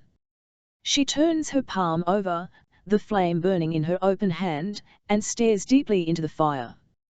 Behind me, I hear the arrival of more people, judging from the gold embroidery and haughty expressions. These must be the priest and priestesses Fritzi spoke of. They draw up short, watching Liesel perform her magic, but one of them, the youngest, a woman, pushes the others inside and closes the door so that we're alone. She's in Baden-Baden, Liesel says with authority. But there's a cloud around her. My powers are blocked. She grips her hand into a fist, and through the smoke rising between her fingers, she meets my eyes. It's Dieter. The priest behind me sucks in a breath. He should not have been able to breach the protection barriers around the well.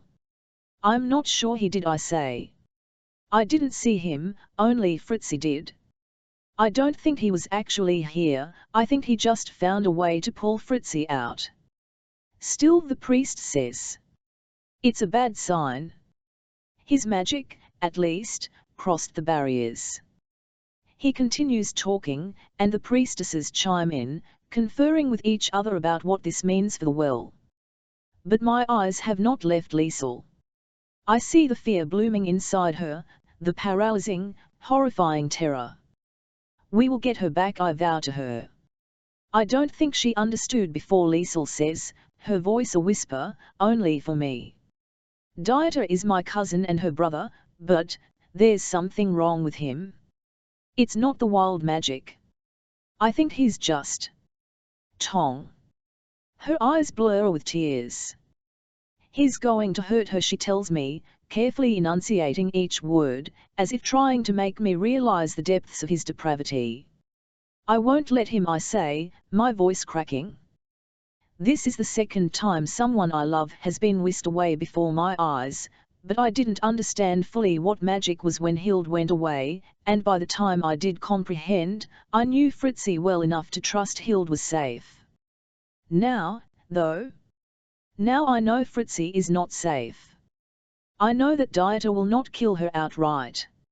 I know he will torture her. I am not there to protect her. I am not there to save her. What use is a goddess calling me a warrior if I cannot even fight?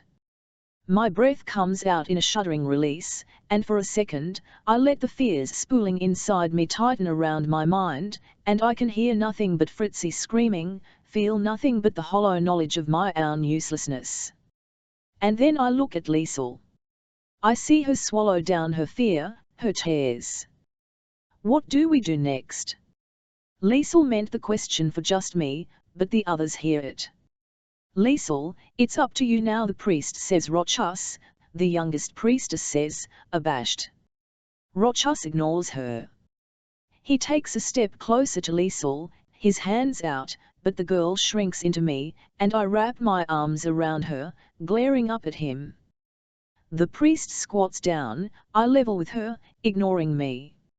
Liesel, you need to bond with me. Champion and warrior, as the goddesses designed our people to work together. And together, we will go to Baden-Baden and save Fritzi.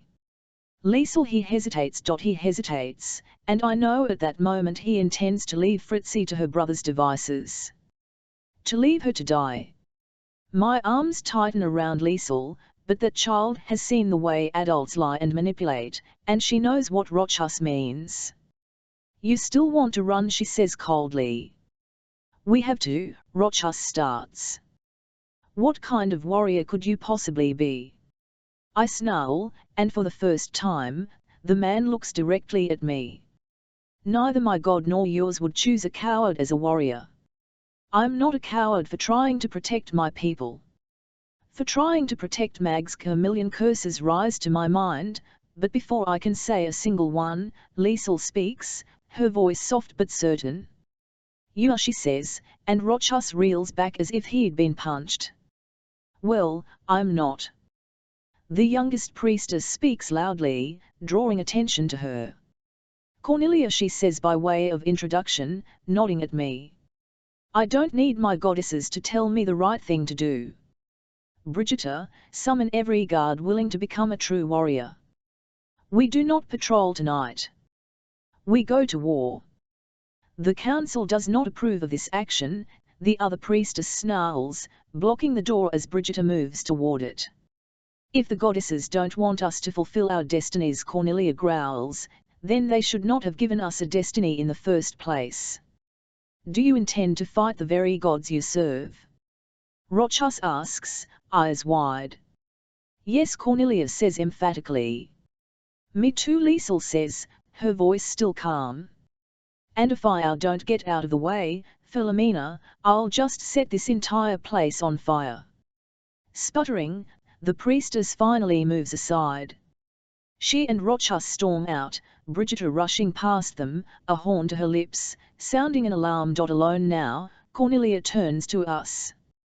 I can reasonably count on 50, maybe 100 to join us tonight, she says. I don't think that will be enough, Liesel says. I didn't get a full glimpse of the number of hexenjäger troops Dieter brought with him from Trier, but he has enough to turn this into a bloody battle. Even alone, however, Dieter is more powerful than I can comprehend. We need something that can take him down, I mutter. Neither of the others heard me. Cornelia is focused entirely on Liesel, speaking directly to her. The bonding potion is the most effective way to sever the well from this world, but there are other ways. Messier ways.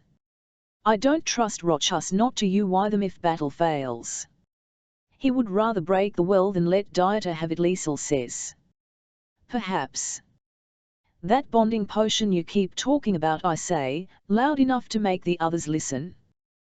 That's what we need. Cornelia looks confused.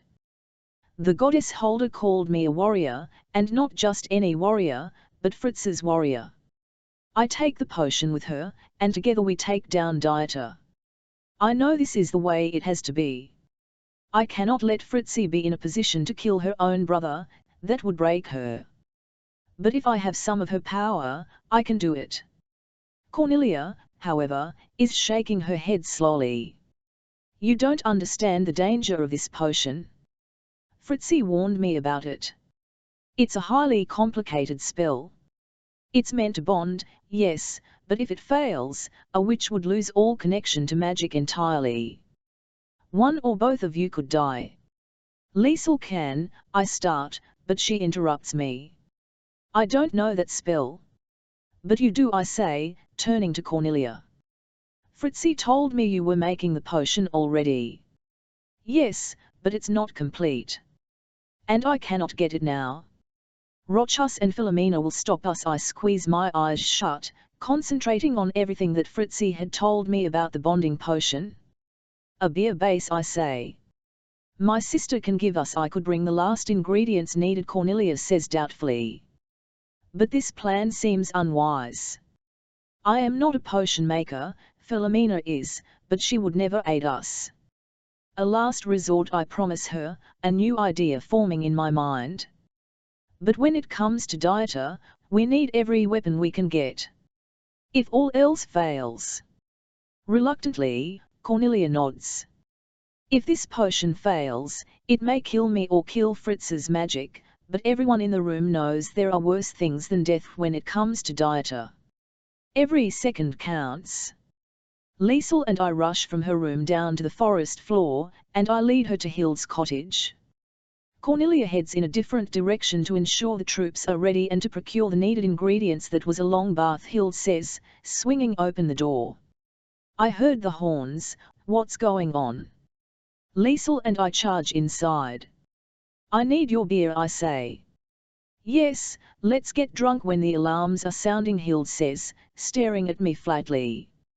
It's for a potion, Liesel says. Hild visibly melts in front of Liesel. The girl looks angelic, even when awoken from sleep in the middle of an emergency. What do you need?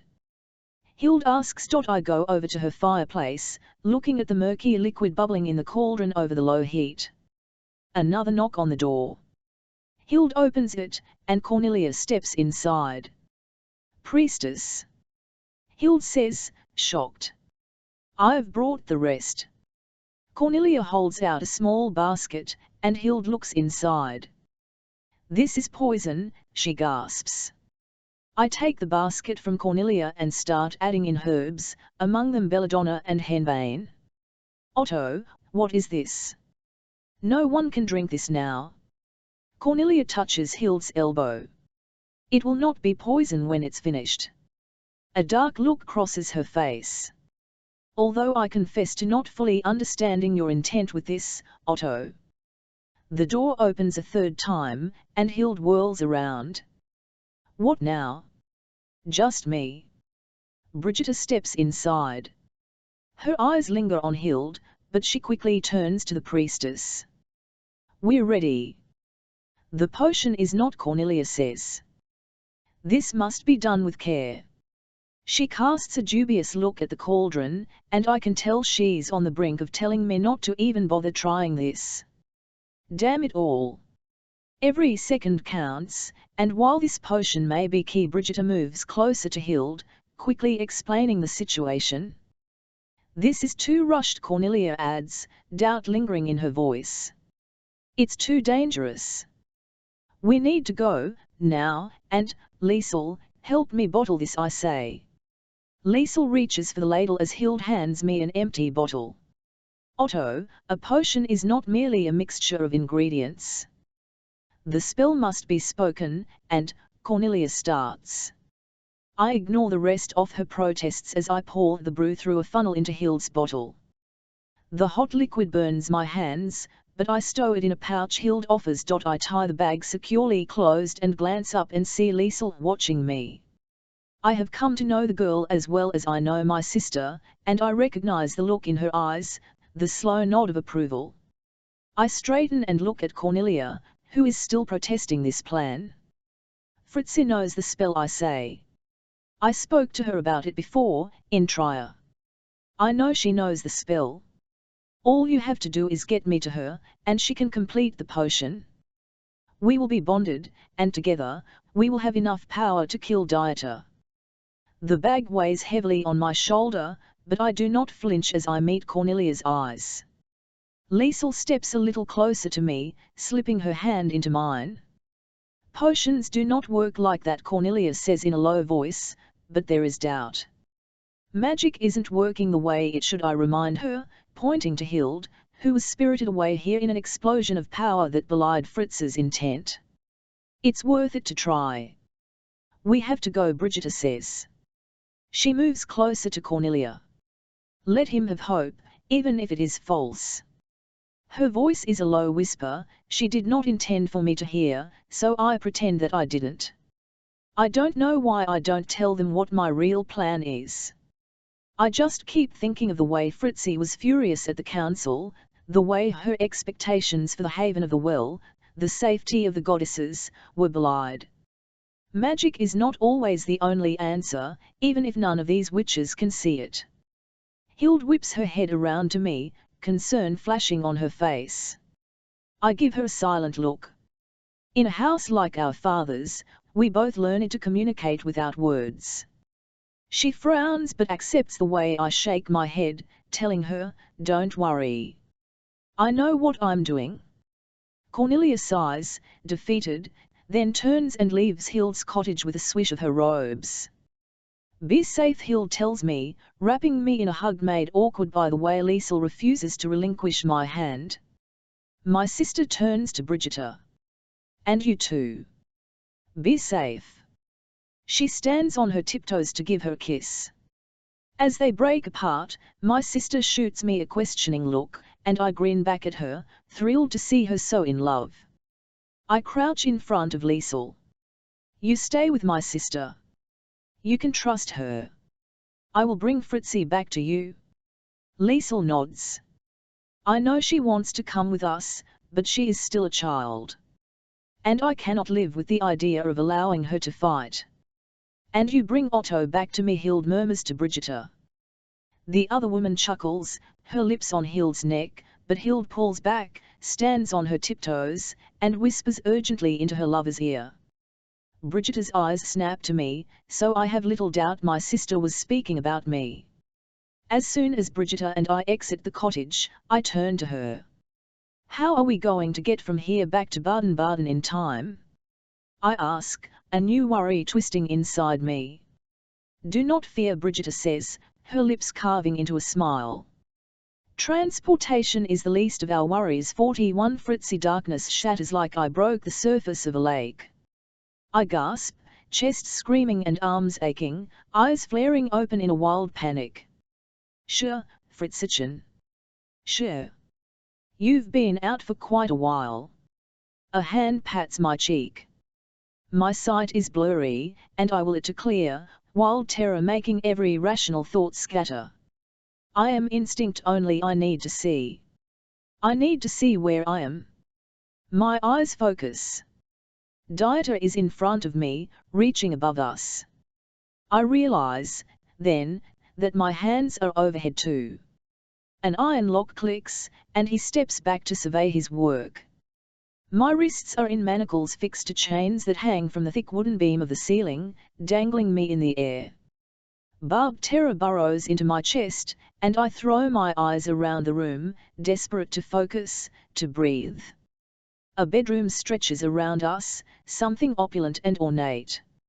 A wide canopied bed towers in front of me, a roaring fireplace to my left, with a table to my right holding a steaming porcelain cup of tea and a tray of delicate springle cookies by a window that shows buildings, houses, things I think I recognize. He has not taken you far, says Holder. Fritzi, I'm so sorry. They are coming to help you. I promise, they're coming. My head throbs, and I dip my chin to my chest, arms stretching painfully over me, the tips of my toes barely brushing the floor enough for me to keep weight off my fists. I'm barefoot. Barefoot because I'd just been in the bathing pool with Otto. A tear leaks down my cheek, and my eyes snap shut. How long until they get here? I ask Holder. She doesn't respond. Tut tut now, mean Schwester, no more sleeping. Dieter pats my cheek again, harder. We have things to do before tonight. I fry to question him. To speak, in any way. But I feel something in my mouth. Metallic, hard, like a bit on a horse's bridle. I prod it with my tongue only to feel that it encases my tongue, pulling it out grotesquely so I can't speak, can only moan in a panicked rush as my gaze flies to my brother. I have to give credit where it is due, humans are ingenious when it comes to developing ways to stretch the body to its limits. Dieter tugs on a bar that runs along my jaw, and I feel how the whole thing loops around my head, yanking my tongue out. They developed this to keep a witch's tongue from wagging during interrogations. Which seems pointless, doesn't it? How can you confess your sins to their most holy of men if you are as good as muzzled? But it isn't about confessing, we both know. All they want from witches is silence. He uses his finger hooked through the bar to lean in closer, tugging my face to his, the heat of his breath scorching and vile. But with this, you won't be able to cast any spells, will you? Go ahead and try. Mumble for your goddess. I do fry. It comes out garbled, a desperate, choppy churn of noise. Dieter beams and releases me, my body rocking in the air. He turns, grabs something from a chair by the table, and faces me again, holding it up triumphantly. The bottle he'd brought to Burr's bomb. The bonding potion he'd wanted me to take, to connect my magic with his. This is your last chance, he tells me sweetly. If you agree to take this bonding potion, all this stops. Your mouth open like that, all distended, you can drink this potion easily. That's all you need do, sister. Nod, will you take it? He waits. He has to. The magic will not work unless I take the potion willingly. It's part of the spell, one person brews the potion, the other drinks it, and only then, with that level of trust, will the bonding spell work. But if I become bonded to Dieter, he will drain magic from me, use me until I am nothing left but a shell of a person, refilling my body with power like his own personal store of magic. Panic dizzies me so powerfully that I feel myself on the edge of passing out again, blurred vision palpitating, clouds of fog encroaching, frighted. Holder shouts, her voice ripping through my head. Please, I know I have misled you. But please, you have to sever from the well. Accept wild magic. Now, please, save yourself. How? I whimper. How? I can't speak. I can't do anything. Tears burn my cheeks. I fight through them, fight for a squirming shred of strength, and glare at Dieter. I shake my head. His deranged hope falls. Crashes off his face in a tight glare. Friederike. I do not think you understand what is at stake. I hold my glare on his eyes. Maybe it's for the best that I can't speak, at least this way, I can feign resolve. Inside, I'm falling apart. Dieter's lips purse. In a flash, he hurls the bonding potion into the fire. The bottle shatters, flames eating up the potion in a sudden gust of heat and intensity, and I flinch helplessly, manacles clanking. Dieter straightens his tunic, smooths his blonde hair back. You chose this path, Fritzchen. Remember that. We did not have to do things this way. You chose this. Then he grins. He grins, and it pierces my stomach with cold. I have other ways of getting your magic, he tells me. The bonding potion was merely the least. Messy. But. He lunges toward me, hand clamping to my jaw, holding me close as he exhales down into my face. We are fated, you and I. Did the voice not tell you? It told me. The great vision for us. You and I, champion and warrior, warrior and champion, bound together to change the world. I go slack. Holder? Is he? I'm so sorry, Fritzi. I told him many things before I realized the lengths he would go to. This is not what I intended. I had dreams of the greatness the two of you could achieve, but here's you didn't tell me. I'd be sobbing if I could. As it is, I choke down cries, tears dripping over Dieter's fingers on my jaw, and I slam my eyes shut. You didn't warn me. There is silence. Heavy with guilt. I am so sorry, Fritzi. Oh, no, no, no, Fritzi. I told you, stay awake. Dieter turns away, toward the fireplace. We have things to do. More now that you have chosen the harder path. Don't make me regret keeping you all to myself. He crouches by the fireplace, his back to me, and I use this moment to look up at the manacles. They are locked tight, my hands white with strain, and I'm not hanging close enough to anything to try to kick at a weapon or break free. Sweat beads along my skin, trickles down my spine, cold and hot all at once. My hexenjägers know it was you and the captain who made fools of them, Dieter says casually. He twists something in the fireplace and sparks rear up. They'd love nothing more than to exact revenge on you, my pretty sister. Oh, how they cheered when I told them you'd been captured. He laughs, something high and grating. They do not realize the 20 Baden-Baden citizens I had them burn are the reason you were captured, but then again, they have not realized the truth in any of this. He burned 20 people to get to me.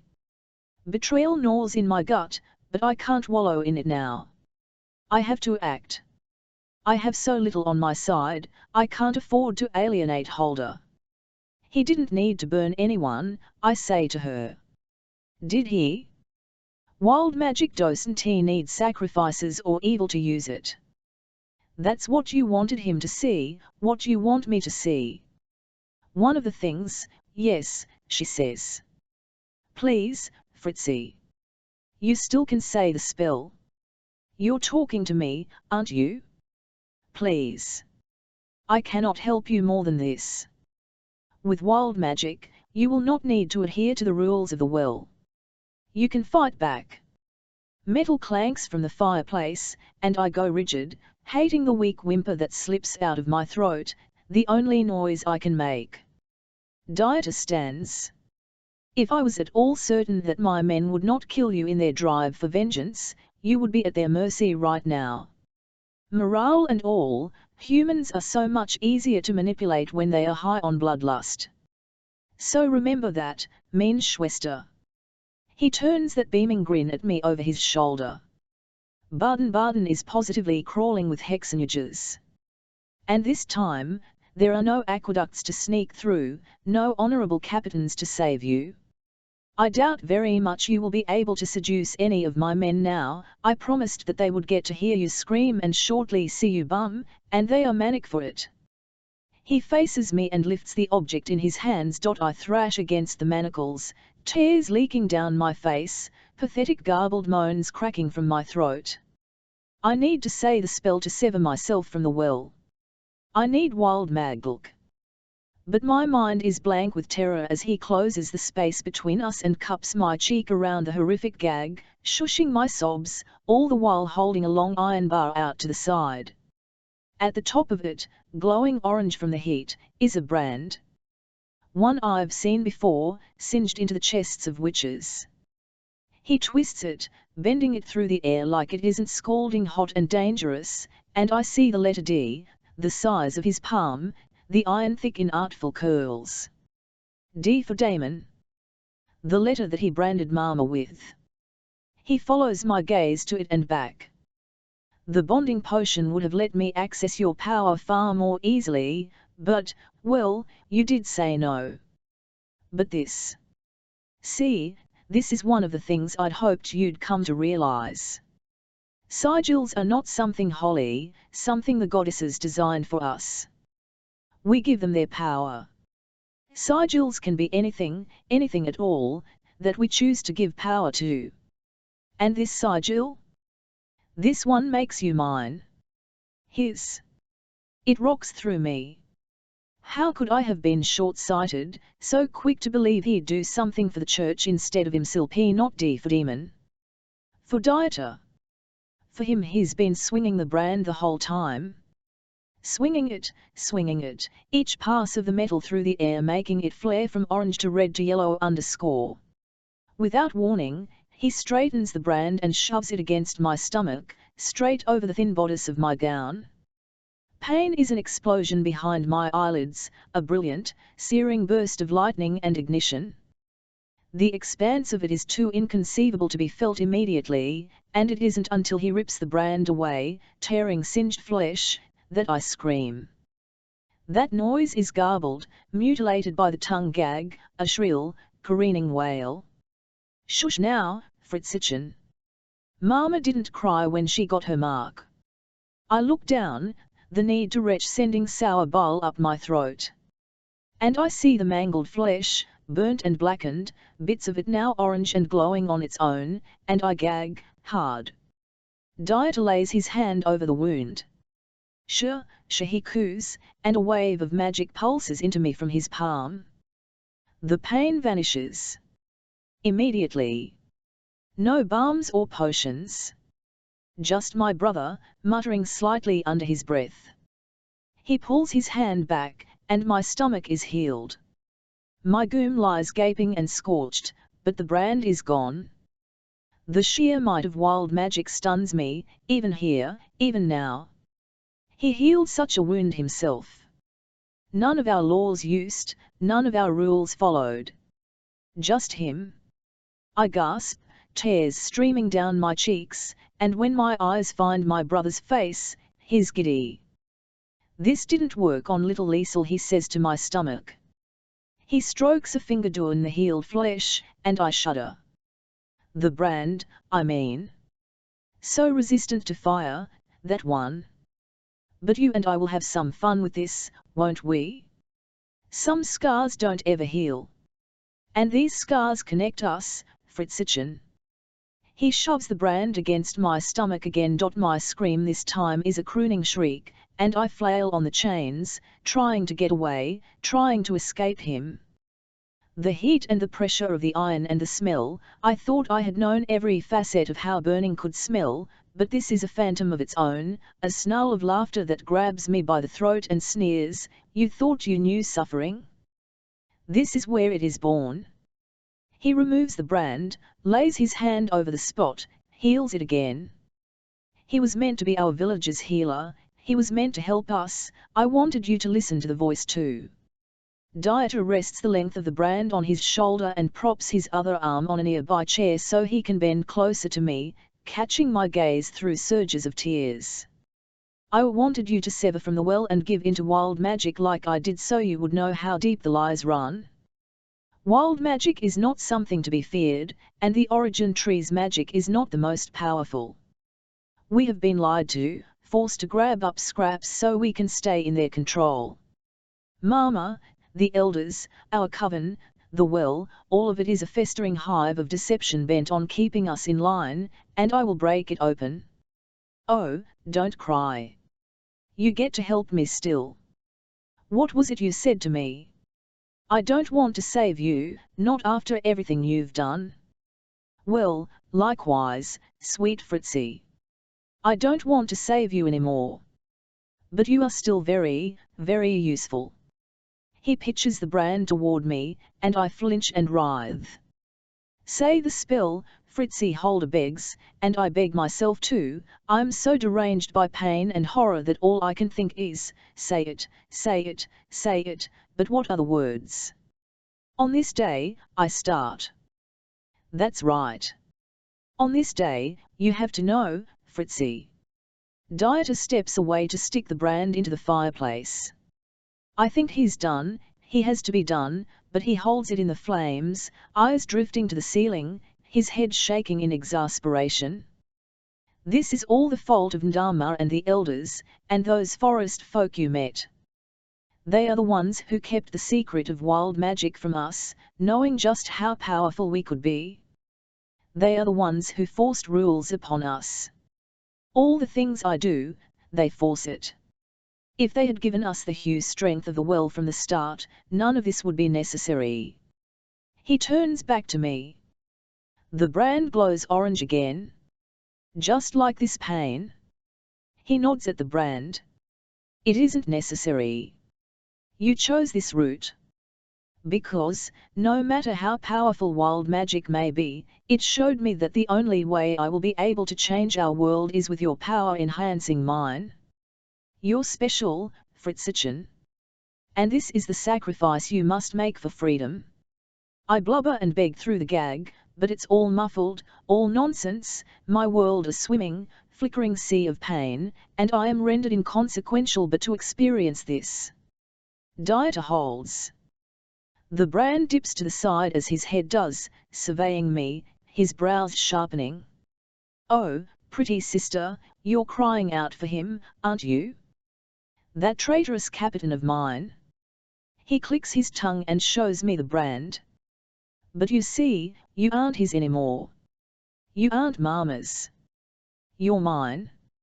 And when you burn tomorrow, these brands will make sure that every drop of the wild magic your death generates funnels straight into me. The barrier will fall. He snaps his fingers, just like that. He shoves the brand high against my collarbone. I pass out. Darkness yanks me down, clown, and I see Holder there, see her screaming for me, but her voice is soundless, soundless like I am, her tongue in a gag past her. I see the origin tree. I see forest folk gathered around it, defensive lines, hands raised outward to face an enemy I can't spot. They weave spells around the tree, creating the barrier, the well. This is the start of the well. A jolt of magic rushes TLN off me, and I snap awake to Dieter pressing his hand against my chest, healing me again. I shake my head, it's all I can do, shake it and whimper when he lifts the brand, twists it between us. His eyes roll over the wicked IND before dropping to my healed skin, the holes in my gown. He places it back against my stomach. Holds it through my writhing, my screaming. I pass out again. The forest folk are around the origin tree. This is what I wanted you to know, Fritzi. Holder's voice is different here. Clearer, less restrained, and something in this liminal space of unconsciousness and pain must finally be breaking TLN off her layers of magic kept secrecy, where the other goddesses can't see what she's showing me. The forest folk protect the origin tree, she says, but it was not always the source of magic. Magic used to be all wild. It used to run and flow freely. She shows me the world, the wide world of witches casting spells and their warriors guarding them, and none of the spells they generate follow our rules. But there has always been threats to our kind. The hexenjägers are the latest iteration. The ones before them, the Romans, all but wiped us out just the same. And so my sisters and I gathered as much wild magic as we could and trapped it in the origin tree. I see the forest folk again, creating the barrier, guarding the tree. We set up rules to access the origin tree's magic and created the tale that wild magic is corrupting. We bestowed the responsibility of enforcing those rules on priestesses and elders. We thought, if we made accessing magic more controlled, and convinced witches and normal people alike that the only evil magic was wild, that it would make good witches less feared. Less of a target. We were wrong. Wild magic is still in the world, though less of it, with what we took to fill the origin tree. Evil sisters do not agree with what I know to be true, that capping our witches' powers was never the solution. Controlling magic was never going to be enough to convince the world not to fear us. You must fight back now. You must break your connection to the well and open up to wild magic. It is the same power. It will not harm you. I am so sorry, Fritzi. Dieter rips me into consciousness again. I come, gasping this time under both pain and realization. Clarity is startling and vile and a relief. There is too much she wants me to do. Too much beyond this moment, and my brain retracts to only this moment, because I am all body and flesh under my brother's insanity. Dieter didn't get this far in Holder's crusade, or he wouldn't be doing this. He doesn't need to do this to me.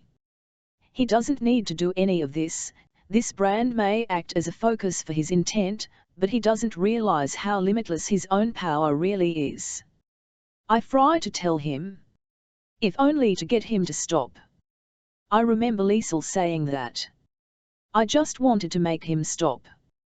He reheats the brand, moves it to the spot on my collarbone. Adds a new one, on my thigh, singeing through my skirt. The air hangs heavy with the stench of burning flesh. I am screaming at a pitch I have never heard before, twisting against the chains, my wrists chafing, my toes scrambling against the floorboards slick from my sweat and tears, and I cannot escape this, cannot think on this day and from this hour. I need to say those words. I need to think them. I am all need to stop this pain, to get Otto, help me, sever from the well. Wild magic is the same as the well's power, all along. The goddesses thought they were keeping us safe. They lied. Dieter steps back, his head cocked appraisingly. Beg me to heal you. He says it so calmly, so straightforward, that I anchor to his words for their cold hardness. Beg me, and I will consider it. I whine, throat bruised and blistered, sweat and tears drenching me, but when I look into his eyes, I glare at him, utter, rooted hatred. Dieter shrugs. I did try to be merciful, over and over. What will your Captain Hall think? You, all damaged like this. He reaches up above me. A click, and the loop holding the manacles releases, plummeting my body to the floor. The resonant impact of the fall holds me captive, and I lie there, pliant and defeated, sweat slicked and in such pain as I have never felt. I squirm to find a position that doesn't hurt, but my arms twist in the manacles, concaving my chest over the two brands there, and my skirt pulls at the burn on my thigh, goring it deeper. Dieter crosses to the door and uses the iron rod to beat on it. She's ready. The door opens. Two hexenjägers enter, already laughing. The moment they see me, their laughter hardens into something hungry. Chain her to the stake, Dieter tells them. He folds himself into a seat at the table and lifts his tea, his face bathed in the fading evening light. Spread word to find your stations after, the burning starts soon, and I do expect we'll have some misguided attempts at rescue. The jaggers approach me. I will myself to pull away. To fight back. My mind screams to act, but I am nothing, I am pain. One grabs the chain between my hands. The other swoops under my legs. The agony of shifting, of being yanked around, darkness throbs, beckons, oh, do be gentle with her, Dieter calls from the table. She is, after all, my sister. One of the jaggers chuckles. They haul me from the room, and I can't even whimper anymore. I'm a shell, scraped raw, watching my brother in a perverted hypnosis as I'm carried out. How are we expected to defeat someone like him? No magic is strong enough. Fritzi, comes Hulda's voice, choked with tears. She says nothing else. Just my name. Just that plea. My eyes pinch shut, my body swaying in the hands of the jaggers. The agony palpitating out of each brand lives inside of me, building on each inhale only to build again, never ending, like the forest, like those trees, like. I want to cry out for Otto. I want to scream for him. The wanting and the missing wells up in my throat, but I am gagged and bleeding and ruined. He's coming to save me, Hulda said he is, but he's too late. What will he do when he finds me like this? He'll get himself killed. I can't let him fight Dieter, not when I'm in pieces. Delirium is taking me, I'm not sure whether any of this is real, or if I'll wake back up in my room in Burisborn to Mama bent in work over the kitchen table. On this day and from this hour she sings. There is flour in the air. The sweet smell of baking pastries. I sing along with her. I feel the vibrations of the words throb through my body, past the pain, past the fear. Once, I would have done this to prove the well wrong, in a way that is so similar to Dieter's intent. To stand up against the control they enact over us. To willingly, eagerly prove what Hulda showed me, that we can access wild magic without needing the evil sacrifices they said we did. To show them that wild magic is more powerful. But now, in this whittled moment, I do this to save the man I love, and Liesel, and all the witches and victims of the hexenjägers. I do this to reclaim myself because I have been brutally unmade. Once ever hear the well's one power. Soul thus rendered, alone I wot, only I will now hold my fate. 42 Otto I grew up with tales of the wild hunt. The hunt, my stepmother told me as she tucked Hild and me into bed, presaged war and death. An army of ferocious beings would storm across the land, chasing dragons, and if you saw the hunters, you may be driven mad, or you may be forced to join their war and destruction, or they may simply kill you for the fun of it. The horses they rode were large and demonic, with red eyes and hooves sharp as swords. Hild hated the story and would beg our mother to tell her that it was all false, but every time, before my sister fell asleep, I'd click my tongue to sound like horse hooves to rile her up. Our mother always warned me that if I continued to be naughty, the wild hunt would come for me. I never thought it was real. Until now. The horses that carry us are larger than any I've seen, but their eyes glow like amber, not devilish scarlet. Most of the guards are already mounted by the time Bridget escorts me, Liesel, and Cornelia to where they wait. I see now why the wild hunt has the reputation of fear that it does.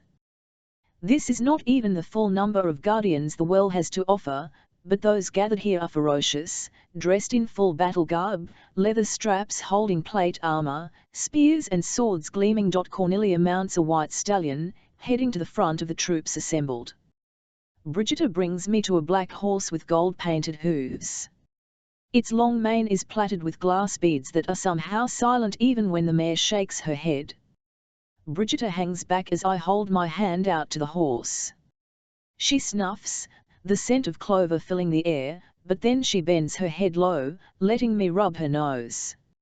I glance back at Brigitta, who visibly heaves a sigh of relief. "She'll let you ride her," Brigitta says, as if that had been in question. I start to ask her what her concern had been, but the woman strides closer to me. All around us, the other horses stomp, blowing puffs of breath into the chilled night air. Brigitta moves behind me, her lips close to my ear, careful that only I hear her words. "This is Skox," she says. "The fastest horse we have, and the smartest. Our people are going to be focused on the fight. You, Otto Ernst, are not our warrior. You're hers." Brigitta gives me a significant look as she steps back, and I understand exactly what she means. One man on a swift horse can get to Fritzi faster than an entire army, should the opportunity arise. Brigitta and Hild are close, my sister must have told her of what she knew I would want to do. I swing into Skox's saddle, and I can feel the power of the horse under me, eager to ride. Brigitte mounts her own horse, a dapple grey wearing a red leather saddle. She raises her arm, and silence falls among the army assembled. Tonight we protect the well by leaving the well. We defend magic beyond our border. Tonight she yells, her voice ringing out, we ride. She looks directly at me, eyes boring into mine, as she throws her hand down. I grab Skox's reins and dig my heels into her sides. All around me, fighters and horses charge toward the border of the well. My senses are overwhelmed with it all, thundering hooves on all sides, the scent of petrichor and soft earth spraying up, the sharp snap in temperature from warm to frigid as we break into the black forest. I am at once a part of something larger, this strange, wild hunt with nearly 100 warriors and as many mighty steeds, and also utterly alone. I lean over Skox's body, my arms clutching her withers more than the reins, trusting the horse as we charge forward. My eyes squint through the darkness and the wind, and it feels as if there is no one, nothing in the world but me and my horse and our purpose. Skox does not merely gallop through the black forest, she flies. I keep my head low against her neck so that I don't run the risk of being knocked off by a branch, but the horse knows the forest well. Skox does not hesitate as she leaps over running water, weaves between trees, and crashes through the undergrowth. When we burst TLN off the edge of the forest, I recognize the road where we met Johann and Dieter. Skox's hooves crunch through fresh snow. It takes only minutes to reach the path, go past the old, ruined castle and toward the edge of Baden-Baden. Although Skox has pulled ahead, the others catch up with us here. A battalion of hexenjägers stands stiffly along the road leading into the city. Baden-Baden is not large enough to merit a wall like Trier, but the soldiers make their own wall, spaced out at attention, black cloaks billowing, silver enamel badges glistening in the moonlight. I pull on Skox's reins, slowing the impatient beast as I eye the hexenjägers. All around me, the other soldiers do as well, approaching carefully, weapons drawn. The hexenjägers have no right to be here, we are well away from the diocese and the archbishop's influence. Besides, Johann said Trier was in turmoil, why haven't they protested Dieter bringing them all out here to the southern edges of the empire? My hand drops to my sword hilt, but I don't draw it yet. Why aren't they moving? Over the horses, I meet Brigitte's eyes. She was watching me, hoping, I think, that I could excuse this strange behavior. I kick Skox forward taking the lead, and Brigitte holds up an arm, keeping the others back as I approach alone.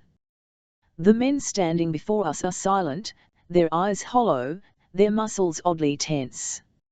As I draw closer, Skox stamping with impatience, I can see the ropey tendons of the men's necks sticking out. I swallow, uncomfortable at the sight. Nearest me, the one closest to the road, is Johann. I lean over Skox without dismounting, trying to meet Johann's deadened gaze. The boy attempted to help us on the road, he was happy that Trier rioted against the archbishop's terror. But now his eyes are unfocused, and even though every muscle in his body is taut, there's an emptiness to him. A spider has found its way to his shoulder, and I watch as the creature crawls over Johann's face, 8 legs pricking over his cheek, and the boy doesn't flinch. Bile rises in my throat as the spider crosses the bridge of Johann's nose, up to his left eye, a thin line of its black leg crossing the red veins streaking the white eyeball. Johann doesn't blink. But, I think, perhaps his eyes are focusing, even if they don't really move. He's not entirely hollow inside. There is horror there, a raw screaming honor that cannot escape his mind. I have to save Fritzi, I whisper to the boy. But I will come back for you. I wheel Skox around, racing back to the wild hunt. I don't know why they are frozen, I tell her, but this is Dieter's work. No human can be this still. Then it is a trap, Cornelia says, pulling her white stallion up beside Brigitte and nods solemnly. We have to get past them. I meet Brigitta's eyes. Dieter has put these eerie human toy soldiers to stand in our way. They will attack at any moment, surely. You go first, Brigitta tells me. Cornelia starts to question her, but Brigitta shakes her head, arguing that speed is of the essence. Cornelia may be an elder and a priestess, but on the battlefield, it's Brigitta who is wisest. Cornelia bows her head, agreeing that I should go on ahead. The youngest one, there I say, as I turn Skox around, pointing to Johann. If you can, save him. Brigitta scowls but nods. At that, I touch my horse's side. Skox responds immediately, a coiled spring waiting to launch, turning and breaking into a trot, wending around the stiff soldiers. A few paces behind me, the forest folk follow. I'm about halfway past when a ripple goes throughout the crowd of hexenjägers attack. One of them bellows, Jaggercock, a friend, I recall, of Bertram's. Kill them all. The hexenjägers burst into a flurry of action, oddly rapid, given the stiff way they held before. Skox easily dodges blows, and I use the hilt of my sword to smash into the skull of one that draws close. I don't want to kill them, but I can't let them delay me. Fortunately, the forest folk draw most of the attack, and the hexenjägers surge past me, swords drawn, charging at them. I urge Skox forward faster, but not before I get a look at the eyes of my former compatriots. They are all eerily empty and blue, not brown or hazel or green. Each man now has Dieter Kirch's eyes. While they attack using the same skills that were drilled into us as youths in training, there's an odd nature to the fight. I see one Jagger slashing in the air, fighting an invisible enemy. Two others bump into each other, bouncing off their shoulders without any awareness of having come so close to an ally. They fight as if enchanted, as if they see something in their strange blue eyes that none of the rest of us can see. Their blows come low, at the horses' knees rather than at their riders. Dieter has possessed them, somehow, I think, as I break through the last of the hexenjägers and pick up speed, galloping down the road toward Baden-Baden. He expected opposition, but not monstrously huge horses. I wonder what the hexenjägers think they fight, what hallucination is infecting their minds. With the battle on the road behind me, the small city of Baden-Baden spills out, blossoming into a myriad of smaller streets. I head straight to the Totem's center square. It is so silent. Skox's hoofbeats are thunderous. My hands tighten on the reins, fear stabbing at my heart. It's late, but not that late. And while Advent was a time of fasting and sacrificing and quiet self-reflection, Christmas to the end of the year is a time for joy and celebration and raising candles to cut through the darkest time. There is nothing now but silence. As I draw closer to the center of town, I see a series of wooden stakes along the road. I pause to count them. 20 black stakes, kindling now nothing but ash and soot at the base. Each one leads deeper into town. It is a horrid trail made of the remains of innocent people burned as witches. And it leads me to one last stake, right in the center of the empty town. Fritzi is tied to an enormous pole made of yew, its pale color a stark contrast to the blackened stakes along the road. Her chin rests on her chest, her unbound hair swinging over her face, gleaming gold. For a moment, for a horrid, pain-wretched eternity, I think she's already gone. But then she twitches, and even though she's bound, even though she's unconscious, the sob withers inside me. She's still alive. Through the veil of her loose hair, I catch a glimpse of dark metal.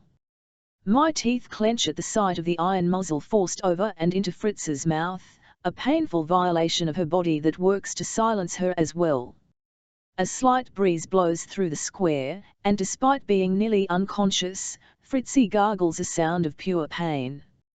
My eyes widen. The breeze was barely enough to disturb her gown, but her clothing has scorch marks all over. The center of her dress is burned away, exposing Fritz's pale belly marred with black and red burns, the welts so painfully sensitive that the barest kiss of wind makes her writhe. Blood speckles her once beautiful gown, which now hangs in threads across her body. My blood boils. Will take pleasure in smashing each of Dieter's fingers under my boots for daring to touch her this way. I will relish in his screams as I rip the tongue from his foul mouth. And then I will take even greater pleasure in crushing his throat beneath my heel and watching the life leave his already soulless eyes. Oh, look! A male voice calls out, mocking me. Skox prances nervously, as if she also knows that Dieter is a more formidable foe than any she has ever faced before. I dismount, looping my reins on the pommel of the saddle so they don't drag and catch. Go to Brigitte, I tell the horse, somehow confident she can understand me. Lead them here. Hurry. As soon as I take a step closer to Fritzi and the stake, Skox turns, neighing, hooves clattering over cobblestones so violently that sparks erupt. The horse is gone in seconds. Send help, I pray, to my God, to the goddesses, to any power that will listen. I draw my sword and strain my eyes to see into the shadows. I expect Dieter to face me. I expect one man to approach. Instead, hundreds do. Their footsteps make the ground rumble. They are in sync, perfectly moving as one. There are old men and women who stumble, they should have a cane or an ant to lean on, but don't. There are children, Liesel's age or so, their paces oddly elongated to match the tread of the others. There are adults. A huge man with biceps the size of a tree trunk, probably a blacksmith. A slender woman I think I recognize from the market when we first passed through Baden-Baden. Another dusted with flour, another wearing a butcher's apron. Hundreds and hundreds of people emerge from the alleyways, skulk down the streets, pour from the buildings, all walking in even steps, all wearing the same empty, blank expression, eyes drooping, mouths slack. Dieter is a puppet master, using these people as his unwilling army. Movement on the stake makes me whirl around, my attention on Fritzi. She stirs, barely conscious. Fritzi! I shout.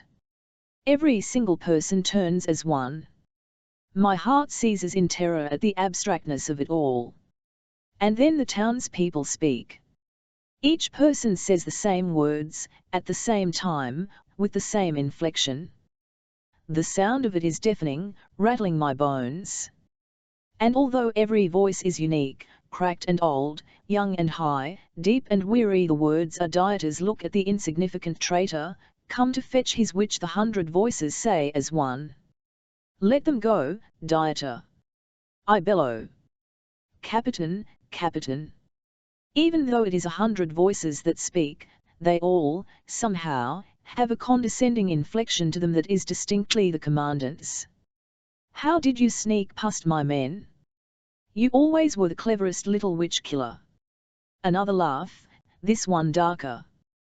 The cleverest little witch killer who never did kill a witch, did you? You'll be my first. I shout. The giggles from 100 different throats, high-pitched and manic, are worse than the sarcastic chuckles. I weave through the people, trying to draw closer to Fritzi. Every step I take is blocked by another townsperson. I'm unwilling to cut my way through the crowd of innocents, but Dieter knows that he's not only mocking me, he's delaying me from reaching Fritzi. A barking laugh that rings in different pitches but drips with the same sardonic bitterness on every voice echoes throughout the square, deafening. She's not yours, Ernst. She's mine. Didn't you see the way I branded her? It was a D, mine Captain, not an O. I grip my sword, praying to find Dieter among the crowd. My hand grips the hilt so hard that my fingers ache, but there is nowhere for me to expel the hateful rage boiling inside me. On the stake, Fritzi moans. She's not dead yet, I remind myself. I reach into the bag slung across my body, my fingers wrapping around the neck of the brew I made. It's not too late. Behind me, I hear the rising thunder of the forest folk warriors who've come to save Fritzi, to protect magic. Hope surges inside me. For a moment, Dieter's hold on the crowd breaks, and their bodies all bend forward, drooping as if they are puppets with cut strings. He did not expect me to have reinforcements. He has laid out traps, the hexenjägers, these townspeople, but I do not think Dieter truly expected to be met with a strong force. The forest folk were a sanctuary, not an army, and I doubt Dieter thought anyone would get past his first layer of defense. He didn't expect me to have friends.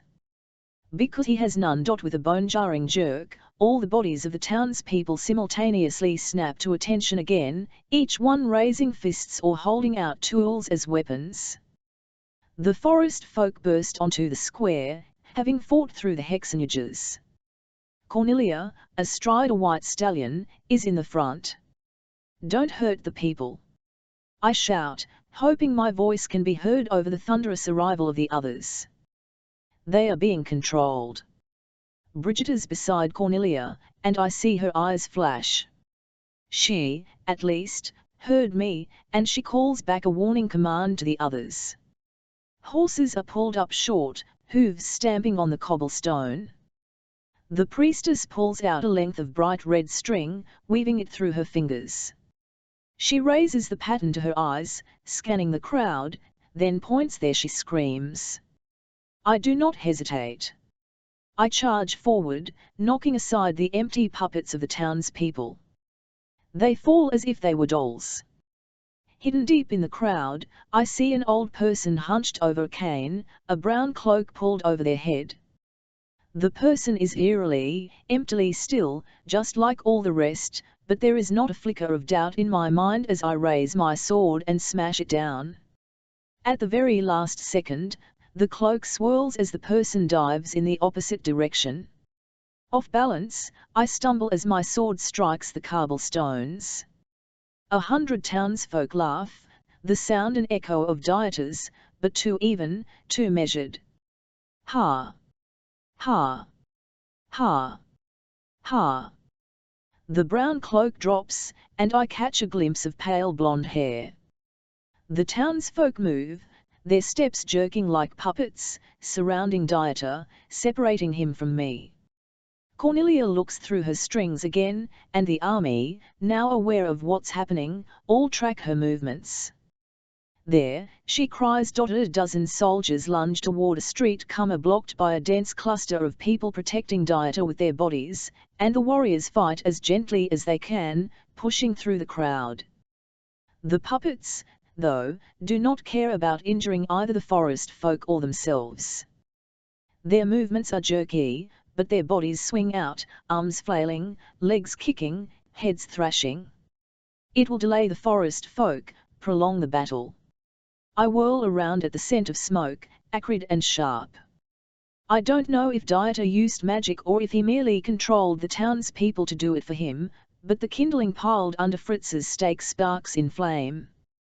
This fight is distraction enough that Dieter cannot focus on anything more than pulling the invisible strings that control the people. In the distance, I can hear boots stomping. He's called the hexenjägers to join the fight. But through the chaos and the smoke, I see Fritzi. Let the entire world war around me. I will save her. 43 Fritzi sensations come to me in bursts. Footsteps. Dozens of them, hundreds, maybe. Horse hooves. Shouting. A voice, one I recognize, distantly, fuzzily, but it's enough to guide me forward. Out of the darkness, pain ricochets through me, and I cry out, recoiling into that darkness, the sweetness of its relief. Fritz, you have to wake up. You have to wake up, now. No, no, I can't, it hurts, I can't. Fritzi. That voice again. Otto. I rear back, spine hitting something rounded, jagged. My wrists tug, the skin scrubbed raw, and I'm only vaguely aware of my arms behind me, chained around a pole. Not a pole. A stake. My nose stings, and that is what drives me fully awake, the jarring shock of smoke billowing into my lungs, acidic and as rough as sand. I cough. That iron muzzle holds my mouth still, and the cough turns into a gag as smoke drives into my throat, coats my tongue in ash. Fritzi. Otto's voice is closer, frantic. Weapons clash now, swords on swords, pistols firing. Who is fighting? The hexenjägers, the forest folk?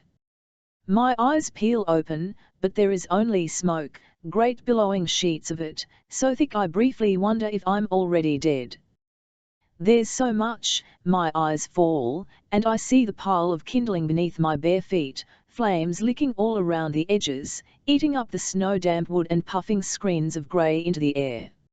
I cough again, gag again, and yank against the manacles. My heart stutters, so used to panic now that I've gone numb, and I just pull again, pulling, desperate, frantic. My whole body goes still. I severed from the well. What does it mean? I ask Holder. What can I do? Her response is swift.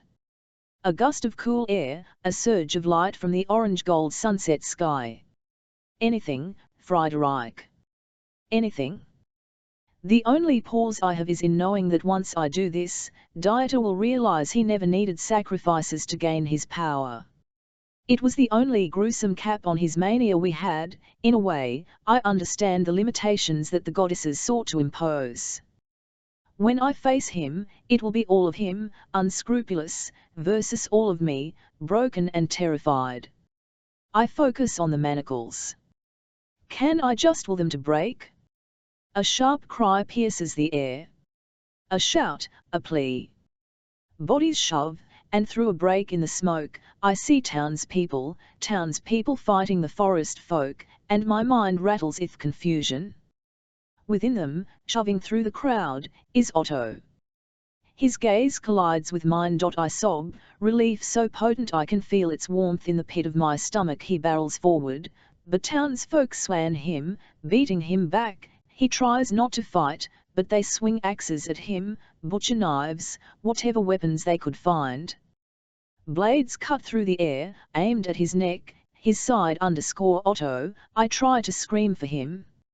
It's mummed and warped, but my throat tears over it. Something pulses out of me. Soft and cool and green. From the cracks between the cobblestones, thin plants begin to sprout. They launch up, narrow green stalks with vibrant yellow flowers, all young for this season, for this temperature, for this speed, but they grow and grow, surrounding Otto in a ring that stretches up to his shoulders, growing, towering rue. Rue-like in the protection potion he took so long ago, in Trier, rue that we bought in the Christkindlmarkt. Otto falls out of a defensive stance and flashes a look at me, questions ripe in his dark eyes. The rue had been to protect him, to aid him. But the townsfolk around him go stiff. Their weapons freeze in midair. As one, they look down, at their hands, their feet, and then back up, and suddenly they are shaking, weeping, some falling to their knees. The potency of the magic ripples out to them, and they are purged of Dieter's touch. The wind shifts, smoke clogs the air, bursts embers at me, and I flinch away, losing sight of the townsfolk, of Otto. I did that. Didn't I? I freed them from the spell Dieter placed on them. Yes, says Holder. Yes, Fritz. When I sob now, it is in desperate hope, despite the fire crawling ever closer, billowing on the wind. The only thing stopping it from raging gunchecked is the dampness of the wood, but the smoke gathers on that, and every breath now is choked more and more. I will suffocate long before I burn. Strength. I need strength. I tried to ill the manacles to snap on their own, but my affinity has always been plants. And with wild magic now, I am not limited by rules, but my talents still lie where they always have. If I want to escape, if I want to harness all the powers of wild magic to fight back, I need to play to my strengths. Cedar. A tree that gives strength. I can grow one, if I can control it now, if I can will it to help me, its branches will be strong enough to snap these manacles. I imagine the tree, its size, its shape, the smell, woodsy and wet in a forest, the size, imposing and massive and commanding. Behind me, the ground trembles. The kindling at my feet shifts, and I stumble over it, sticks rolling away, the stones groaning far below. I throw a glance over my shoulder and see a tree sprouting up against the stake, its young limbs stretching for me, reaching for the manacles.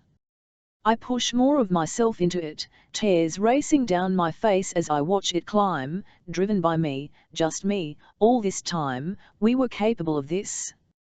All this time, the tree goes from a healthy auburn to a sickly muted grey. The whole of it shrivels, a puff of decay launching off as it wilts and falls. Ah, Fritzi. Whatever are you doing? I whirl around, but he's nowhere near me, not that I can see, all is smoke only, grey and darkening, and I cough, wheezing, breaths like knives stabbing me inside, the brands aching outside. Did you find a way to sever from the well? Dieter coos. But there's a heaviness in his voice. A twist of something dark that his control is usually too riveted to show, and it washes over me, a frigid charge of terror. But how are you using magic? He presses. You fed it no evil acts. You did not pay the sacrifice of blood it demands. Oh, my pretty sister. My pretty, clever sister. What have you discovered? No, no, this was what I feared. That he would realize that all the sacrifices he made, all the burnings, weren't even needed. He could access the whole of wild magic from the start. On his own. All the people he's burned to fuel his magic, he only thought they bolstered his power because we were all told that that was the way. We were lied to, misled, and he's seeing that now. Oh, Fritzi, he purrs. You are useful, aren't you? How long have you known the extent of the well's lies, HM? How long have you kept this from me? The brand on my stomach flares with pain. Something within it seizes, the twisted, ruined flesh, and I scream, that muffled wail that slivers cracks in my throat. Naughty, naughty Fritzi, says Dieter's disembodied voice, and this time, there is nothing controlled about it. He's livid. I yank on the manacles and eye the tree, but it is dead, and when I focus again, I'm too frantic, the magic slipping through my fingers, bucking Fritzi. My head whips around. And there is Otto. Bolting over the crackling kindling, elbow thrown over his mouth against the smoke. He climbs the wood, scrambling higher, boots singeing in the embers, the hem of his cloak catching, sparking. He rips it off and fights up, and then his hands are on my face, and he's here, and I come apart. Liebst, I'm here. He echoes the thoughts in my head, a promise, his words roughened by the smoke and that coil in his eye, rage barely capped. What has he done to you? Liebst, he touches the gag on my mouth, runs his hands around it to the back. It clicks, then the metal gag falls away, and my jaw screams with being able to close again, every muscle in my mouth feeling bruised. Otto, I sob. You can't, you'll burn, I cough, unable to get a full breath, and I see him fighting a cough, too, his eyes going bloodshot in the smoke. I'm not leaving you, he tells me, and he ducks around me to work at the manacles. The fire edges closer, the smoke thickens. Oh, no, says Dieter. She does not get to be free. The smoke parts. He's standing at the base of the pyre, unadulterated rage contorting his face.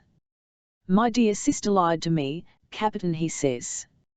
She knew more about this wild magic I harness, and she kept it to herself. while I tried to share with her what I had found. And not only that. He cocks his head.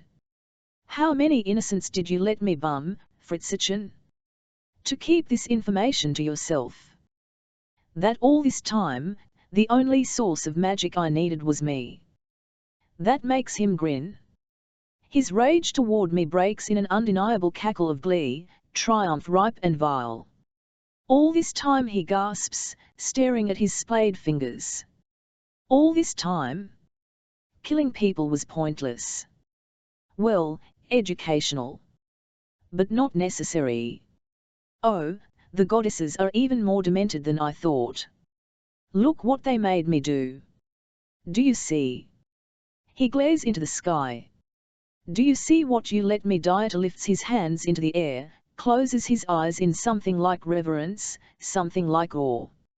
He whispers, a spell I can't hear, words. Weaving as his fingers flex and strain, the muscles bulging in his neck. He's using it to focus now only, using the words as a conduit to draw on the power we could always tap into. Otto, I beg. Otto, hurry! His fingers fumble behind me.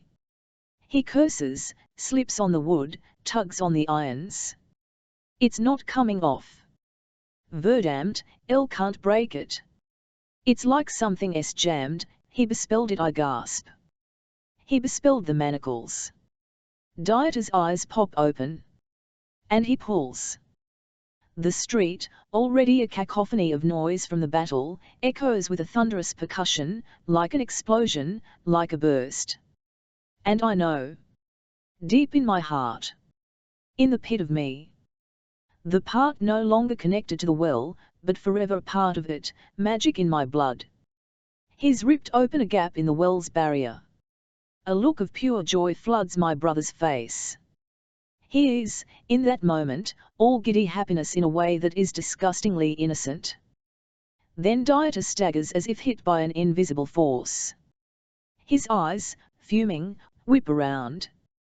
Oh ho, the forest folk want to fight me now, do they? He shoves his hands back out, redoubling his effort, his face purpling with strain. That tree cannot keep you safe. Those goddesses cannot keep you safe. I will break open your magic, and you will cower at my feet. The forest folk are resisting his rip in the barrier, but only barely. Their charms and spells work to protect the well, but Dieter has funneled so much straight to it that it is only a matter of time. There is wild magic to draw on all around us, but the goddesses still capped most of it in the origin tree. And he will get in. He will widen what he has started. Then he will march into the well, to the origin tree, tap into the massive amount of goddess-blessed power there, and destroy us all. Otto, I gasp his name. Otto, leave.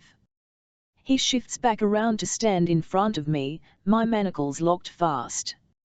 I watch his eyes go to Dieter, watch him see the inner struggle my brother is engaged in, and when Otto turns to me, I don't try to hide the brittle, teary-eyed plea in my eyes. His whole face unravels, emotions rippling in quick succession, fury, disbelief, revulsion, refusal. You have to leave, I tell him, wishing my voice sounded stronger. You have to live to stop him. He's breaking through the barrier. He knows he doesn't need me anymore. Please, just go. Otto bends closer, grinding his forehead to mine. No, he says with such force that I go silent. No, verdammt, Friederike Kirk, I'm not leaving you. He pulls something out of his bag. My gaze fixes on it, bleary, exhausted. The smoke is so thick. So consuming. My eyelids grow heavy, drooping. Fritzi. Otto shakes me, his hand cupping my cheek. I have the bonding potion. It's the bond potion, Fritzi. Share your power with me, and we can defeat Dieter together. Is he shouting too loud? Yelling, almost, or maybe the fire is roaring, my heartbeat thudding in my ears. I eye the bottle in his fingers. The bonding potion. Hild and I made it. His voice lowers, and I manage a look at him, confusion ripe. When I drink your potion, he says, shouting agam, you and I will be bonded and share power, right? Then we can defeat him. You drank from it already. Behind him, Dieter looks up, briefly pulled from his focus. His eyes go to the potion in Otto's hand. No. Otto. No, I didn't. You can't talk about this. I shake my head, frantic. Don't give my brother any other ideas, don't remind him of things he could do. He has access to enormous amounts of magic now, but he is unpracticed in harnessing everything without focus or spells. He could still increase his power even further through bonding potions. He could still drain me, build himself even stronger. That won't work. That's not how potions work. I would have had to make it for Otto to be able to take it. As it is, it would strip me of all magic, it would kill him. But he will die either way, standing here with me, burning. Everyone I love has been taken from me like this. My coven. My mother. I will not lose him too. This fate is mine alone. This was meant to happen, wasn't it? Dieter should have burned me in Burisborn. But I was spared though I didn't deserve it, and through it, I found Otto, this man who has transformed me in irreversible ways. Otto lowers the brew to his side. Fritzi, I love you, I tell him. It rips from me as the smoke builds, strangles out the air, as the flames roar, encroaching on him, swelling the heat to scorching. I love you. I scream. The cedar tree behind me floods with life. I give it everything I have, shoving it higher, taller, full, only I angle its branches to arch around me, aiming for Otto. His eyes widen, briefly leaving my face to catch on the eruption of the tree, but then he gapes at me, horror washing him white. No, the plea is cut off in a startled cry as a branch shoves him back, through the smoke, out of the fire. His body crashes to the cobblestones far from the infimo, far from me. Right next to Dieter. Otto still has the potion in his hand. His fingers pop open, and the bottle rolls away, unbroken. Rolls, until it comes to rest under my brother's foot. 44 Otto Dieter Kirch, Commandant of Tri's hexenjägers, responsible for prolonging the massacre of innocents under the guise of witch burnings, bends at the waist and picks up the bottle of potion that I brewed with my sister's help in a little cottage in the middle of the Black Forest. Beer and nightshade. He peels back the wax stopper. My body aches, my throat coarse from smoke, as I struggle to stand. Fritzi is still chained to the stake, kindling burning hotter as the flames catch and grow. Her body sags against the restraints, defeat and despair exhausting her. Dieter plucks the cork from the bottle and tosses it on the flames. I look wildly around, begging someone to see, to help. There's a perimeter around the fire, an invisible wall. I happen to be inside it, with Dieter. But all around the edge, the forest folk fight hexenjägers with eyes still enchanted blue. Some townsfolk, relieved of their bewitchment, flee or cry or huddle against walls, disbelieving the battle unspooling in their center square. Fritzi hadn't been able to free all of them, though, only the ones that swarmed around me. The rest continue fighting. But no one comes close to the fire. No one even looks at it. At us. Dieter has narrowed his magical focus to this point, to Fritz's death, and he has somehow ensured no one can get through, erecting this enchanted barrier only because I got so close and she got so powerful. He wanted to showcase his cruelty even among an audience of puppets and enemies. The fact that he's hidden Fritz's pyre indicates that he's unnerved. My gaze flicks back to him. He sniffs the bottle, nostrils flaring. I know this potion, he says, his voice low, warm. Oh, sister. He strides forward, utterly ignoring me. Dieter rushes right up the edge of the fire, so hot that he must feel the flames, but he ignores it, holding the bottle up toward Fritzi even as she starts to kick out, her skirts igniting. "Sister," he shouts again, "my darling Fritzchen. Did you really think you would bond with anyone but me?" It sickens me, his giddy, mocking delight. I know so little about magic and potions, but I know this is among the most sacred, most powerful. And he wants to use it to drain his sister of her magic. Her life. Dieter whirls around to me and barks in laughter, the sound disbelieving. "Did you think you could fight me with a sip of this? We can defeat you together," I snarl. His eyes widen in fake surprise. "Oh, you actually believe that? Otto, friend. If you bonded with Fritzi, you wouldn't make her stronger. Your blood is so weak. You are a detriment to someone like her. You would do nothing but drag her down to your lowly level." I flinch as if he struck me, the words the worst blow he's ever dealt me. Deep in my heart, I know he's right. Fritz's power, the goodness of her, it's far above anything I can even hope to touch. She is the sun, and I am not even a moon worthy enough to reflect her light. Dieter raises the potion to his lips, but doesn't drink yet. The irony of this. I could not force her to drink the potion I made. "But you just give me the potion she made." He chuckles. "She's mine all because you wanted her to be yours. You can't steal her magic," I growl. "Quiet down, dog," Dieter says casually. He flicks his hand, and I feel my joints hardening, my muscles tightening. I strain against his pressure, but I can barely move.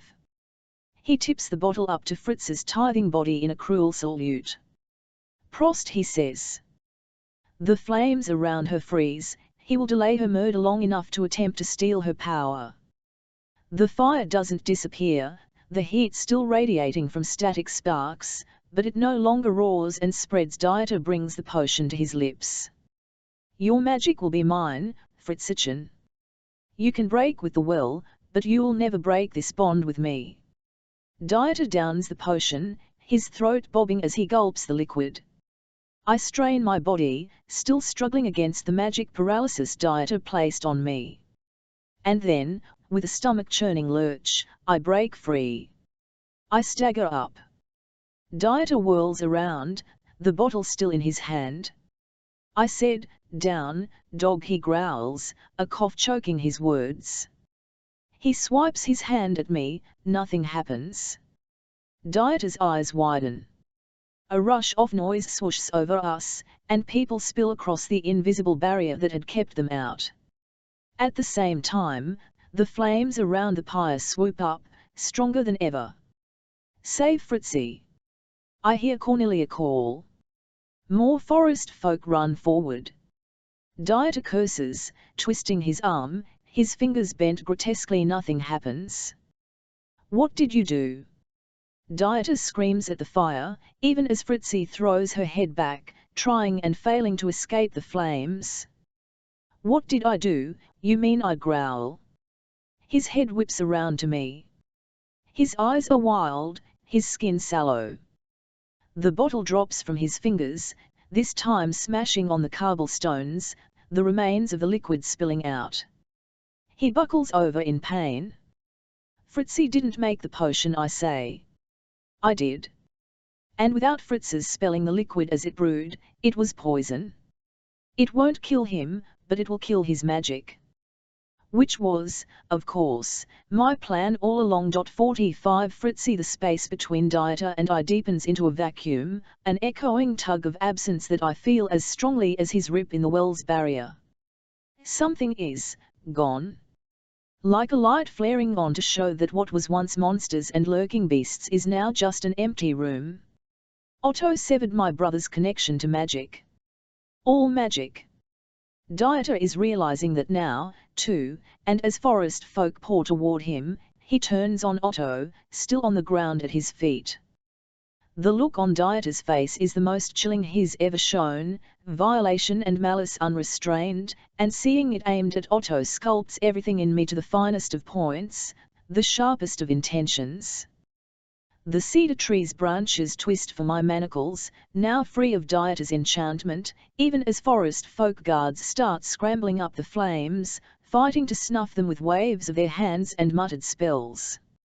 Brigitta is an arm's length from me, shouting, but I scream and double forward, and the cedar tree snaps the irons like they are nothing more than another piece of dry kindling.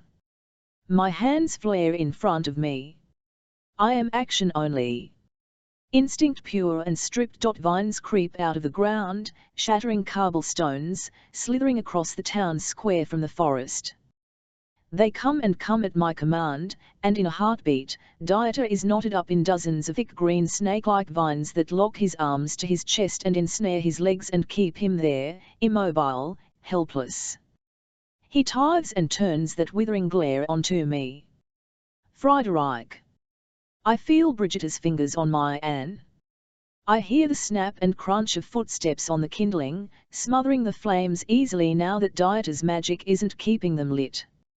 I hear townspeople wailing in the falling down of his magic, and hexenjägers, too, their weapons clattering from their hands as they are released from my brother's sway.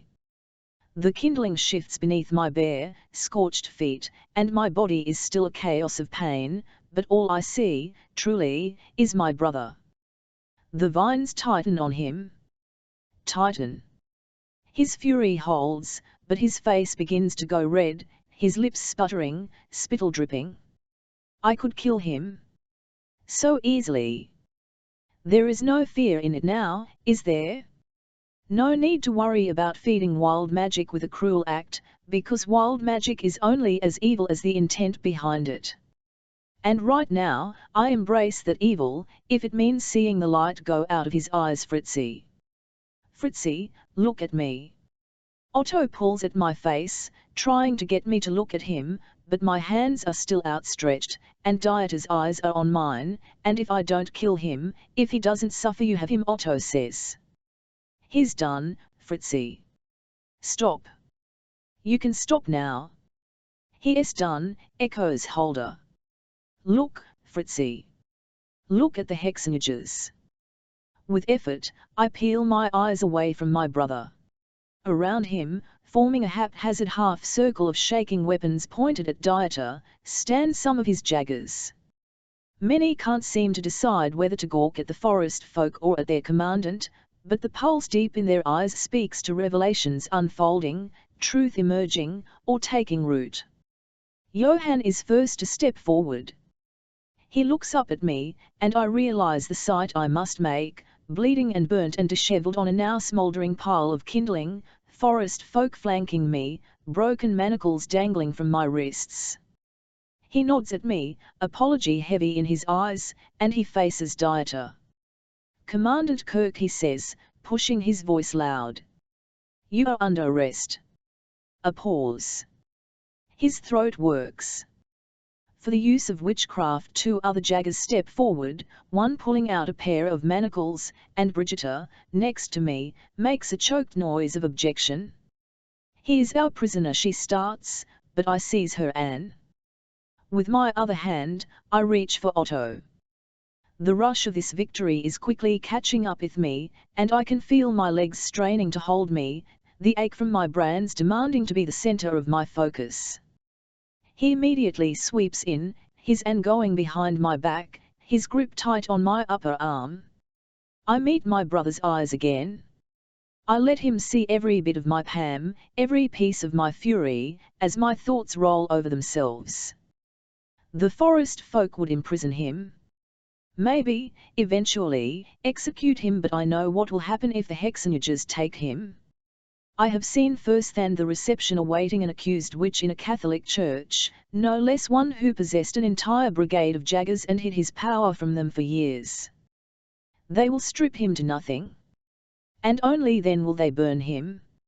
No, I say, to Brigitta, to the forest folk who are poised to sweep in to push away the jaggers. Let them have him. he deserves a taste of what he has done to us. It's Cornelia's gaze I feel on me.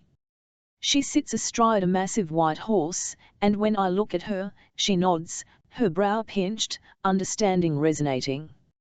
Rochus and Philomena will hate this, says Brigitta. But there's a gruesome smile in her voice. All the more reason, then. She cuts her head at the forest folk, and they step back, giving the hexenjägers room to approach Dieter. I let the vines fall from around his body. The jaggers grab him, wrestling him into irons, and he spits and kicks.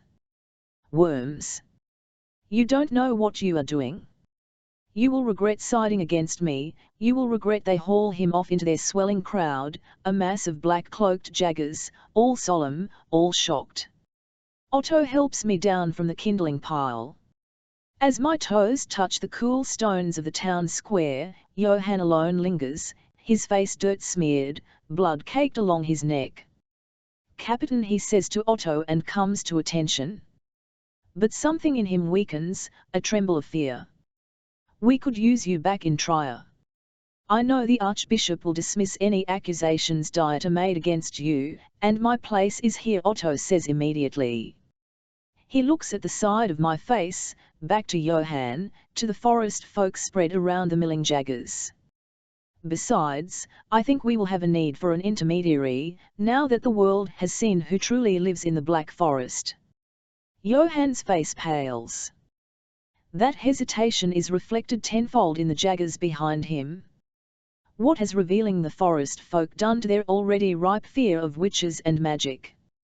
The reason that the goddesses created the well at all was to help soothe the violent fear that normal people have toward us. Whatever the repercussions, whatever the prejudice, we cannot keep hiding. No, Holder agrees, and I hear the smile in her voice, Tiri. Now, thanks to you, we will not. My chest bucks. Thanks to me? You are my champion, she says.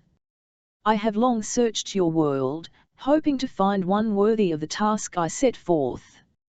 I thought that it could be your brother. But no, Friederike, it was always you. I can't get air into my lungs. Black spots spray across my vision, and I stagger, leaning into Otto, shutting my eyes for one moment, just one moment of rest. I will shield your connection to wild magic from the well, she continues, that you may show witches across this world what strength they have been denied. You will show the forest folk and my sisters that the rules by which we abide are stifling and false. You will reawaken our magic, Friederike KWCH, and save us all. I only wanted to stop my brother. To get Liesel to safety. And now, to be with Otto, and I have those things. But it isn't over. Holder chose me as her champion. And I accepted. I'm so tired. Tired from the weight of what is still to come, the fight I know awaits me back at the well from Rochus and Philomena, tired from the shake in my hands and the ache in my core and the tug that bids me to look into the crowd, to spot my brother once more before he's gone. I will never see him again. But suddenly it feels as though I have not seen him in years, since he left Burisborn, since the version of him I loved faded more and more into a dream. We're done here, Otto tells Brigitta, Johann. Gratitude is cooling and sweet. I keep my eyes shut as he lifts me, and my body goes limp in his arms. The bend of my stomach makes me whimper, that brand tugging, but I can heal it now, can't I? Summon a healing plant. Use wild magic. My fingers lift, stretch feebly. Hey, don't move. Just rest. I have you, Fritzi, Otto says into my hair, his lips brushing my forehead. Cornelia. Can you help with, my focus fades out. Drifts into tempting darkness, something wan and velvet and consuming, because Otto has me in his arms, and I am, in spite of everything that looms, safe. Hazy blue light speckles against my eyelids. Pulses of rose red. Swaths of orange. I shift, blinking slowly, and a window comes into focus, stained glass pieced together in geometric patterns that catch rays of sunlight and fivest them into rainbow riots. For a beat, I lie staring at the window, trying to orient myself. This is the room Liesl was given in the well. The bed beneath me is soft and warm, blankets piled over me, a heavy layer of quilts. I brace, expecting a swarm of pain in my consciousness, but none comes. Slowly, so slowly, I push up onto my elbows. Someone stirs next to me, and then Liesl's head pops up from within the blankets. Fritzi. She starts to dive for me, thinks better of it, and sits back on her heels. Move slowly, Cornelia had her best healers work on you, but you're still hurt. I look down, one hand coming up to rest on my collarbone, the spot where Dieter branded me highest. The thin white shift I'm wearing rubs against a scar there, something knotted and wicked, but it doesn't hurt much. An ache lingers, deep inside me, and I feel the same on my stomach, on my thigh. They did their best, Liesl whispers. Dieter, whatever he did. It was deep. I twist to look at her. Her eyes are watery, bloodshot, but she's clean, and her cheeks are pink.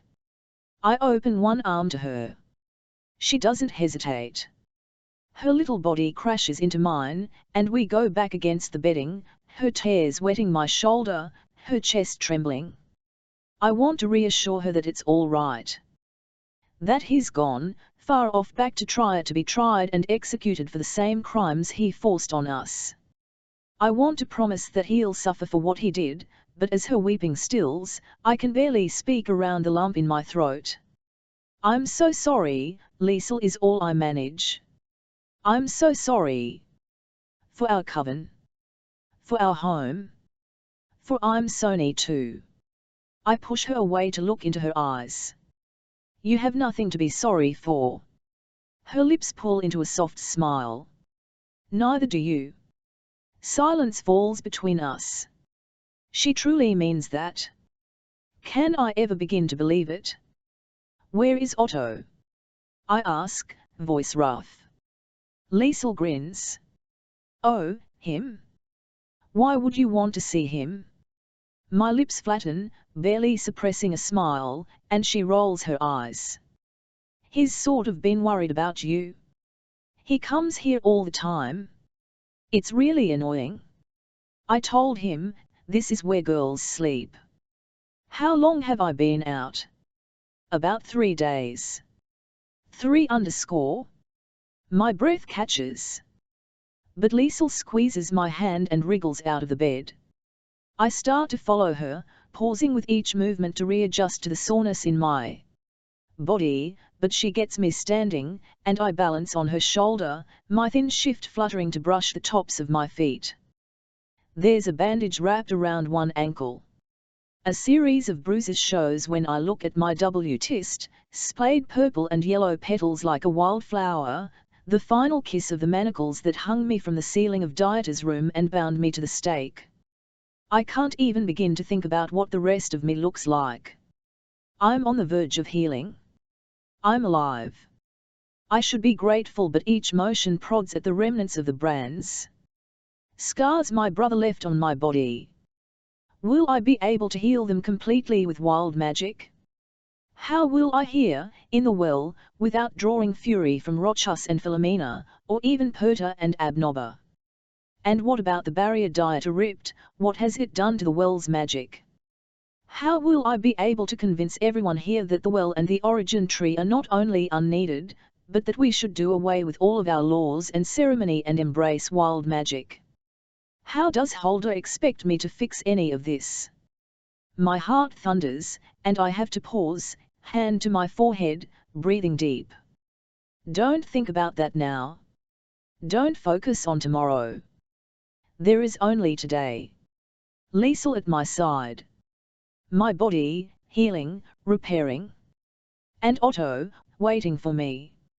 Liesl hands me a finely woven shawl from a nearby chair, silken soft and brightest blue. The council has been in constant meetings, she tells me as we work our way to the door. They shout. A lot. But from what anyone will tell me, it's good. They were mad that Cornelia took guards into Baden-Baden, but the people in the city have been rejoicing over them. There's a big festival they've been having, thanking the forest folk. They are happy to know that this magic has been nearby this whole time. Otto said that once you're better, we can fly to go down to see it. It's like a bedtime story, Fritzi. I smiled down at her. It is, isn't it? Forest folk come out to be among her nose scrunches up in excitement. I'm going to turn all this into a story, actually. I've been working on it. Something we can tell around the fireplace. Do you want to hear it? My muscles go stiff. But her eyes are so full of joy that I nod. I would love to. We reach the door, and Liesel opens it. Not right now, though. Now is for Otto. I and scramble to grab the doorframe as her scream rips across the treetop village, the swooping bridges and sturdy branches lit by the canopy muted afternoon light. Forest folk scattered all around flinch and gape at us, some bellow laughter, others curse and pick up whatever she made them drop. I fall into giggles, and Liesel shrugs. He's never very far. He told me to let him know the moment you woke up. By screaming at the whole well. She shrugs again. I took what Brigitta calls creative liberties. Like in the story I'm making, I can change certain things. I can make it different because I want it to be different. It's my story. My grin softens. I smooth the lock of hair behind her ear. Yeah, Liesel. It is. Footsteps pound somewhere over us, a thundering run. My eyes cut up, and I follow the path they take, down a staircase, across a bridge, wrapping around a tree trunk. Otto sprints into sight, leaping the last few steps. His eyes lock onto mine, and he doesn't slow, but his face breaks in a wide grin, and he hurries for me, arms extending. He's as clean and bright as Liesel, his hair half pulled back into a knot atop his head, a crisp brown tunic belted around his waist, black boots glinting in the light. There's a bandage peeking out of his sleeve at his wrist and a red cut on his temple, but otherwise, he's whole, here, alive.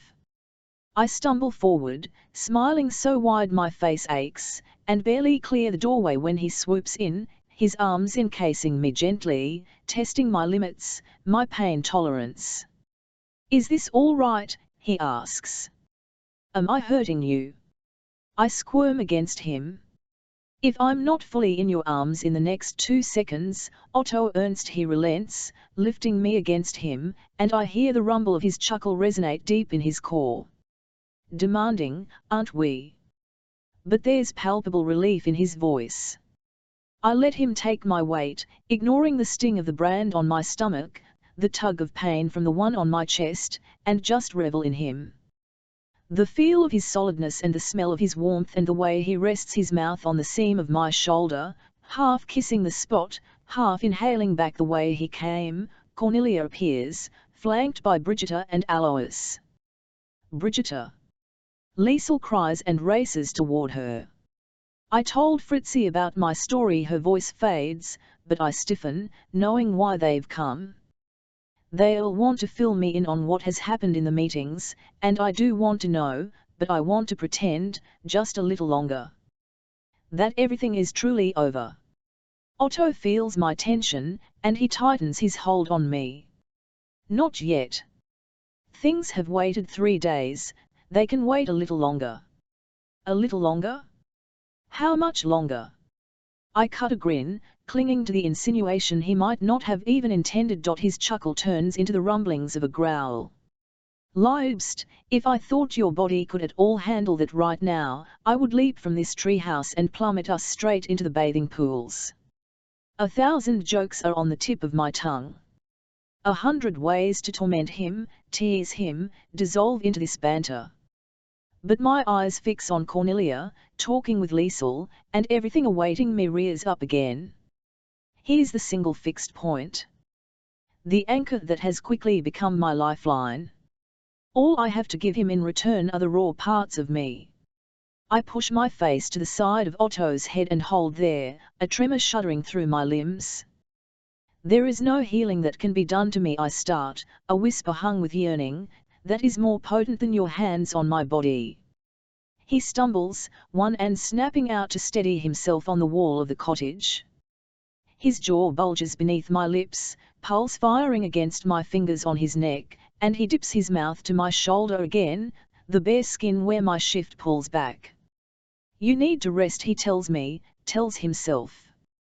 He doesn't sound entirely certain, and that dip in his tone funnels every raging thought in me, every twist of fear, into nothing but blissful desire and heat. Until Cornelia closes the space between us. I close my eyes. Otto holds for a beat, waiting for my response, but when I don't keep pressing him, he sets me on the ground and puts his fingers beneath my Fritzi. I manage a breath. Steadying, resilient, with him here, with Liesel's happy giggles tinkering just beyond. And when I open my eyes, I look up at him with all the strength I can find. I'm ready to speak to the council. I'm not. At all. What will I say?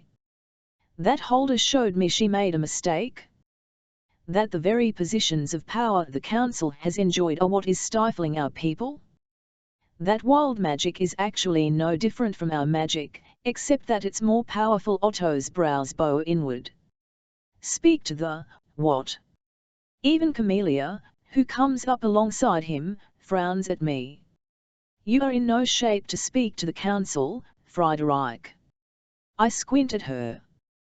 Then why are you here? I'm Holder's champion. Don't you need me? Yes, but you did not think I'd put you to work so soon? Cornelia asks, a laugh of disbelief. I'm here to see how you are. No business at all. Otto points a threatening finger at her. No updates. Not until she's fully healed. Updates. I'm still half against him, one of his arms draped around my hips, and I push into his body. What updates? No. No. He turns that faint reprimand to me. Not until you're better. I will positively lose my mind if you expect me to stay in this cottage without speaking to anyone for days. He seems to realize the absurdity of what he's demanding, but he sighs, and all he says is, if you're certain. I touch his jaw, my thumb brushing across his full bottom lip. His presence goes from fortifying to infusing. It isn't merely that he's here for me, and he really does want to shield me from the fear that had built, the heaviness of these responsibilities. An anchor. A protective wall. A soft place to fall. This man has me utterly enraptured. How could I not be? Thank you for watching out for me, I tell him, and my words are buoyant with how I feel the weight lifting under his protection. How did I come to deserve you? Oh, watching out for you is quite literally his calling, says Cornelia with a grin. I eye her. Otto flushes suddenly, pink spotting on his cheeks, and my gaze goes sly. What's going on? I press. Cornelia winks. I'll let him explain. But I am glad to see you are up. Take your time, champion. I do not want you back until you are healed. I reach for her, lips parting. I should tell her what Holder showed me. She deserves to know, so we can strategize together, share this responsibility again, but Cornelia gives my Anne a quick squeeze. Later, champion. And so I trust in that. Later. That we will have a later, that she will be waiting there to bear these burdens with me. Cornelia heads back to the steps, where Liesel is talking animatedly with Brigitta and Alois. I look back up at Otto. What was she talking about? His hand moves against my spine, the ridges concave to perfectly fit his fingers. The council has agreed to begin the bonding ceremonies again. Starting with us, he tells me, and his head slants down to me, breath bathing my face from his unspooling smile. I'm your warrior, Dieter Kirch. If you will have me. My breath hitches. After everything, the idea of taking a bonding potion comes with an expected jerk of hesitation. But it's immediately soothed by the way his eyes dip through mine, full of such openness, such eager, unabashed desire that I'm breathless in thestorm of him. And even though others are nearby, the force of his presence once again consumes me, and all the world falls away, so there is only him, only me, only the sudden, vital texture of his lips as I arch up to meet him. Yes, I whisper into him, getting dizzy on his taste. Yes, I will have you. But I pause, draw back. Do you know what that means, being linked to me? Had you'll be pulled into this struggle with forest folk and goddesses? This isn't your fight anymore. Otto cradles the back of my head, an amused smile playing across his face before I can even begin to entertain that he has any doubts about this. Oh, Liebst, you realize this is all just a formality, right? I have been thoroughly bewitched by you from the moment I found out that you ate all the rations in my house fort. I reel back. That was when you fell in love with me. He grins. Of all the things that happened between us, I stammer, I cannot believe that is the memory you chose. The three save me, Jagger. What? There are so many better things you could have said. But I'm echoing his grin, I can't help it, my body going to giddy bubbles in his arms. Like when you held me after my nightmare. Yes. That was so much more romantic than rations. Well, when you say it like that, or in the Christkindlmarkt, or any of those times on the rowboat, or he silences me with his mouth, half a kiss, half a wide smile. Take what I give you, Hex, he says, jerking my body closer. And what I give you is all of me, bound forever to you. I am yours. A kiss. I am yours. Another, deeper, lingering. I am yours. I relent to his ministrations. It is both taking and giving to let him have this victory, and I know I will one day have my own, and on that day, we will find out whose triumph is sweeter, who is best brought to their knees before the other. But for now, I surrender to him. It is a promise. It is a begin. Epilogue. Dieter, I let them cart me into Trier. They are so afraid of me, the cowards. As well they should be. I did not merely control their bodies, I occupied their minds. I whispered their sins back to them and watched gleefully as they cringed away from me, shame fueling their fear, just as it should. It's snowing when they open the door of the wooden prison cart they escorted all the way from Baden-Baden to Trier. I blink in the light. Ah, home.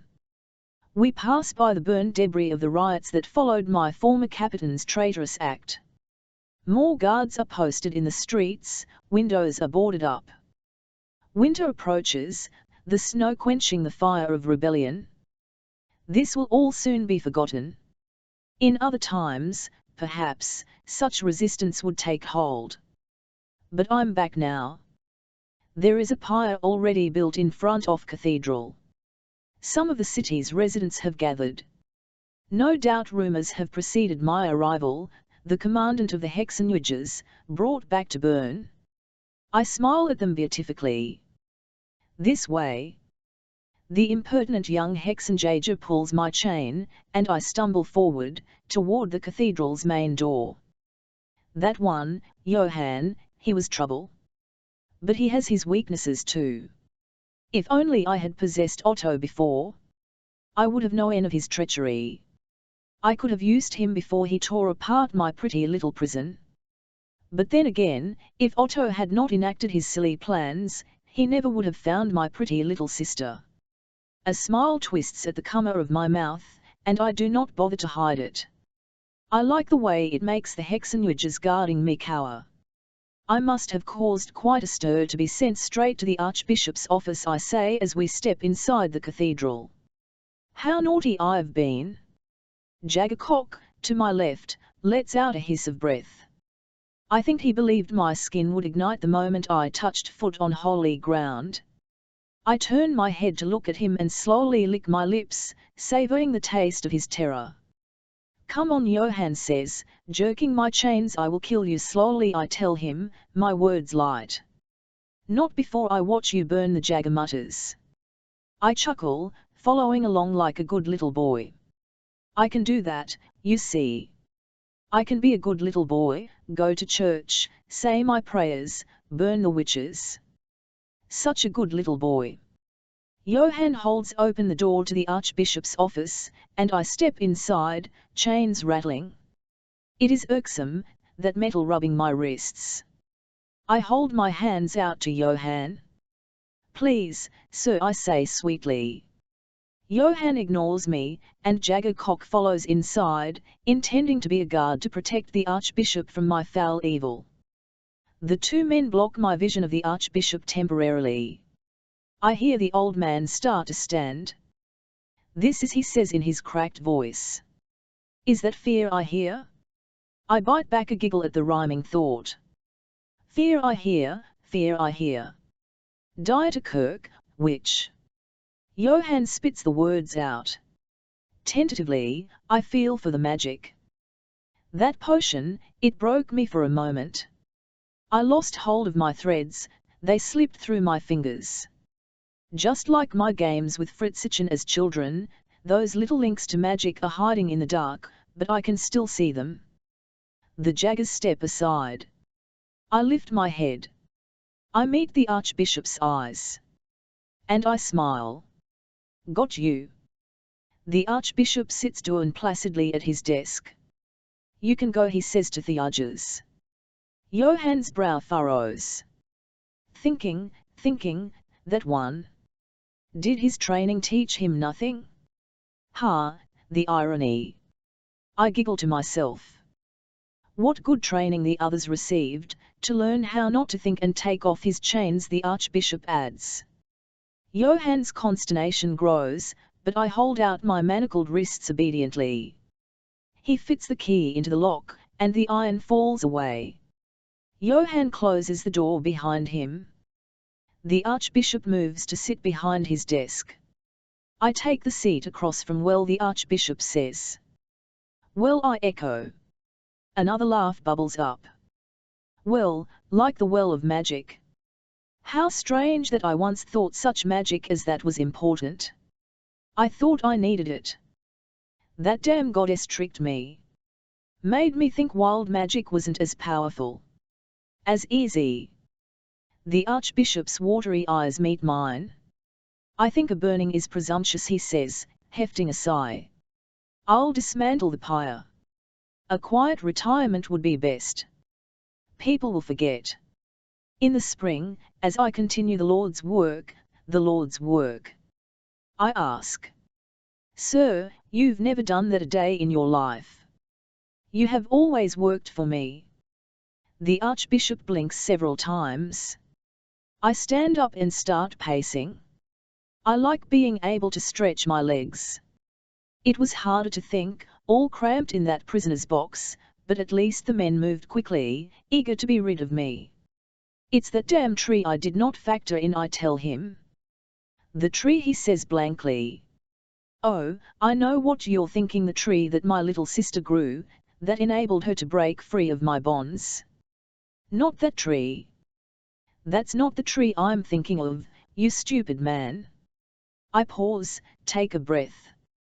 He cannot help that he is stupid. No, I say, regulating my tone. I mean the origin tree. The origin tree, he repeats. Yes, exactly. My pacing picks up a notch, step, step, step, turn, step, step, step, turn. I had been so focused on the well, but when I ripped the barrier, I saw much more than the forest folk ever wanted me to see. Something else Holder kept from me. I sigh dramatically, even if the effect is lost on such a simple man. Ah, well, I suppose I shall find out the truth about that tree soon enough. You shall find out, the Archbishop says, nodding. That's the tree I meant, I tell him, leaning over his desk.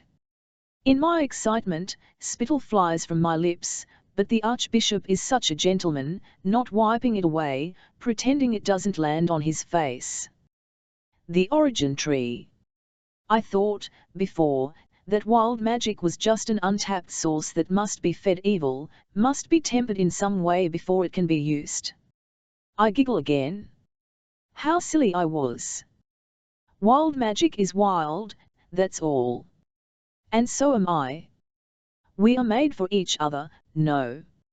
No, the Archbishop says, a flicker of something in his eye, something I do not like.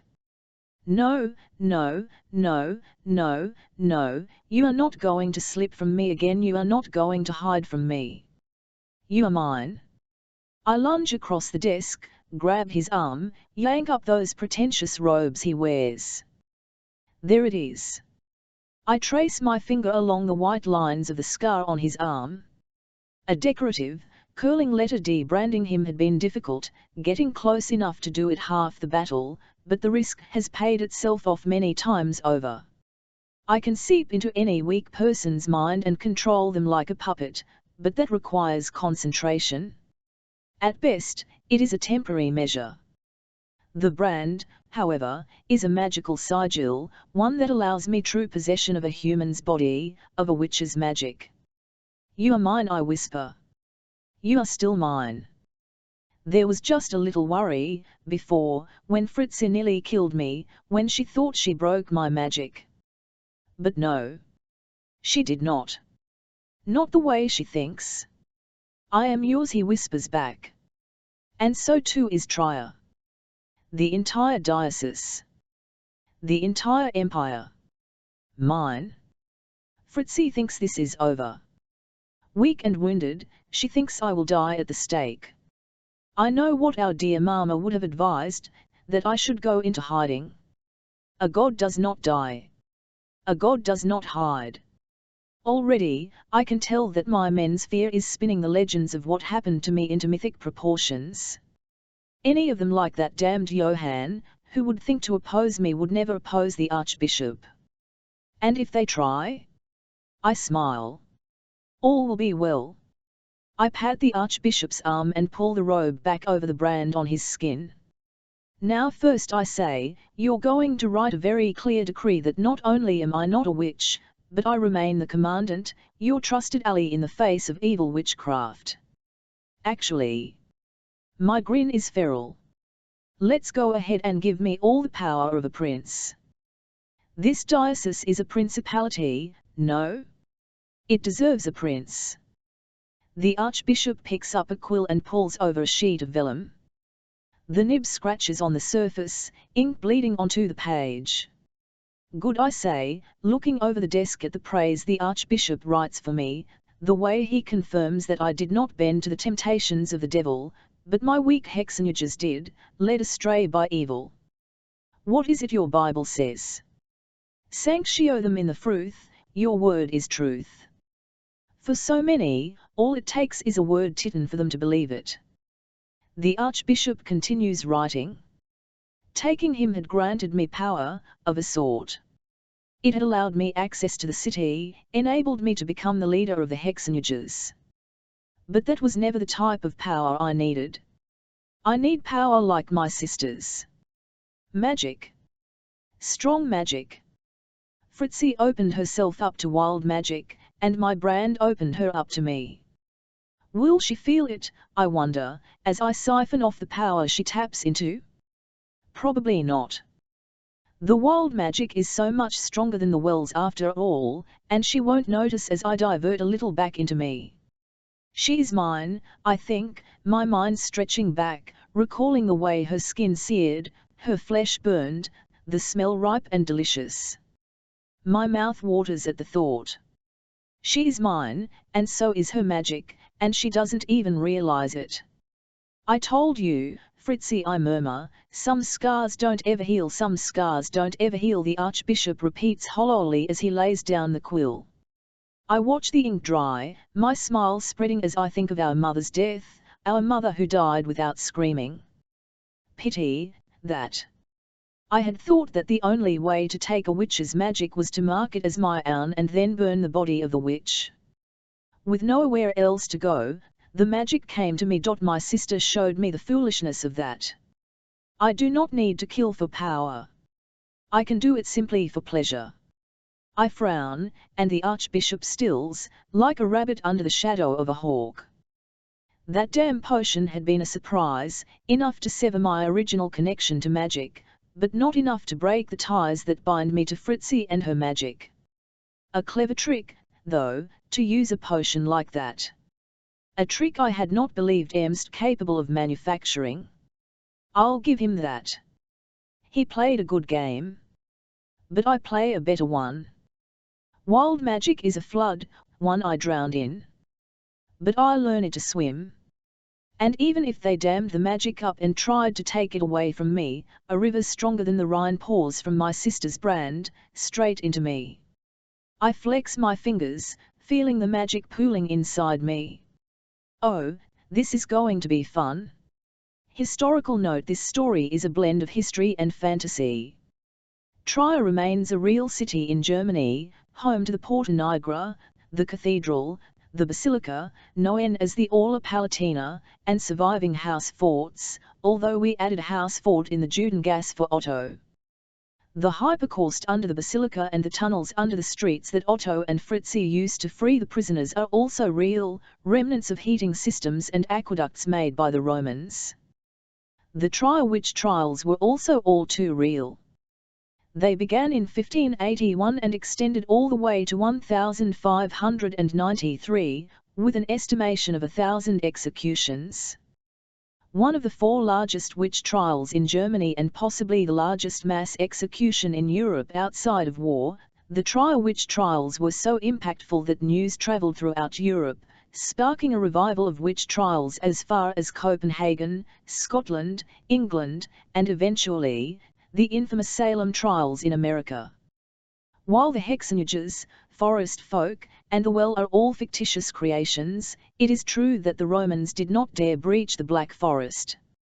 The forest was originally linked to the Celtic goddess Abnoba, and it marked a mysterious, dense border invaders didn't cross, perhaps simply due to the tough geography, but we're not ruling out a bit of magical protection. To Jenny Lopez, your enthusiasm will always make us smile. Thank you for being one of our support system pillars and for being such a rallying voice for this book. To Madison Nankovas, thank you for your immediate and stunning championing of Night of the Witch. Knowing we have you backing us up means the world, and we cannot think of better hands for our book to be in. To the additional members of the Sourcebooks team, who continue to render us awestruck with their support, Karen Marsnica and Rebecca Atkinson for all things marketing and publicity, David Curtis, Liz Dressner, and Erin Fitzsimmons for providing us the beautiful cover art and design, gracing our story with an image both eerie and magical, and Thea Vautirat Saz for shepherding the book through production. To Trenton Bruce, thank you for tolerating Sarah's many varied emails about German language nuances. You went above and beyond what is expected from any brother-in-law. And let it be known that any errors in regard to the German used in this book are entirely our own. To our families, for giving us space to dream and create, and then bringing us back to things that really matter.